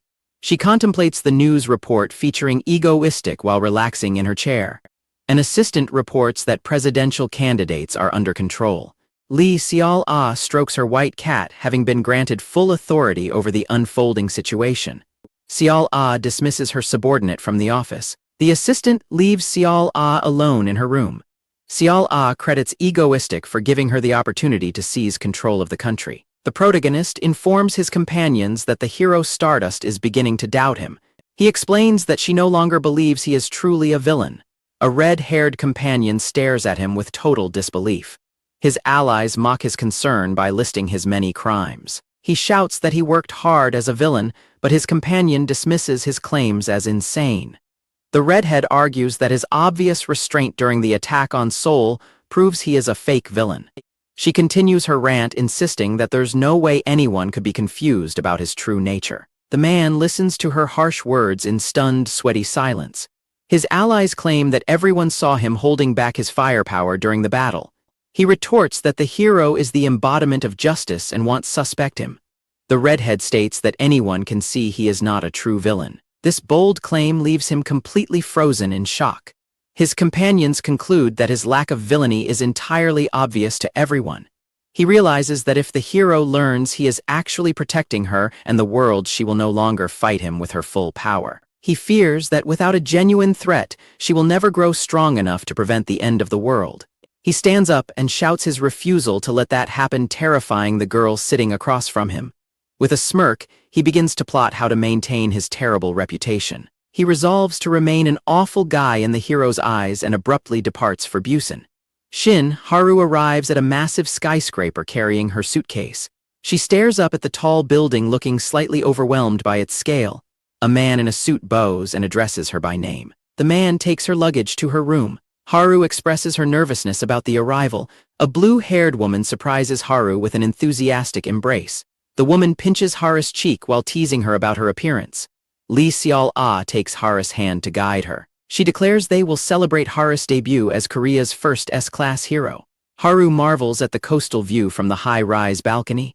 𝒟𝐼𝒮𝒞ℒ𝒜 leads Haru back inside. They walk together to prepare for their meal. Chefs serve a lavish feast for the two women. Haru grows excited over a large mango dessert. Haru takes a bite of the fruit. 𝒟𝐼𝒮𝒞ℒ𝒜 comments on Haru's extreme fondness for mango. 𝒟𝐼𝒮𝒞ℒ𝒜 explains that she needs a designated villain to face. She believes she needs a strong opponent to finally achieve S-class status. 𝒟𝐼𝒮𝒞ℒ𝒜 announces her plan to move to Seoul and challenge the villain 𝒟𝒮𝒄. Haru immediately rejects the idea with a look of pure shock. Haru makes frantic excuses about the villain's unpredictability and past actions. Suddenly, 𝒟𝒮𝒞ℒ𝒜's watch begins to vibrate, signaling a security alert. The notification reveals that someone has tampered with an object on 𝒟𝒮𝒞ℒ𝒜's desk. 𝒟𝒮𝒞ℒ𝒜 informs Haru of an urgent office matter and quickly leaves. 𝒟𝒮𝒞ℒ𝒜 enters her office and discovers a white cat hiding under her desk. She grabs the cat while realizing the security breach was intentional. A voice identifies itself as 𝒟𝒮𝒄 and claims to have hacked the security to arrange this meeting. 𝒟𝒮𝒄 sits masked and relaxed on the office couch. 𝒟𝒮𝒞ℒ𝒜 asks why 𝒟𝒮𝒄 came and if he intends to turn himself in as a hero. 𝒟𝒮𝒄 laughs and asks why he would ever do such a thing. He expresses interest in her as the secret ruler of Yuseon Group. He calls her out for faking heroism while plotting to take over the country. 𝒟𝒮𝒞ℒ𝒜 counters that he is the one secretly protecting Korea and supporting Stardust while playing a villain. 𝒟𝒮𝒄 continues to laugh loudly at her assessment while the white cat yawns. 𝒟𝒮𝒄 acknowledges her as the hidden mastermind of the original story. He formally proposes an offer to her. 𝒟𝒮𝒄 suggests that the two of them join hands and cooperate. Back at the table, the blonde girl senses something bad is beginning. She pauses while eating, feeling an ominous presence surrounding their situation. A broadcast of 𝒟𝒮𝒞ℒ𝒜 plays as 𝒟𝒮𝒄 tells her that her heroic persona is a mask. He declares that her true goal is to consume Korea. 𝒟𝒮𝒞ℚ glares intensely at 𝒟𝒮𝒄 as he sits in her office. 𝒟𝒮𝒄 remains unfazed and calmly offers his assistance to her. She dismisses his claims as complete nonsense with a cold smirk. She slams her hands on the desk, threatening to punish him for his arrogance. She leans forward, stating she is struggling to find a reason not to strike him down immediately. 𝒟𝒮𝒄 ignores the threat and places a storage drive on her desk as he prepares to leave. He lists her secret corporate mergers and growing political influence while walking toward the exit. 𝒟𝒮𝒄 tells her to accept the drive as a small token of his sincerity. He promises to return in a week before vanishing in a sudden flash of purple light. 𝒟𝒮𝒞ℚ's fist clenches tightly against the desk as she processes the encounter. She collapses against the table and trembles, her heart nearly stopping from the intensity of the moment. She reflects on the masked man's power and realizes she has been completely manipulated by him. Looking at the storage drive, she questions if she even has the luxury of refusing his offer. She stares at the device and curses his egoistic nature. She acknowledges his overwhelming information and capital, noting that his massive fandom makes him a powerful villain.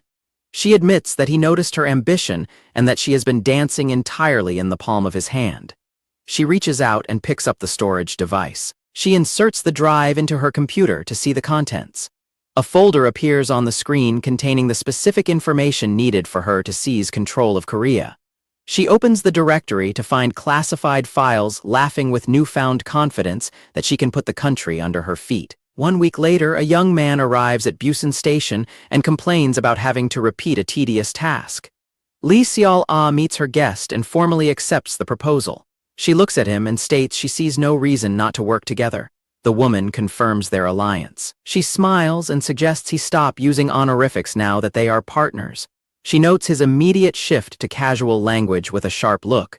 She produces a contract stipulating they must meet once every week. He questions the demand, but she insists they must see each other often as teammates. He balks at traveling to Busan weekly. This prompts a negotiation that eventually lands on a 15-day interval. They settle on meeting once every 2 weeks to her satisfaction. She asks why he is so focused on power leveling Haru through his villainous activities. She observes that his terror attacks have significantly boosted Haru's popularity. She asks him to perform terror attacks for her sake as well. The man watches her in silence. He flicks her forehead with his finger. He scolds her for making such an inappropriate request to a villain like him. She complains that he is clearly showing favoritism towards Stardust. He reflects on how his defeat of Black Calamity prevented her from growing as she did in the original timeline. He agrees to her request, and she excitedly asks when he will start his work. The masked man demands a favor in return for his future help, while the blue-haired woman questions his request. Elsewhere, Haru stares at her phone in confusion. He instructs the woman to badmouth him to Haru whenever they meet, leaving her taken aback by the strange request. He suggests calling him a narcissistic trash criminal to maintain his reputation. She remains confused by his specific and peculiar choice of insults. The woman doubts that such petty insults will be effective, but he remains confident that his strategy will work. He explains that his thorough reading of the heroine's story gives him a superior understanding of her mindset. He claims to be the only one who truly knows her. The woman agrees to try the plan as part of their cooperation and accepts the necessity of the favor. The man sets his cat aside and prepares to leave, extending a gloved hand to seal their deal. He declares he is counting on her as they prepare to shake hands, and she reaches out to finalize the agreement. The woman accepts the handshake, but the man vanishes instantly in a flash of light. She is left alone in the room with only the cat looking on. She expresses frustration at how elusive he is before smiling with determination. She vows to eventually make him hers as she begins to put her plan into motion. 𝒩𝒜ℰ prepares to head out, intent on carrying out the strange task she was assigned. A doorbell rings at an apartment building as someone calls out for Haru from the street.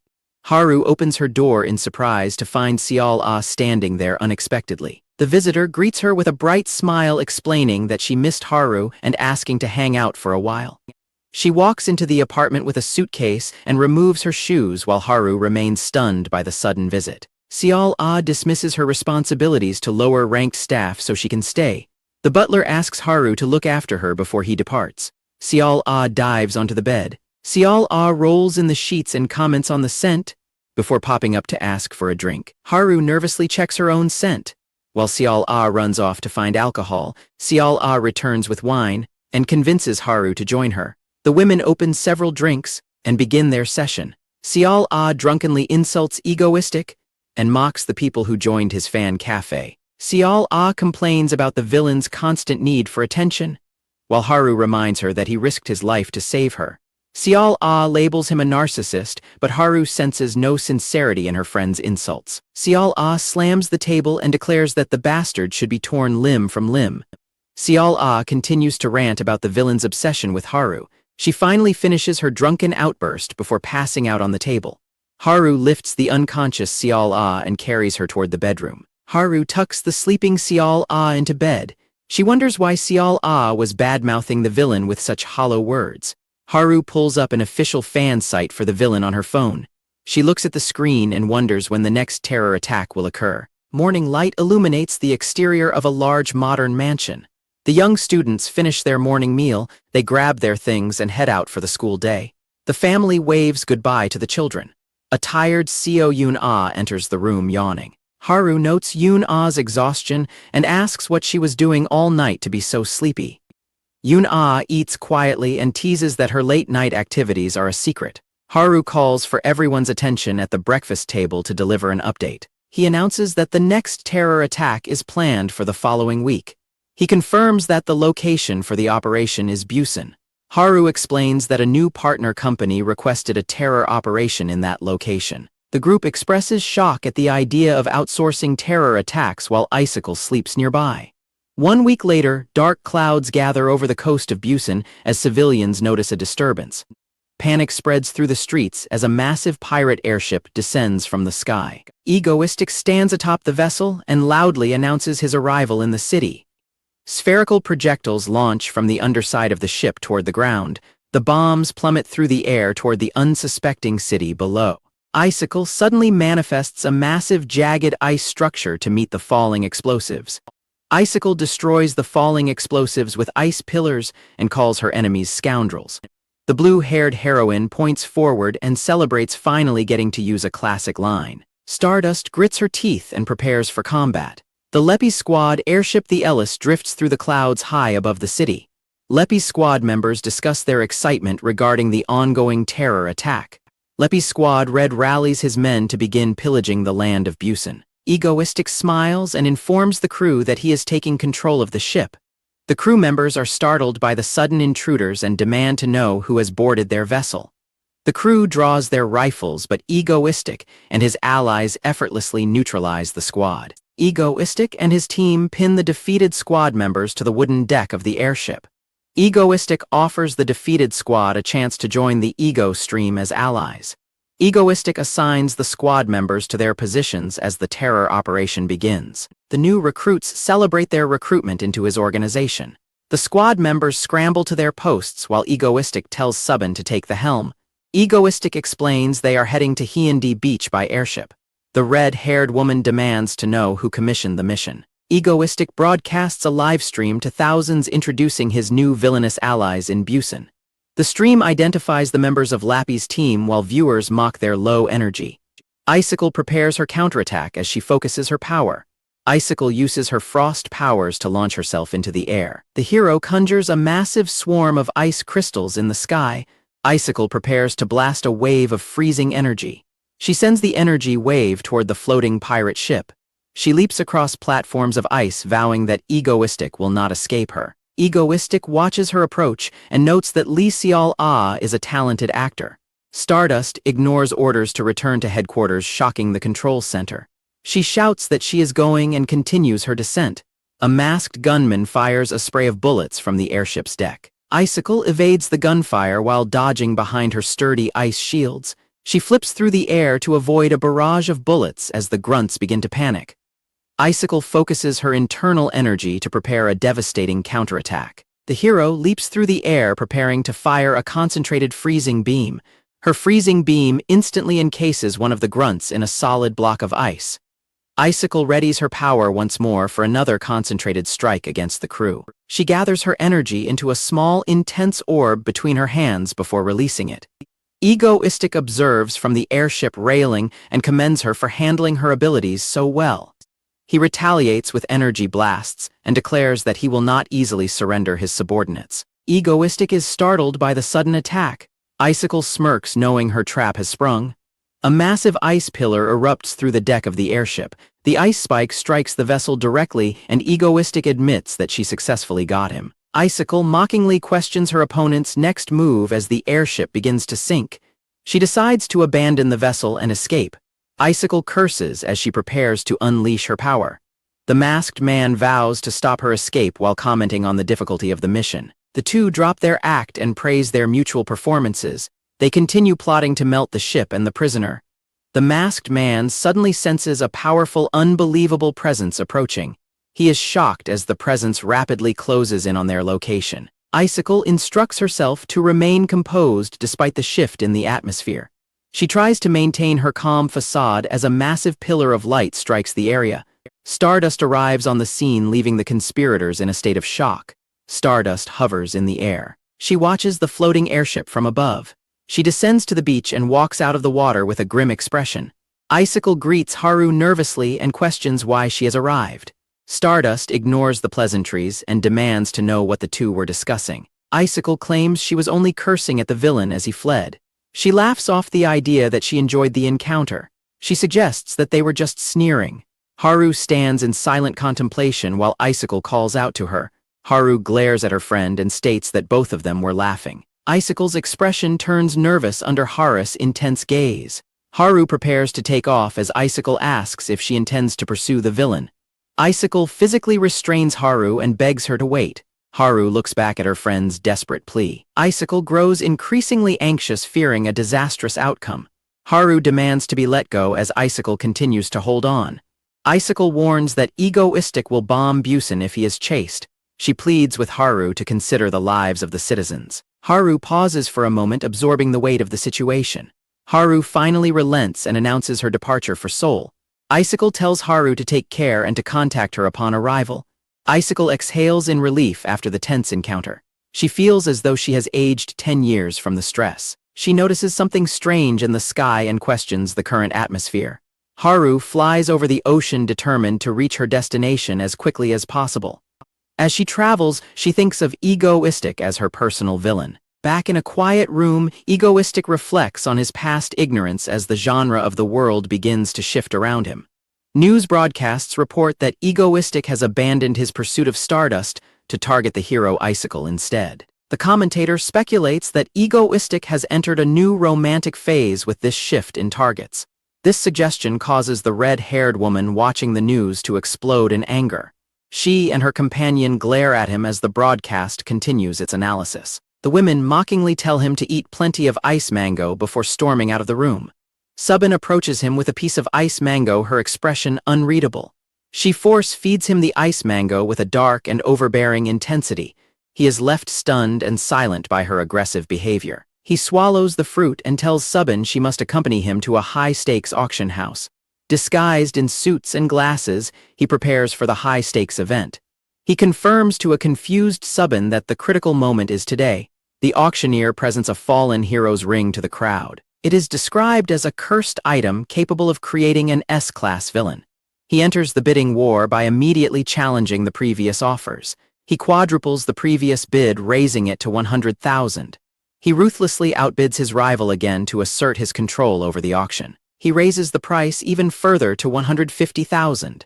He watches with satisfaction as the man who was destined to become a villain loses the item. The teammates back home scream in horror after discovering a 200 million won withdrawal from their account. The furious pair confronts him upon his return, and he casually offers to show them his expensive purchase. He reveals the ring as the woman questions the massive expense, though he insists the item is extraordinary.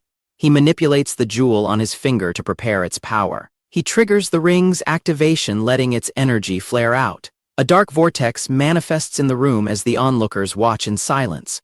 An armored entity emerges from the portal and asks who awakened him. He identifies the being as a death knight to the startled women. He rejects the knight's claim of being a saint and reasserts its identity as a death knight. He decides to call the entity Daisy because he finds the name cooler. His master prepares to use the ring again, cutting the entity's freedom short. The knight relishes the outdoor air and sunlight for a fleeting moment. He ignores the entity's protests about its true nature and orders it to go back to work.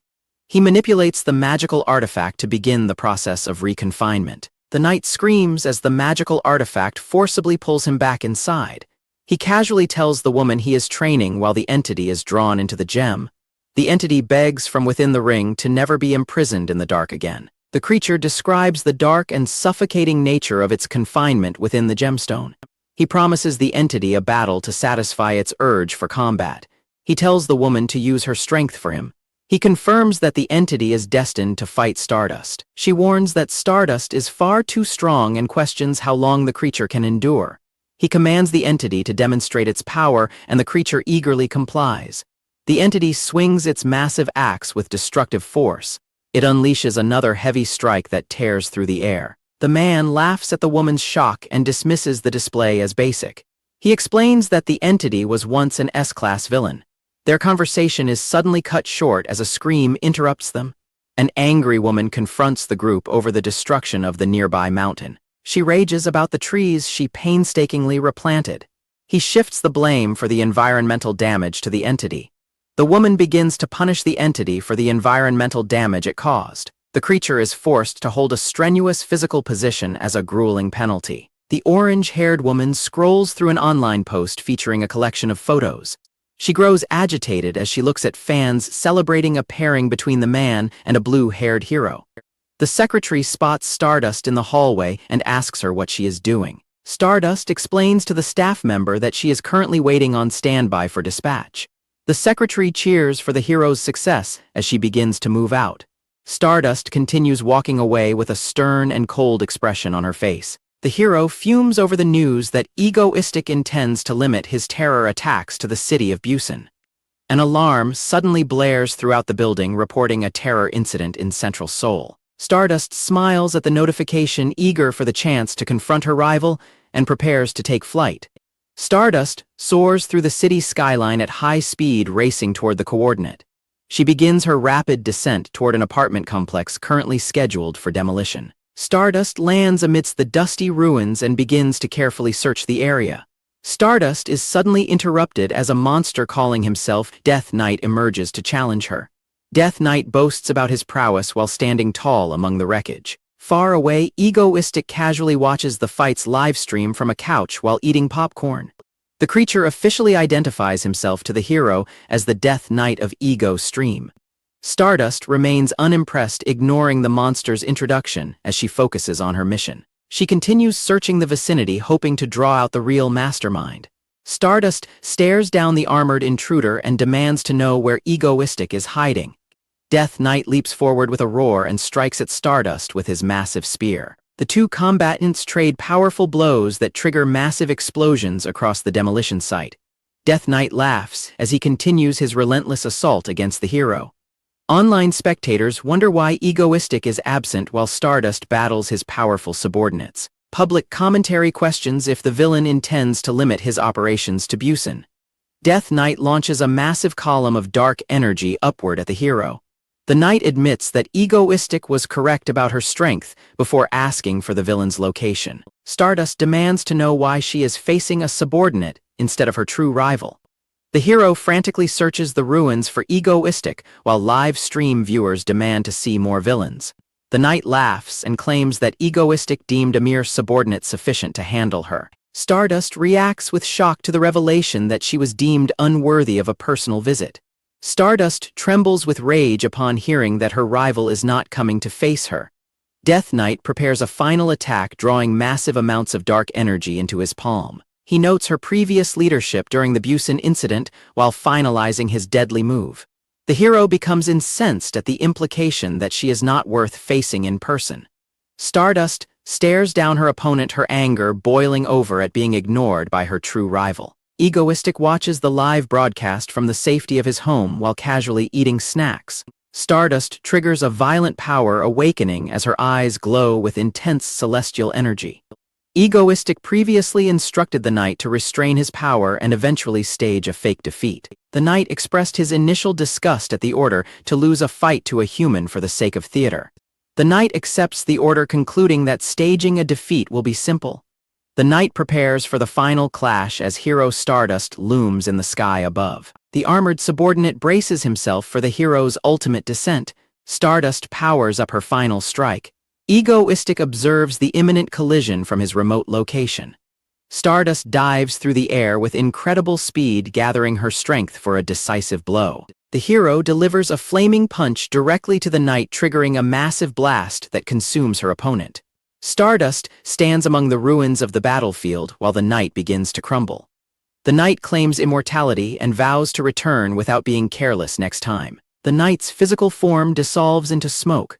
Stardust stares silently at the empty space where her enemy vanished. Back at his residence, Egoistic uploads the battle highlights to the official fan cafe. He browses the comments section and grows irritated by a user claiming to be Stardust. He blocks the offending account. He issues a final warning to the community. Egoistic ponders the unexpected timing of Stardust's power awakening. He concludes that the knight held back significantly during the fight just as his phone begins to ring. Egoistic answers the phone as a caller greets him mockingly. The woman with blue hair asks why he sent a proxy instead of meeting her himself. She announces she is hanging up and ends the call.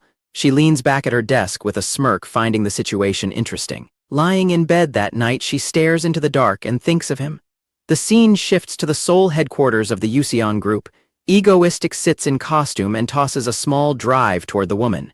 She catches the device and offers a confident smile. She holds the USB drive containing the final set of files. Egoistic tells her that he has delivered everything and she must handle the remainder herself.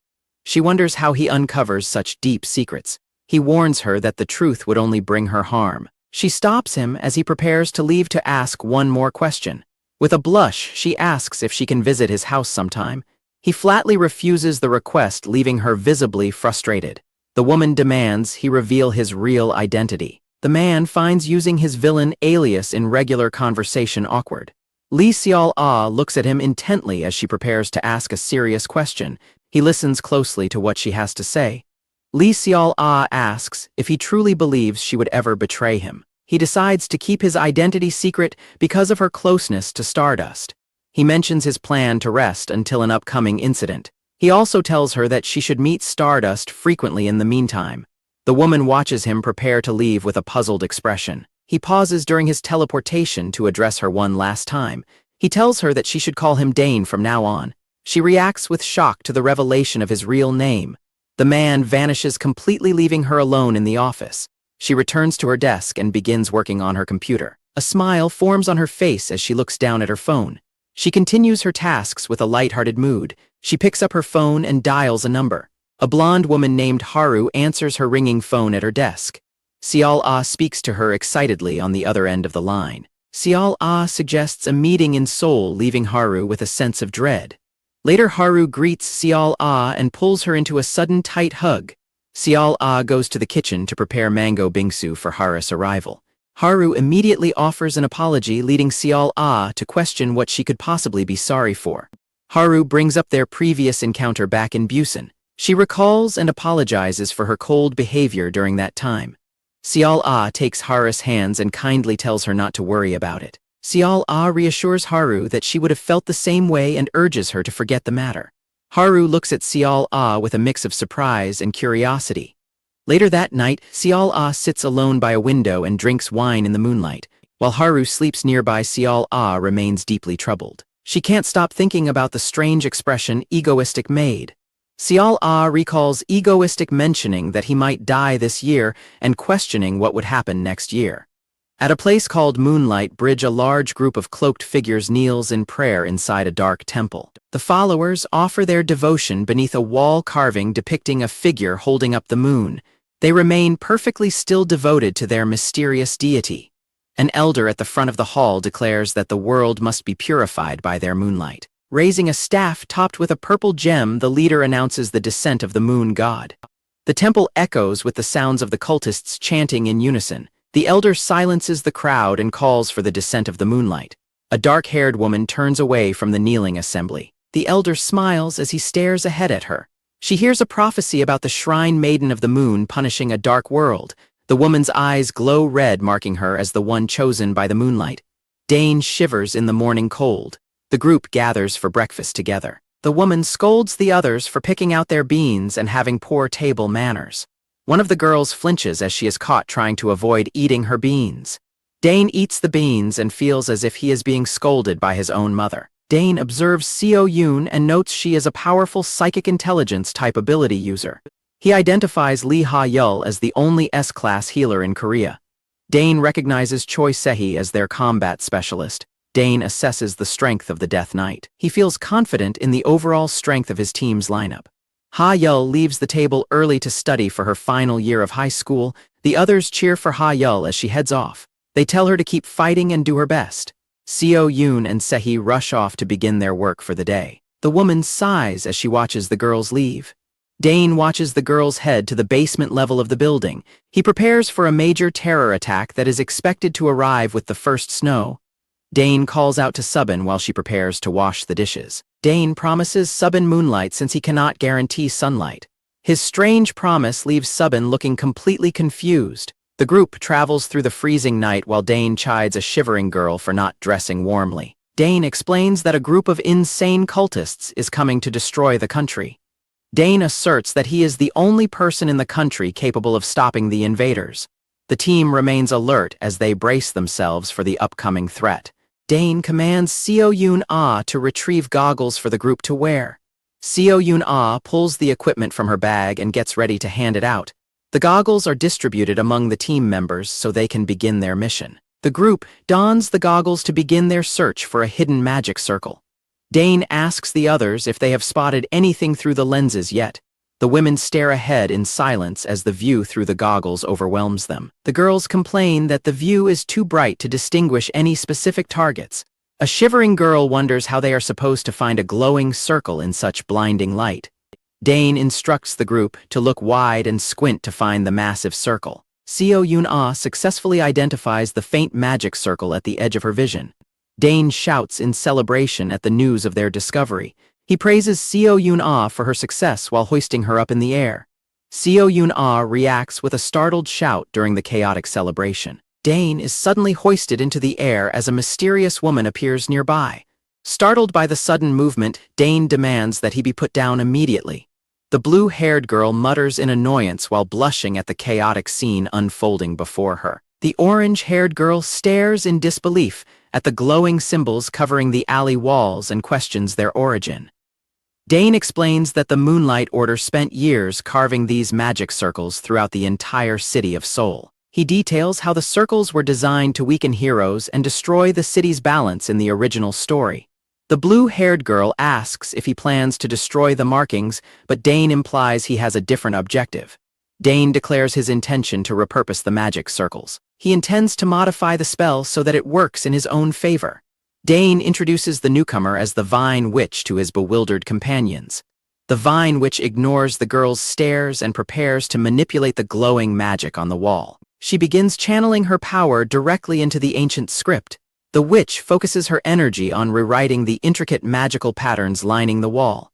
Bright green energy flows from the witch's fingers as she begins the process of altering the spell. The orange-haired girl shouts in alarm as the witch thrusts her glowing hand onto Dane's chest. The magic circle erupts in a brilliant flash of light as the modifications take hold. The witch confirms the task is complete. She informs Dane that he will now be free within the modified circles. Dane smiles while suggesting the benefits of the modified circles are even greater than she described. The witch acknowledges his insight, noting that he seemingly already knew of their potential. The witch asks if the two girls are his companions, and Dane confirms they are. Dane tells his weary team to head home and rest after the long day. The girls demand a high-quality meal the next day as compensation for their efforts. The witch remarks that the girls are filthy before turning her attention back to Dane. She leans in close to unexpectedly kiss Dane on the cheek. A stunned Dane is left speechless by the witch's sudden display of affection. The witch tells him that she is rooting for him as the world's supporter and then departs. The two girls scream in absolute shock after witnessing the kiss. Elsewhere, a man tests his newfound physical power by crushing a large stone in his hand. He looks at his body, satisfied with the results of the transformation process. The enhanced human celebrates his successful evolution into an A-class villain. The villain vows to slaughter every last thing that he finds disagreeable. Dane watches news footage of the same villain being defeated by Stardust in a single hit. Dane sits on the couch with his companions and lets out a long sigh of concern. He reflects on how Stardust has become far too strong, ending every fight instantly without any tension. Dane worries the hero will grow dull from the lack of a true challenge. He contemplates upgrading her suit to handle the impact of her own destructive force. The white-haired girl stares intently at her phone and informs Dane that something vital is missing. She shows him a fan cafe dedicated to his villain persona and rushes away to finish a secret task. The orange-haired girl mocks him while Dane wonders what the hacker is currently working on. Dane ignores the girl's secret project and focuses on his own work. He writes a warning to the Hero Association about a terror attack during the first snow. A woman enters the room and asks about his current mood. Ha-Yul receives praise for her hard work and expresses her gratitude to the group while appearing flustered. Dane's question about exam grades earns him an immediate scolding for his poor timing. The white-haired girl and Dane ask which university faculty the student chose. The student reveals she applied to med school, causing Dane to question the choice given her natural healing powers.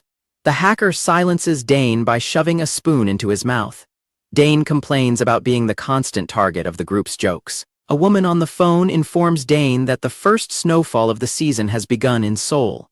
Dane reacts with shock as he realizes the predicted terror attack is about to start. Intense pink energy flares brilliantly outside the window as the attack commences. Dane watches the display and confirms that the event has finally begun. A girl with long hair stands in the center of a swirling pink energy storm. She looks up as the intense magical energy spirals around her. The man is caught in a violent pink whirlwind as debris flies all around him. He crashes through a dark shadow and falls toward the pavement while questioning why this is happening. The blue-haired woman rushes toward the man as he looks on in total disbelief. He clenches his teeth, realizing his powers have failed him completely. She watches intently as a dark liquid shadow begins to vanish from the ground. A colossal pink tornado tears through the city streets and crushes everything in its path. The intense energy of the storm sweeps the man off his feet and carries him into the air. The blue-haired woman remains on guard as shadow energy surges around her. The man screams in confusion as the gray windstorm continues to batter his body. The blue-haired woman searches through the debris and wonders where Haru has gone. A powerful beam of yellow energy erupts from the ground and pierces through the storm. The blue-haired woman finds Stardust slumped against a shattered wall and calls out to her. Despite her injuries, the blonde hero struggles to pull herself back onto her feet. At her restaurant, a panicked group watches the destruction on the news and discusses the dire situation. Dane focuses on eating his meal while the hacker scolds him for being so indifferent to the crisis. The girl desperately urges the man to go help while he ignores the chaos to finish his meal. The man insists on finishing his meal. He details his strategy to recruit the Moon Priestess by using her own sense of guilt. He argues that the hero must overcome insurmountable enemies to grow despite being accused of overprotecting her. The dinner party reacts with shock as he claims that safe paths only lead to laziness and complacency. The priestess maintains her balance on a rising spire of ice amidst a massive energy discharge. She slides down an icy slope to escape the ongoing destruction. A powerful impact throws the girl violently backward through the air.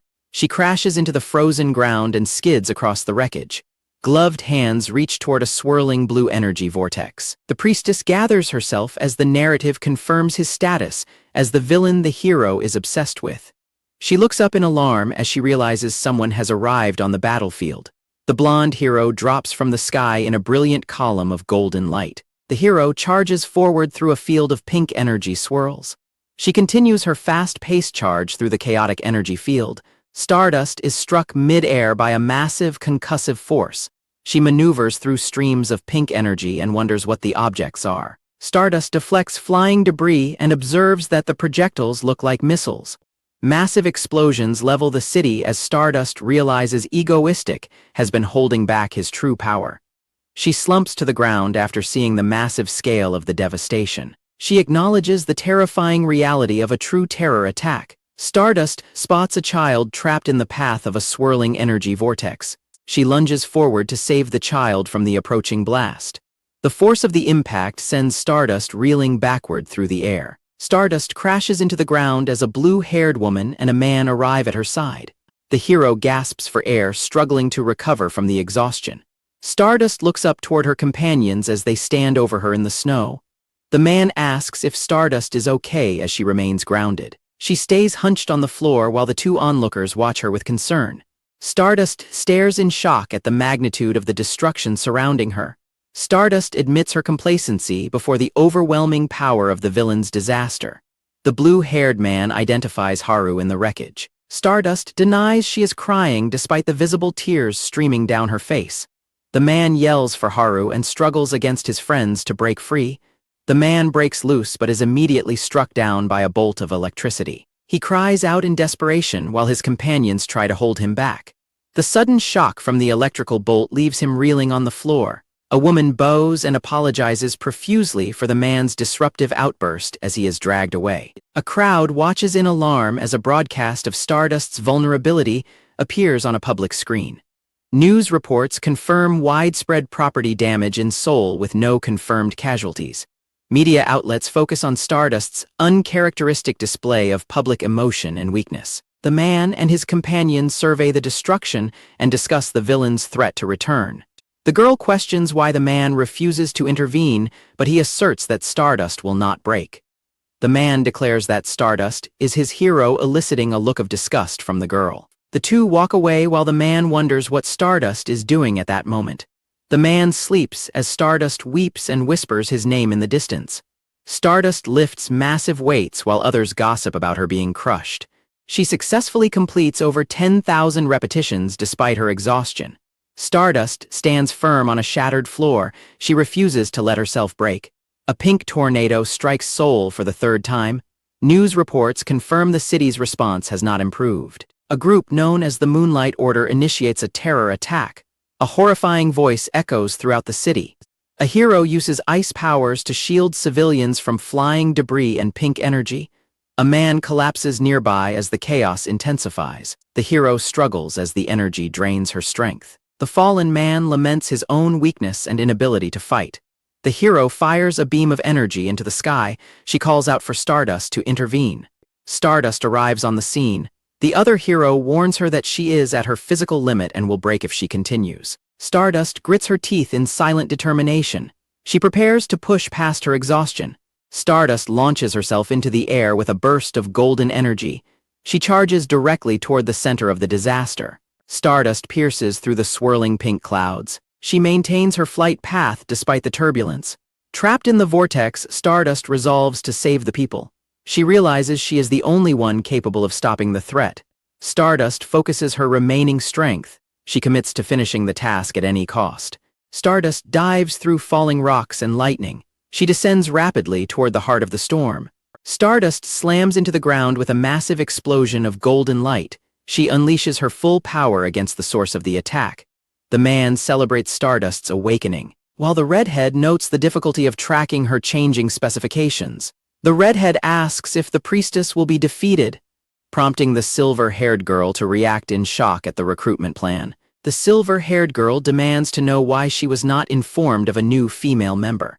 The girl threatens him for the secret while the redhead points out Stardust reaching the eye of the tornado. Stardust navigates the falling debris at the center of the storm. Stardust accelerates toward her target. Stardust finds the moon priestess standing atop a massive magical seal. The man dismisses concerns about the priestess being caught. He claims that she is far too strong to be captured. The moon priestess apologizes and takes full responsibility for the unfolding events.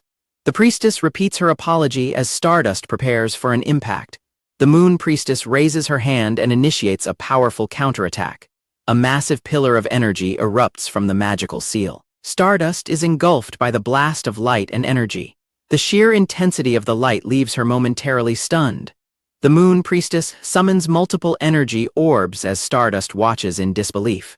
Stardust is overwhelmed by the scale of the priestess countermove. A massive pillar of light slams into Stardust and drives her toward the ground. Stardust crashes into the ruins with a violent impact. The blue-haired ally rushes to the fallen hero and calls out her name in concern. The companion looks up as the moon priestess hovers over the crater. She looks toward the sky in shock as the debris falls around her. The ally catches the unconscious hero while the priestess prepares another attack. A blinding surge of energy erupts over the two women on the battlefield. Stardust remains unresponsive and limp in her friend's arms. Stardust walks through a hallway with an expression of heavy defeat. She ignores a colleague's questions and continues her silent retreat. Dane stands up abruptly in a state of agitation while watching the battle footage. The group watches the broadcast with growing concern as they ask what is happening. He bellows a command for the team to assemble while his companions react with embarrassment. The blonde hero demands to know where someone is and what they are doing. The hero stands alone in a silent, empty corridor. Alarms blare as a terrorist threat, and a pink tornado are detected in Yungnang-gu. The hero charges forward with a glowing aura to stop the unfolding disaster. She realizes help is not coming and decides she must stop the threat herself. A massive flying pirate ship appears as the captain asks if everyone is ready. The masked crew members salute and confirm their readiness to the captain. The captain turns and acknowledges Ha Yul's presence among the group. He looks over at the young woman in the white gown with a confident expression. Dane asks the nervous woman in the white gown if she is prepared to begin. Seo Yoon comments on the healer's villainous debut before her companion disciplines her. Dane reassures his companion that he will manage the situation while she relaxes. He pinches her cheek and tells her to watch her language as they proceed. The ship sails into the pink vortex as the crew executes the order to set sail. Dane acknowledges the trauma of being mind-controlled to commit acts of terror against one's will. He states that the moon priestess is likely suffering immense emotional pain as well. He reflects on how her heart is probably being torn apart by these events. Dane places a hand on his companion's head and declares that they will help the priestess. He comforts the girl while focusing his attention on the turbulent scene below. A figure encased in crystal falls toward the vortex as Dane remarks on the pain of the coming impact. Dane watches the descent with a sharp and serious expression. He calls out a command to his squad as the crisis reaches a boiling point. He orders the Lepi's squad to maneuver the airship as close to the tornado as possible. The airship struggles against the violent winds as they approach the center of the storm. They fight against the gale to keep their position near the vortex. Dane remains focused and notes that they have nearly reached their target. A woman in a red suit is struck and surrounded by a powerful surge of energy. Dane watches in shock as the woman is launched through the air. The woman in the red suit crashes into the ground. She struggles to stand while coughing. She gasps for air. Nearby observers note that her condition is worse than before. The group questions Dane's sudden disappearance as a pillar of magical light erupts from the ground. The hero in the red suit collapses and struggles to remain conscious. Gasping for air, she wonders if she has descended into hell. Her body fails as she asks if her journey will end in such futility. She reaches a trembling hand toward the swirling energy. A gloved hand reaches out and catches the falling hero. A masked man in a top hat tells Stardust that she has performed well. The wounded hero looks up in shock. She asks why he is there. She listens as the man begins to speak. The man claims that as her arch-nemesis villain he was obligated to show up. She offers a faint smile, leading him to note her remaining resilience. He gently comforts her and promises to take care of the rest. The man turns and walks toward the center of the destruction. Her heart beats rapidly. She watches his silhouette disappear into the light. A reporter frantically broadcasts that they are reporting live from the terror site. An official watches with expectation from a control room as the meteor reports on Egoistic's approach. Egoistic walks through the floating red debris and flashes of light. He focuses his gaze on his ally. He asks the witch if all the preparations are ready. The Vine Witch explains that the magic circle will grant him absolute freedom. He offers a knowing smirk. The witch acknowledges his awareness of the plan. He observes that the spell is working correctly while the witch describes the magic circle's reversal. The witch explains that the simple principle involves draining the enemy's power. He effortlessly deflects incoming energy bolts with his fingers while being declared a supreme. The witch begins to describe his elevated status within the magic circle. He mockingly asks why there are so many flies buzzing around him. A hand channels lightning energy as the man wonders if the sensation matches Elektra's ability. He stands enveloped in a green aura while contemplating the feel of the stolen power. The man readies himself and suggests they go find the Moon Priestess. He accelerates into a streaking pink blur of speed. The red-haired woman watches him with a look of admiration. She slumps to the ground as a massive pink vortex erupts around her. Analysts observe the massive surge as the pink tornado's energy spikes. They realize that the energy is being transferred directly into the man. The technicians panic as they realize the villain possesses unknown powers. The chairman laughs and expresses total confidence in his subordinate's success. A woman weeps over a fallen body in a desaturated memory of past tragedy. The Moon Priestess begs for death to prevent herself from hurting anyone else. She laments that because of her people are getting hurt again. Tears fall as she remains trapped within her own destructive magic. She senses an unknown presence approaching her from the distance. The individual moves at a speed exceeding that of any hero. She watches the glowing figure arrive and hopes the terror will finally end. The priestess concludes that she must be killed to stop the terror. A man approaches the priestess and offers a loud greeting. The masked man observes that the center of the storm is calm. He introduces himself as Egoistic and explains that he is there to stop her. The priestess apologizes and prepares a magic circle to attack him. A blast of energy is released toward the man. Magic strikes the man directly in a series of powerful bolts. She watches in shock as the magical assault fails to slow him down. He emerges from the attack unharmed and the priestess notes his impressive strength. The man walks calmly through the magical barrier toward her. He continues his advance through the swirling energy without any hesitation. He addresses her as Baek-yoon Wall and identifies her as the Moon Priestess. He officially identifies her as the Moon Priestess as he enters her circle. He details her past and reveals his knowledge of her secret opposition to the cult. The man asks why she continues to perform the actions she hates so much. He smiles as he questions why she remains loyal to a group she despises. He invites her to abandon the Moonlight Order and follow a different path. He suggests she join him to defeat the cult leader once and for all. The priestess asks why he would help a monster, but he argues that her resistance makes her human. He places a hand on her head and gently tells her to stop crying. The priestess wonders if she truly deserves to live after everything that has happened. The masked man ignores her despair and asks for a moment of her time. A magic circle ignites beneath the seated priestess, bathing her in light. The priestess looks around in confusion from the center of the glowing seal. She searches for his presence as the magical energy surges around her. The masked man returns with a companion and identifies the priestess as 𝒩𝒑ℎ. The orange-haired companion asks for her next set of instructions regarding the priestess. The priestess suddenly lunges forward and clings to the masked man. The priestess clenches her fists and breaks down in tears. The priestess continues to sob uncontrollably. The priestess wails while burying her face in the masked man's chest. The orange-haired woman demands an explanation for the priestess' tears, while the masked man offers comfort.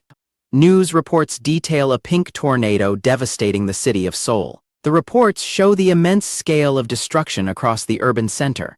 An airship associated with the villain 𝒩𝒂ℎ hovers motionless in the sky.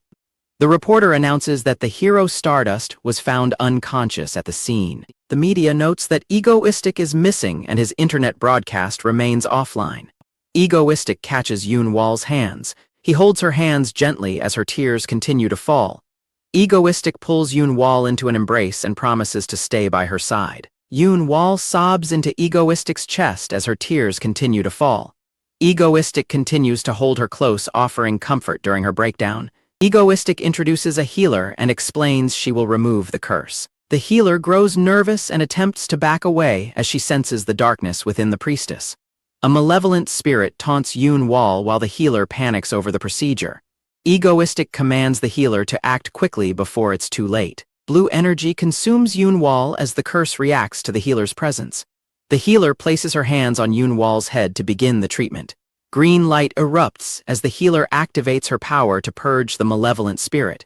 Yoon-wall notices that the voices inside her head have finally vanished. The healer asks if the treatment worked as the glowing energy dissipates. Yoon-wall weeps with gratitude, relieved to be free of the spiritual turmoil. 𝒩𝒂ℎ welcomes Yoon-wall to the ego stream. Stardust regains consciousness. She opens her eyes amidst the debris. Emergency responders attend to Stardust and urge her not to move. Stardust surveys the wreckage and asks what happened to 𝒩𝒂ℎ. The emergency responder shouts that the tornado has disappeared as the hero smiles. Stardust realizes that 𝒩𝒂ℎ successfully stopped the disaster. A purple broadcast appears showing 𝒩𝒂ℎ holding two girls amidst the wreckage. The villain greets the public while Stardust watches the screen in shock. The stream chat explodes with messages as 𝒩𝒂ℎ holds the crying girl. 𝒩𝒂ℎ explains the girl was a mind-controlled pawn. He reveals the real mastermind behind the attack. He mocks the cult leader for hiding and declares himself the superior villain. The villain pauses to compose himself for a final announcement. 𝒩𝒂ℎ claims ownership of the Moon Priestess. The priestess blushes and agrees to his sudden claim. The girl eats a warm home-cooked meal for the first time. She breaks into tears as she continues to eat the food. The orange-haired woman observes the protagonist's dry reaction to the girl's heavy emotions. She punches the protagonist for his insensitive attitude and lack of empathy. The protagonist nurses his wounded arm while reflecting on saving the city and gaining a new ally. He comforts the girl with a gentle head pat and resolves to push through any future consequences. The protagonist feels an uneasy sense of having forgotten something important. The short-haired girl interrupts his thoughts to hand him his phone and notes that he has 67 missed calls. The device screen displays a long, alarming list of missed calls from Lee Seol-ah. The protagonist strikes his forehead in a sudden, panicked moment of realization. A blue-haired woman berates the masked man for keeping secrets from her. He apologizes and explains that the deception was necessary to trick Haru. The woman covers her face in distress, lamenting that she was used as a mere tool. She slumps onto a couch in a fit of frustration. She challenges the masked man to remove his mask so she can finally see his face. He decides that secrecy no longer matters and begins to unmask himself. The protagonist removes his mask and hat, placing his gear on the table. He reveals his true face to the woman, catching her completely by surprise. The blue-haired woman blushes deeply as she looks at him for the first time. The man acts bashful about being seen while the woman reassures him. She gazes at him and states that she wanted to be the first person to see his face. The short-haired girl walks through a hallway while another woman observes her from a distance. The dark-haired woman turns around, suddenly alert to her surroundings. The short-haired girl leads her down a dark staircase and tells her to trust the way forward. The girl explains her origins and her deep connection to the organization.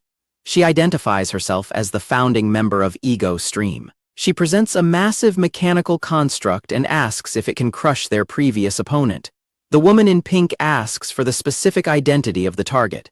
The short-haired girl smiles broadly, hinting at the identity of their rival. The dark-haired woman turns her head in response to a sudden sensation. She stares in awe at the sheer size of the weaponry revealed to her. A woman prepares food in a kitchen while appreciating the current state of peace. The dark-haired woman smiles at the memory of a tranquil scene involving a beast and a friend. She steps into a glowing spatial portal and observes that its energy is different from mana. A man and a woman argue in a park about his lack of communication the previous night. He pleads for another chance while she dismisses his apologies as empty and repetitive. The short-haired girl names Stardust as her target. The hero gazes forward while pleading with the girl to trust him just once. Minyi screams that he is being suffocated as he is locked inside a giant bird cage. Hyejeung watches in terror as Minyi's cage and many others are hoisted into the sky. Dozens of metal bird cages float high above the park and the city. A masked man in a top hat offers the weeping woman a handkerchief and tells her to find a new boyfriend. The villain uses his power to manifest a cage around Hyejeung. Hyejeung is trapped when she refuses his help. The woman cries out in shock as metal bars suddenly surround her. The masked man smiles and remarks that she will simply have to join her boyfriend. Hyejeung's cage is pulled upward as she weeps. The villain begins a live broadcast to the nation. 𝒩𝒂Ⅎℰ bows and introduces himself as the country's most beloved villain. The public watches the broadcast in disbelief. 𝒩𝒂Ⅎℰ mocks them for feeling affection toward a monster like him. The villain highlights the captives inside the birdcages on a massive city screen as a crowd gathers. Assault rifles materialize in the air and lock onto the floating prisoners. 𝒩𝒂Ⅎℰ laughs maniacally into the hovering cameras recording his every move. The villain declares that every single person held in the birdcages will die today. A red-haired woman looks up at the sky and notices the unfolding chaos. Stardust crashes onto the street in a superhero landing. 𝒩𝒂Ⅎℰ watches the hero arrive with an expression of admiration. Stardust confronts the villain and tells him he has gone far enough. 𝒩𝒂Ⅎℰ mocks her arrival and calls her a party crasher. The hero demands the immediate release of the captives. The villain challenges her by asking what would happen if he refused. Stardust glares with determination at the villain's provocation. Stardust charges toward her enemy with a golden aura. The hero launches a kick while concentrating her power. 𝒩𝒂Ⅎℰ dodges into the air, narrowly avoiding the impact. The villain laughs and clarifies that he is not her opponent for today. He introduces a living weapon forged exclusively to fight her. A massive mech named Starbuster rises to face the hero. 𝒩𝒂Ⅎℰ encourages Seo-yoon to make her debut as a villain. A silver-haired girl monitors the mech from inside its cockpit. Seo-yoon stammers out a challenge to Stardust from the robot. 𝒩𝒂Ⅎℰ tells Seo-yoon she can do it as spectators watch the screen in disbelief. Stardust notes the arrival of a new villain and braces for a new challenge. Stardust identifies the enemy's voice as belonging to another young girl. Inside the cockpit, Seo-yoon screams and launches her attack. 𝒩𝒂Ⅎℰ hovers above the battlefield while Stardust watches the massive robot move. Stardust channels energy into her fist as she prepares to strike. Stardust slams a powerful blow into her target. Stardust is displeased that 𝒩𝒂Ⅎℰ has initiated another terror attack. Stardust looks up at a massive cage filled with weapons floating in the sky. The giant robot looms over Stardust as a voice rings out from above. Stardust dodges a massive blow as the robot strikes the ground. The pilot taunts Stardust by calling her an old lady and asking if dodging is her only skill. Stardust bristles with annoyance at the girl's taunts. Stardust flies upward and delivers a crushing uppercut to the robot's jaw. The robot crashes into the ground after sustaining the heavy impact. Stardust resolves to capture the villain today as she hovers in the air. The mechanical suit's targeting systems lock onto Stardust. Stardust watches the enemy carefully as she floats above the city. Stardust nimbly dodges the robot's attacks while the public watches and debates her performance online. The robot suit ignites its rear thrusters to propel itself forward for a new attack. Stardust performs an acrobatic flip through the air to evade the robot's massive mechanical arm. Stardust hovers in place and wonders why 𝒩𝒂Ⅎℰ cares so much for the girl inside the machine. The hero ponders what could be so special about the pilot to the villain. 𝒩𝒂Ⅎℰ realizes Stardust knows of his concern for the girl and wonders how she discovered the truth. Stardust asks the pilot if she was hired by 𝒩𝒂Ⅎℰ and questions his sanity for employing a minor. The pilot indignantly declares that she is the partner who has been with 𝒩𝒂Ⅎℰ from the beginning. Stardust delivers a powerful flying kick that sends the mechanical suit reeling backward. The pilot complains that the hero is playing dirty while Stardust maintains a cold, focused expression. The girl inside screams in frustration as Stardust ruthlessly strikes the robot's mechanical arm. The disoriented machine staggers and looks around for its opponent. 𝒟𝐿 yells in frustration as smoke rises from the machine's frame. Stardust is flustered to see the robot collapse into a crater, realizing she used almost no strength at all. Stardust taunts the pilot by questioning her status as 𝒩𝒂Ⅎℰ's partner and suggesting she was previously hidden away for being young and useless. The hacker girl screams in frustration that she is indeed the original partner responsible for all the signal hijackings. Stardust mocks the idea of a child being a master hacker. The girl pilot indignantly claims that she even lives in the same house as her partner. Stardust realizes the pilot almost fell for her ruse and resolves to drag her away to listen to the rest of her story later. Stardust performs a series of rapid backflips to evade the machine and create distance. Stardust descends from the air to deliver a crushing blow to the top of the mechanical unit. Stardust charges her fist with light and promises to pull the pilot out of her metal shell. Stardust slams her glowing fist into the robot with immense force. The hacker girl groans in pain as she emerges from the wreckage while Stardust lands in a crouch beside her. Stardust pins the captive to the ground as the girl screams out for someone to help her. The hero becomes visibly annoyed when the girl begs for someone to get the old lady off her. The damaged robot mutters to itself in confusion and frustration as it attempts to process the situation. The machine demands that Stardust stop her useless probing and fight fairly as the hero launches another aggressive attack. The dark-haired girl watches as the hero approaches from across the field.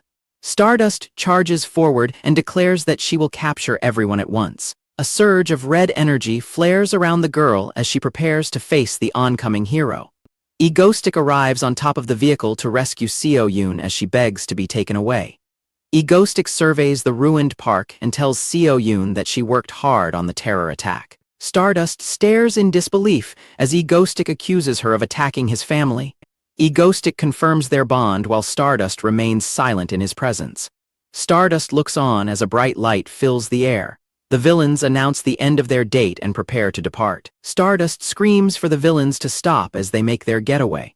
Stardust lunges forward to strike. A giant bird cage suddenly traps Stardust mid-air. Dozens of cages containing captives fall from the sky.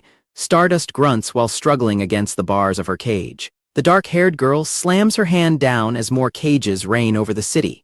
Stardust recognizes her opponent before the dark-haired girl apologizes and tells the hero that she cannot go any further. Stardust peers down from her cage. Another cage containing a student floats high above the ground. A rescued student is overcome with emotion at the sight of the hero. Stardust smiles as students praise her and mention the villain. The hero feels relieved while the crowd admires her appearance.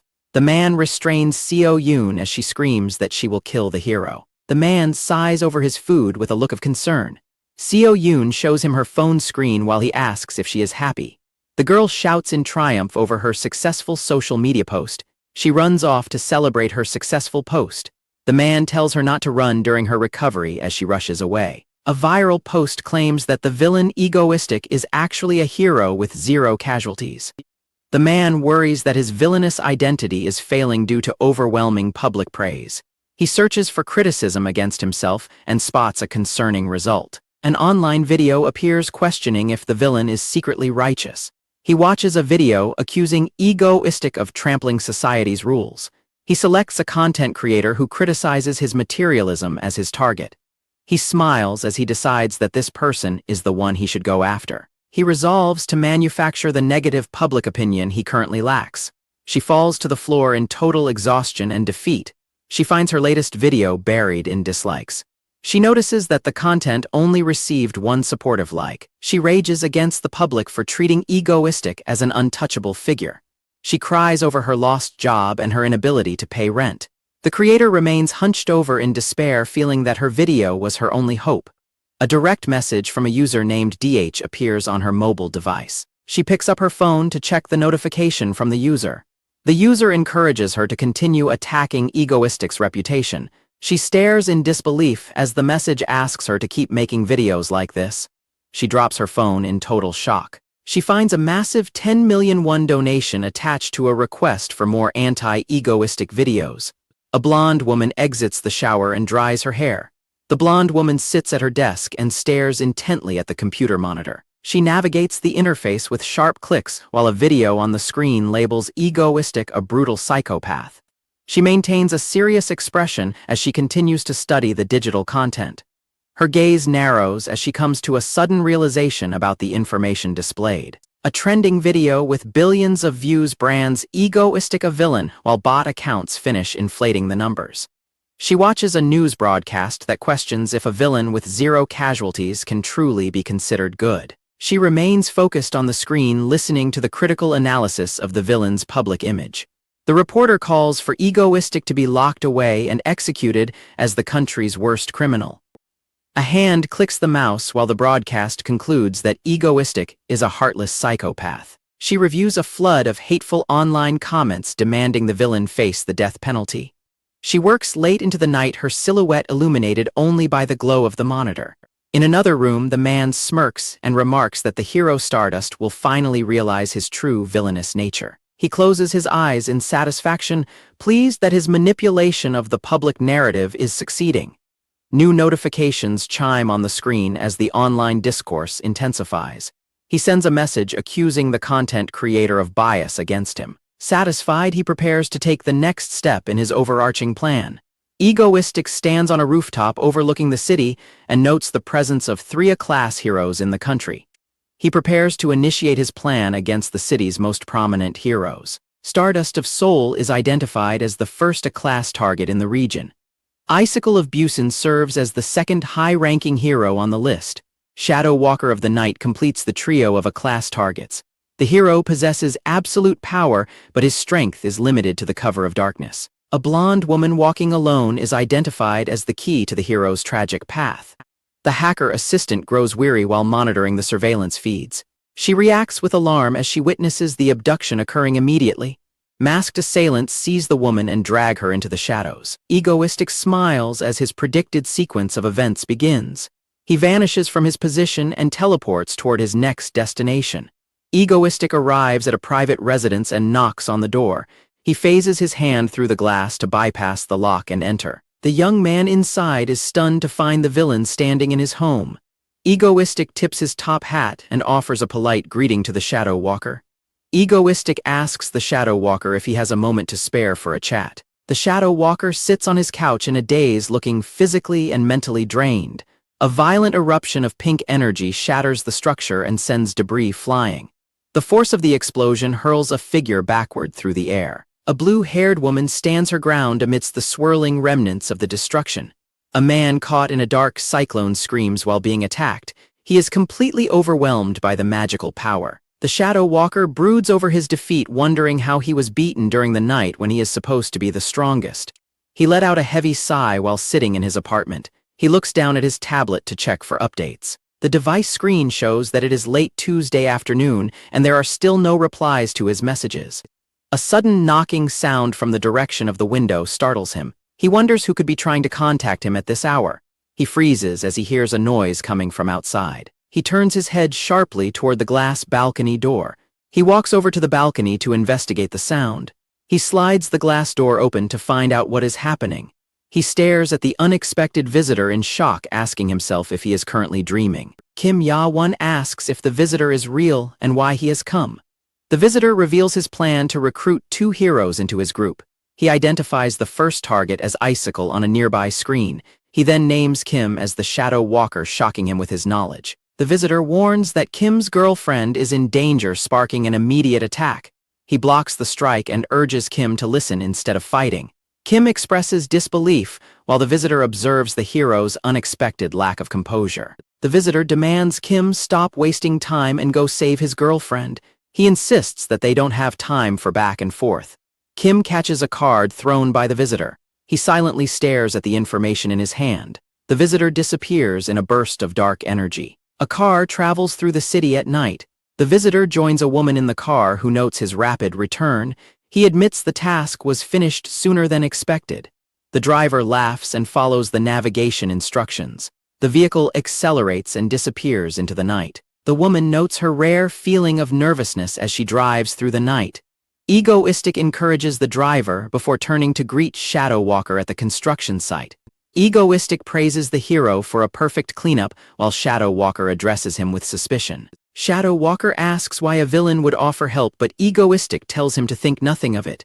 Egoistic claims that villains do not only perform bad deeds and advises Shadow Walker to act on the sly. Shadow Walker asks what the villain wants. Egoistic only requests that his presence remain a secret. Shadow Walker recalls how the villain's attacks never resulted in casualties. He considers the reports that Egoistic even covers for the mistakes of others. Shadow Walker realizes the villain was intentionally performing a good deed as Egoistic accepts the hero's understanding and vanishes in a burst of purple energy. Shadow Walker reflects on the villain's anonymous charity, admitting he is a real man as he observes the lively atmosphere of campus life. The man spots Ha-Yul arriving as he holds a large bouquet of flowers. Ha-Yul arrives on campus for her first day as cherry blossoms fall. Her friends greet her and remark that she finally looks like a college student. The man presents Ha-Yul with a bouquet of flowers as she thanks the group for visiting. He congratulates her on her admission while handing over the gift. Ha-Yul accepts the flowers and expresses her sincere gratitude. The short-haired girl demands a meal in return for the visit, prompting a scolding from the man. Ha-Yul offers to pay using her scholarship money, and the group heads toward the campus cafeteria. The man realizes they are on his own campus. He worries about potential encounters during his final semester. A student in the university library feels overwhelmed by her studies and hides her face.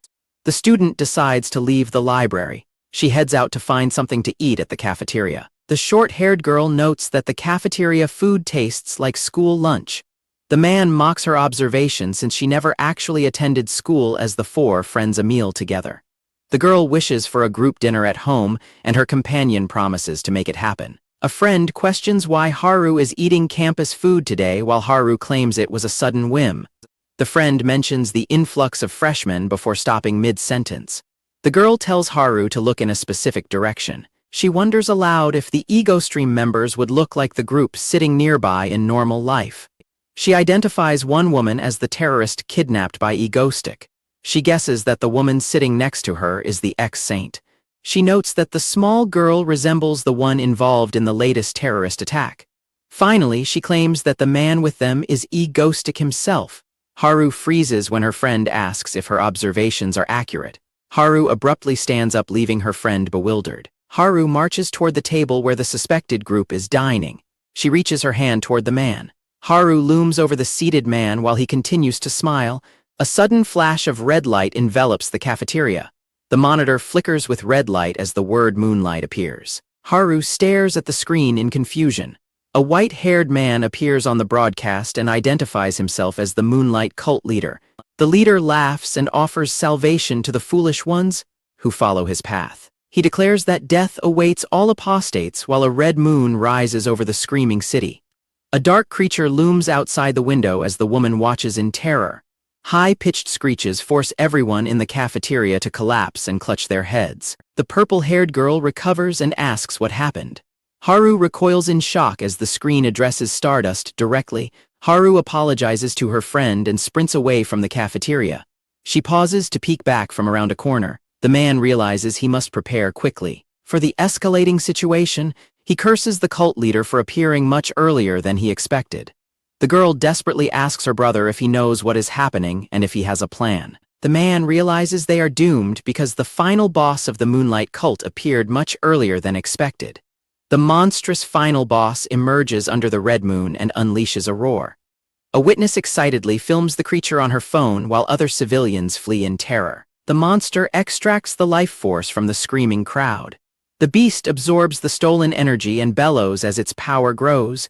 The drained victims collapse lifelessly to the pavement. The boss looms over the devastated city from the top of a building. The hero Stardust flies toward the source of the attack and resolves to minimize the damage. She narrows her eyes and accelerates toward the center of the destruction. A golden streak of light descends rapidly toward a child trapped in the ruins. A young boy weeps in terror as smoke and debris surround him. The heroine dives through a golden blast to shield the boy from the explosion. She lands and asks the child if he is uninjured. The boy screams in terror as the heroine tries to comfort him. The two stand together amidst a field of fallen civilians. She checks the boy's wrist for a pulse and questions if he has died. The boy goes limp on the ground as the heroine watches in shock. Civilians collapse across the pavement as their life force fades. The heroine grits her teeth and realizes the victims are dying from energy absorption. Fury consumes her as she prepares to retaliate. She lunges toward the shadowy monster responsible for the carnage. She shouts for the enemy to stop the slaughter. The heroine unleashes a massive pillar of fire at her target. The intense blast incinerates the monster as the heroine looks on. The massive skinless monster lets out a deafening roar. A voice warns Stardust to dodge immediately as she looks on in shock. Stardust leaps high into the air to evade a powerful energy blast. Stardust lands near the male hero while the monster looms in the background. Shadow Walker arrives on the scene and apologizes to Stardust for his late arrival. Shadow Walker catches his breath and questions the nature of the creature before them. Stardust identifies the monster as a villain while it approaches from behind. Stardust ignites her power and declares that she is the monster's opponent. Stardust charges forward and asserts that the monster must face her. Stardust streaks across the sky like a bolt of fire. Stardust plunges downward toward her target from high above. Stardust grunts as she strains against a crushing force. A red electrified monster roars with power. Stardust screams as energy beams strike her from above. She yells in agony while engulfed in a blinding light. A massive explosion devastates the battlefield. The impact sends shockwaves through the surrounding city buildings. Stardust collapses to the ground, her body smoking from the impact. She struggles to rise while a man in black watches from the shadows. The red monster fires a beam of purple energy from its jaws. Stardust breathes heavily, her strength nearly depleted. Stardust struggles to rise from the impact. The beast gathers energy for another devastating attack. Stardust watches in disbelief as streaks of light strike the monster. Stardust stares in shock at the sudden intervention. A man in a top hat appears and remarks that the enemy was in a hurry. He examines the creature and recognizes its dark nature. He notes the weapon is underdeveloped and questions why it was deployed so early. The sniper aims his rifle and wonders if he is responsible for the current situation. He identifies the monster as a soul eater. He recalls its specific weakness to silver. He concludes that a single silver bullet from his anti-material sniper will end the encounter immediately. He considers timing his shot to make it look like Stardust landed the finishing blow at a dramatic moment. He praises the suggestion from the voice on his communications link and laughs. He reassures Seo Yoon that everything is fine. He promises to explain the situation later as he monitors the battlefield. The man peers through his scope to observe the incoming threat. He observes the Soul Eater pushing Stardust back and notes her potential for further growth. He readies his weapon. He prepares to intervene in the fight. He notices Stardust beginning to awaken. Her power flares brilliantly. Stardust launches a powerful attack while the man cheers for her success. Stardust delivers a crushing blow that illuminates the area. The impact sends the Soul Eater flying backward through the air. The sniper celebrates Stardust's performance. The beast crashes into the ground. Stardust catches her breath and asks if the battle is finally over. A giant hand reaches out from the purple haze toward the falling hero. Stardust stares down in shock and asks what the emerging object is. The massive red creature lunges forward. It strikes her mid-air. The monster's foot crushes the ground with explosive force. The sniper observes the battle and notes that the enemy has evolved. He looks through his scope and remarks on the creature's repulsive appearance. The sniper urges Stardust to hang in there. Stardust struggles to catch her breath as the pressure mounts. The evolved Titan sprints across the battlefield directly at the hero. Stardust narrowly evades a flurry of rapid, heavy swipes from the beast. She focuses her efforts on staying mobile under the assault. She continues to weave through the monster's relentless and wide attacks. The creature screams as white energy surges through its muscular frame. The beast charges a beam in its mouth. Stardust resolves to stop stalling for the sake of the dying. Wreathed in golden flames, the hero dives headfirst back into the fray. She delivers a fiery, direct strike to the monster's jaw. The hero pummels the beast into the earth with a final explosive impact. The hero slams her weight down into a powerful strike. She follows up with a rapid succession of kicks. She maneuvers through the air with incredible speed to maintain her assault. She pauses to gasp for air as her stamina depletes. The monster fires an energy beam directly into her chest. She collapses to the ground while the beast remains standing, telling herself to stay awake. She recalls the people she saved and protected throughout her career, but regrets never talking to a man from her past. The creature lunges forward to deliver a final blow. She refuses to give up even as she coughs blood onto the pavement. She ignites her fist and launches a desperate counterattack, striking the monster as it lets out a scream. A blue energy orb hits the monster and begins to consume it. She watches in shock as the beast is vaporized by the mysterious power. The energy fades as nearby civilians wonder what caused the sudden collapse. Civilians shout that Stardust saved them as a crowd cheers for her in the middle of the destruction. Stardust looks conflicted and wonders if Egoistic was the one who actually intervened. Two survivors hide behind rubble in the debris.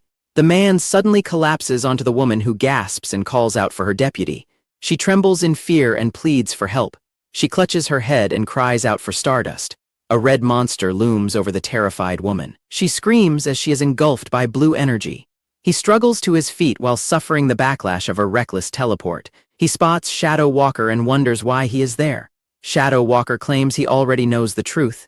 Egoistic is prompted to question Shadow Walker's meaning. Shadow Walker asserts that Egoistic is actually a hero and the one responsible for killing the monster. Shadow Walker offers his gratitude while Egoistic teleports away to maintain his secret identity. Shadow Walker acknowledges the masked man as a true hero. He watches as the teleportation light fades away. A system mascot watches as Egoistic falls toward the city after his reckless teleportation. His housemates rush to assist as Egoistic collapses onto the floor in a state of exhaustion. The director thanks Stardust for her service and promises her a bonus for her hard work. The director leads the heroes inside. He congratulates them on their successful mission. Her teammates credit Stardust with the victory while she continues to walk in silence. Stardust stops the group to address their praise. Her teammates look back at her in surprise and confusion. Stardust confesses to the team that she was not the one who defeated the monster. Stardust wonders about the true identity of her savior while remembering the masked man. The silver-haired man reports that his sweep revealed no one else and maintains there were no other witnesses present. He insists that Stardust defeated the monster while she remains silent and grips her arm in doubt. Stardust wonders if she imagined the villain Egoistic helping her. She is horrified by the realization that she might be relying on him. She turns her back and sighs in frustration. Attributing her confusing thoughts to the alcohol, she clutches her head. A young girl tries to force-feed an apple to Dane, pressing the fruit against his face. Dane tells the girl he can feed himself, but she ignores his protest and continues to hover over him with the plate. A woman asks about Dane's condition while looking on with concern. Dane offers to take the girl on a trip once he recovers. She reacts with immediate and intense excitement. The woman joins in the excitement about the trip. Both girls dash out of the room to tell the others. Dane receives a phone call from 𝒩𝒨𝒂. He answers while sitting on his medical bed. 𝒩𝒨𝒂 claims she is crying from sadness. Dane asks if she has been day drinking to explain her behavior. She laments that she cannot visit her collapsed teammate. Dane explains that he only wanted to be left alone to recover. She continues to sob over her inability to help him. Dane panics and begs her to stop crying. She prepares to hang up and let him rest.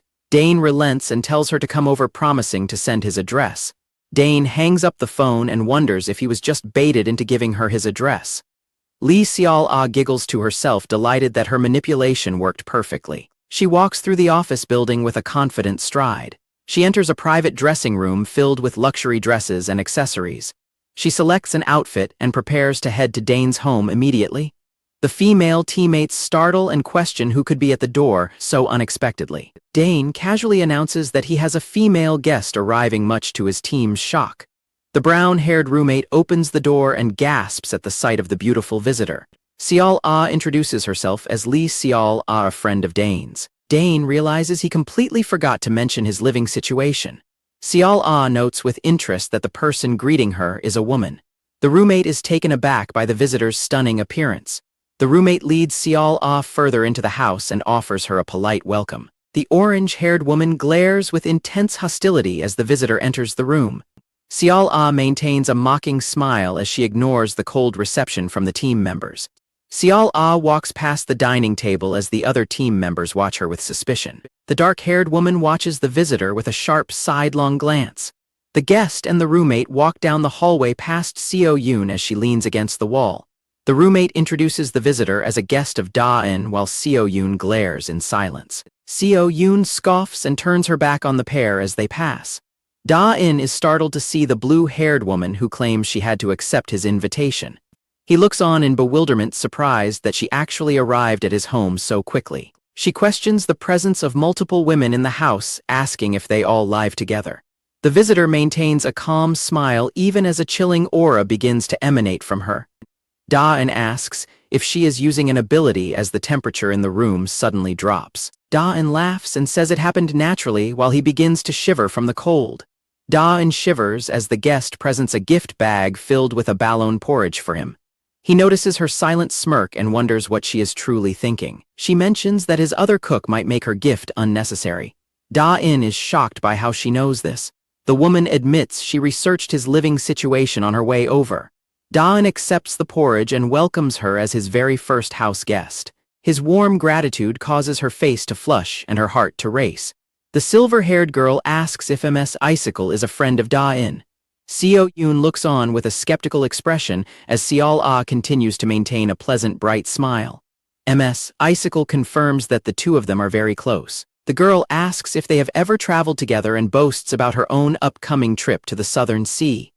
Ms. Icicle glares at the girl for her condescending attitude. Ms. Icicle drinks wine alone later that evening. She fumes over the girl's ability to provoke her and get under her skin. She considers how 𝒟𝐼𝒮𝒞 seems more suited to being with a hero. She reflects on the deep and unusual bond between 𝒟𝐼𝒮𝒞 and the female villains. Ms. Icicle continues to drink heavily in silence at the kitchen counter. She finishes her wine and feels a surge of frustration. Suddenly, she slams her glass onto the counter and makes a sudden decision. She resolves to give 𝒟𝐼𝒮𝒞 to Haru rather than letting the villains have him. Ms. Icicle immediately calls Haru and invites her on a trip. She asks if she would like to visit the warm southern sea with her. The silver-haired girl leaps into the air to spike a volleyball on the beach. The opposing players scramble as a powerful shot hurtles toward their side of the net. The ball slams into the orange-haired girl and knocks her to the sand. The orange-haired girl lies defeated on the ground after being struck by the powerful spike. The silver-haired girl comforts her crying teammate while the orange-haired girl scolds them for being scared. The orange-haired girl prepares an electrified strike. She strikes the ball with a surge of electrical energy. The electrified ball hits the silver-haired girl and shocks her. 𝒟𝐼𝒮𝒞 sits in a lounge chair and comments on the private beach. 𝒟𝐼𝒮𝒞 builds a sandcastle with a shadow creature and explains they rented the heated beach. The woman reminisces about a trip to Busan and notes their growing family. 𝒟𝐼𝒮𝒞 remarks that raising the group feels like raising children together, causing the woman to blush. The woman asks where he is looking while 𝒟𝐼𝒮𝒞 claims he is speaking a monologue. The woman offers to apply oil and tells 𝒟𝐼𝒮𝒞 to stay still as he refuses.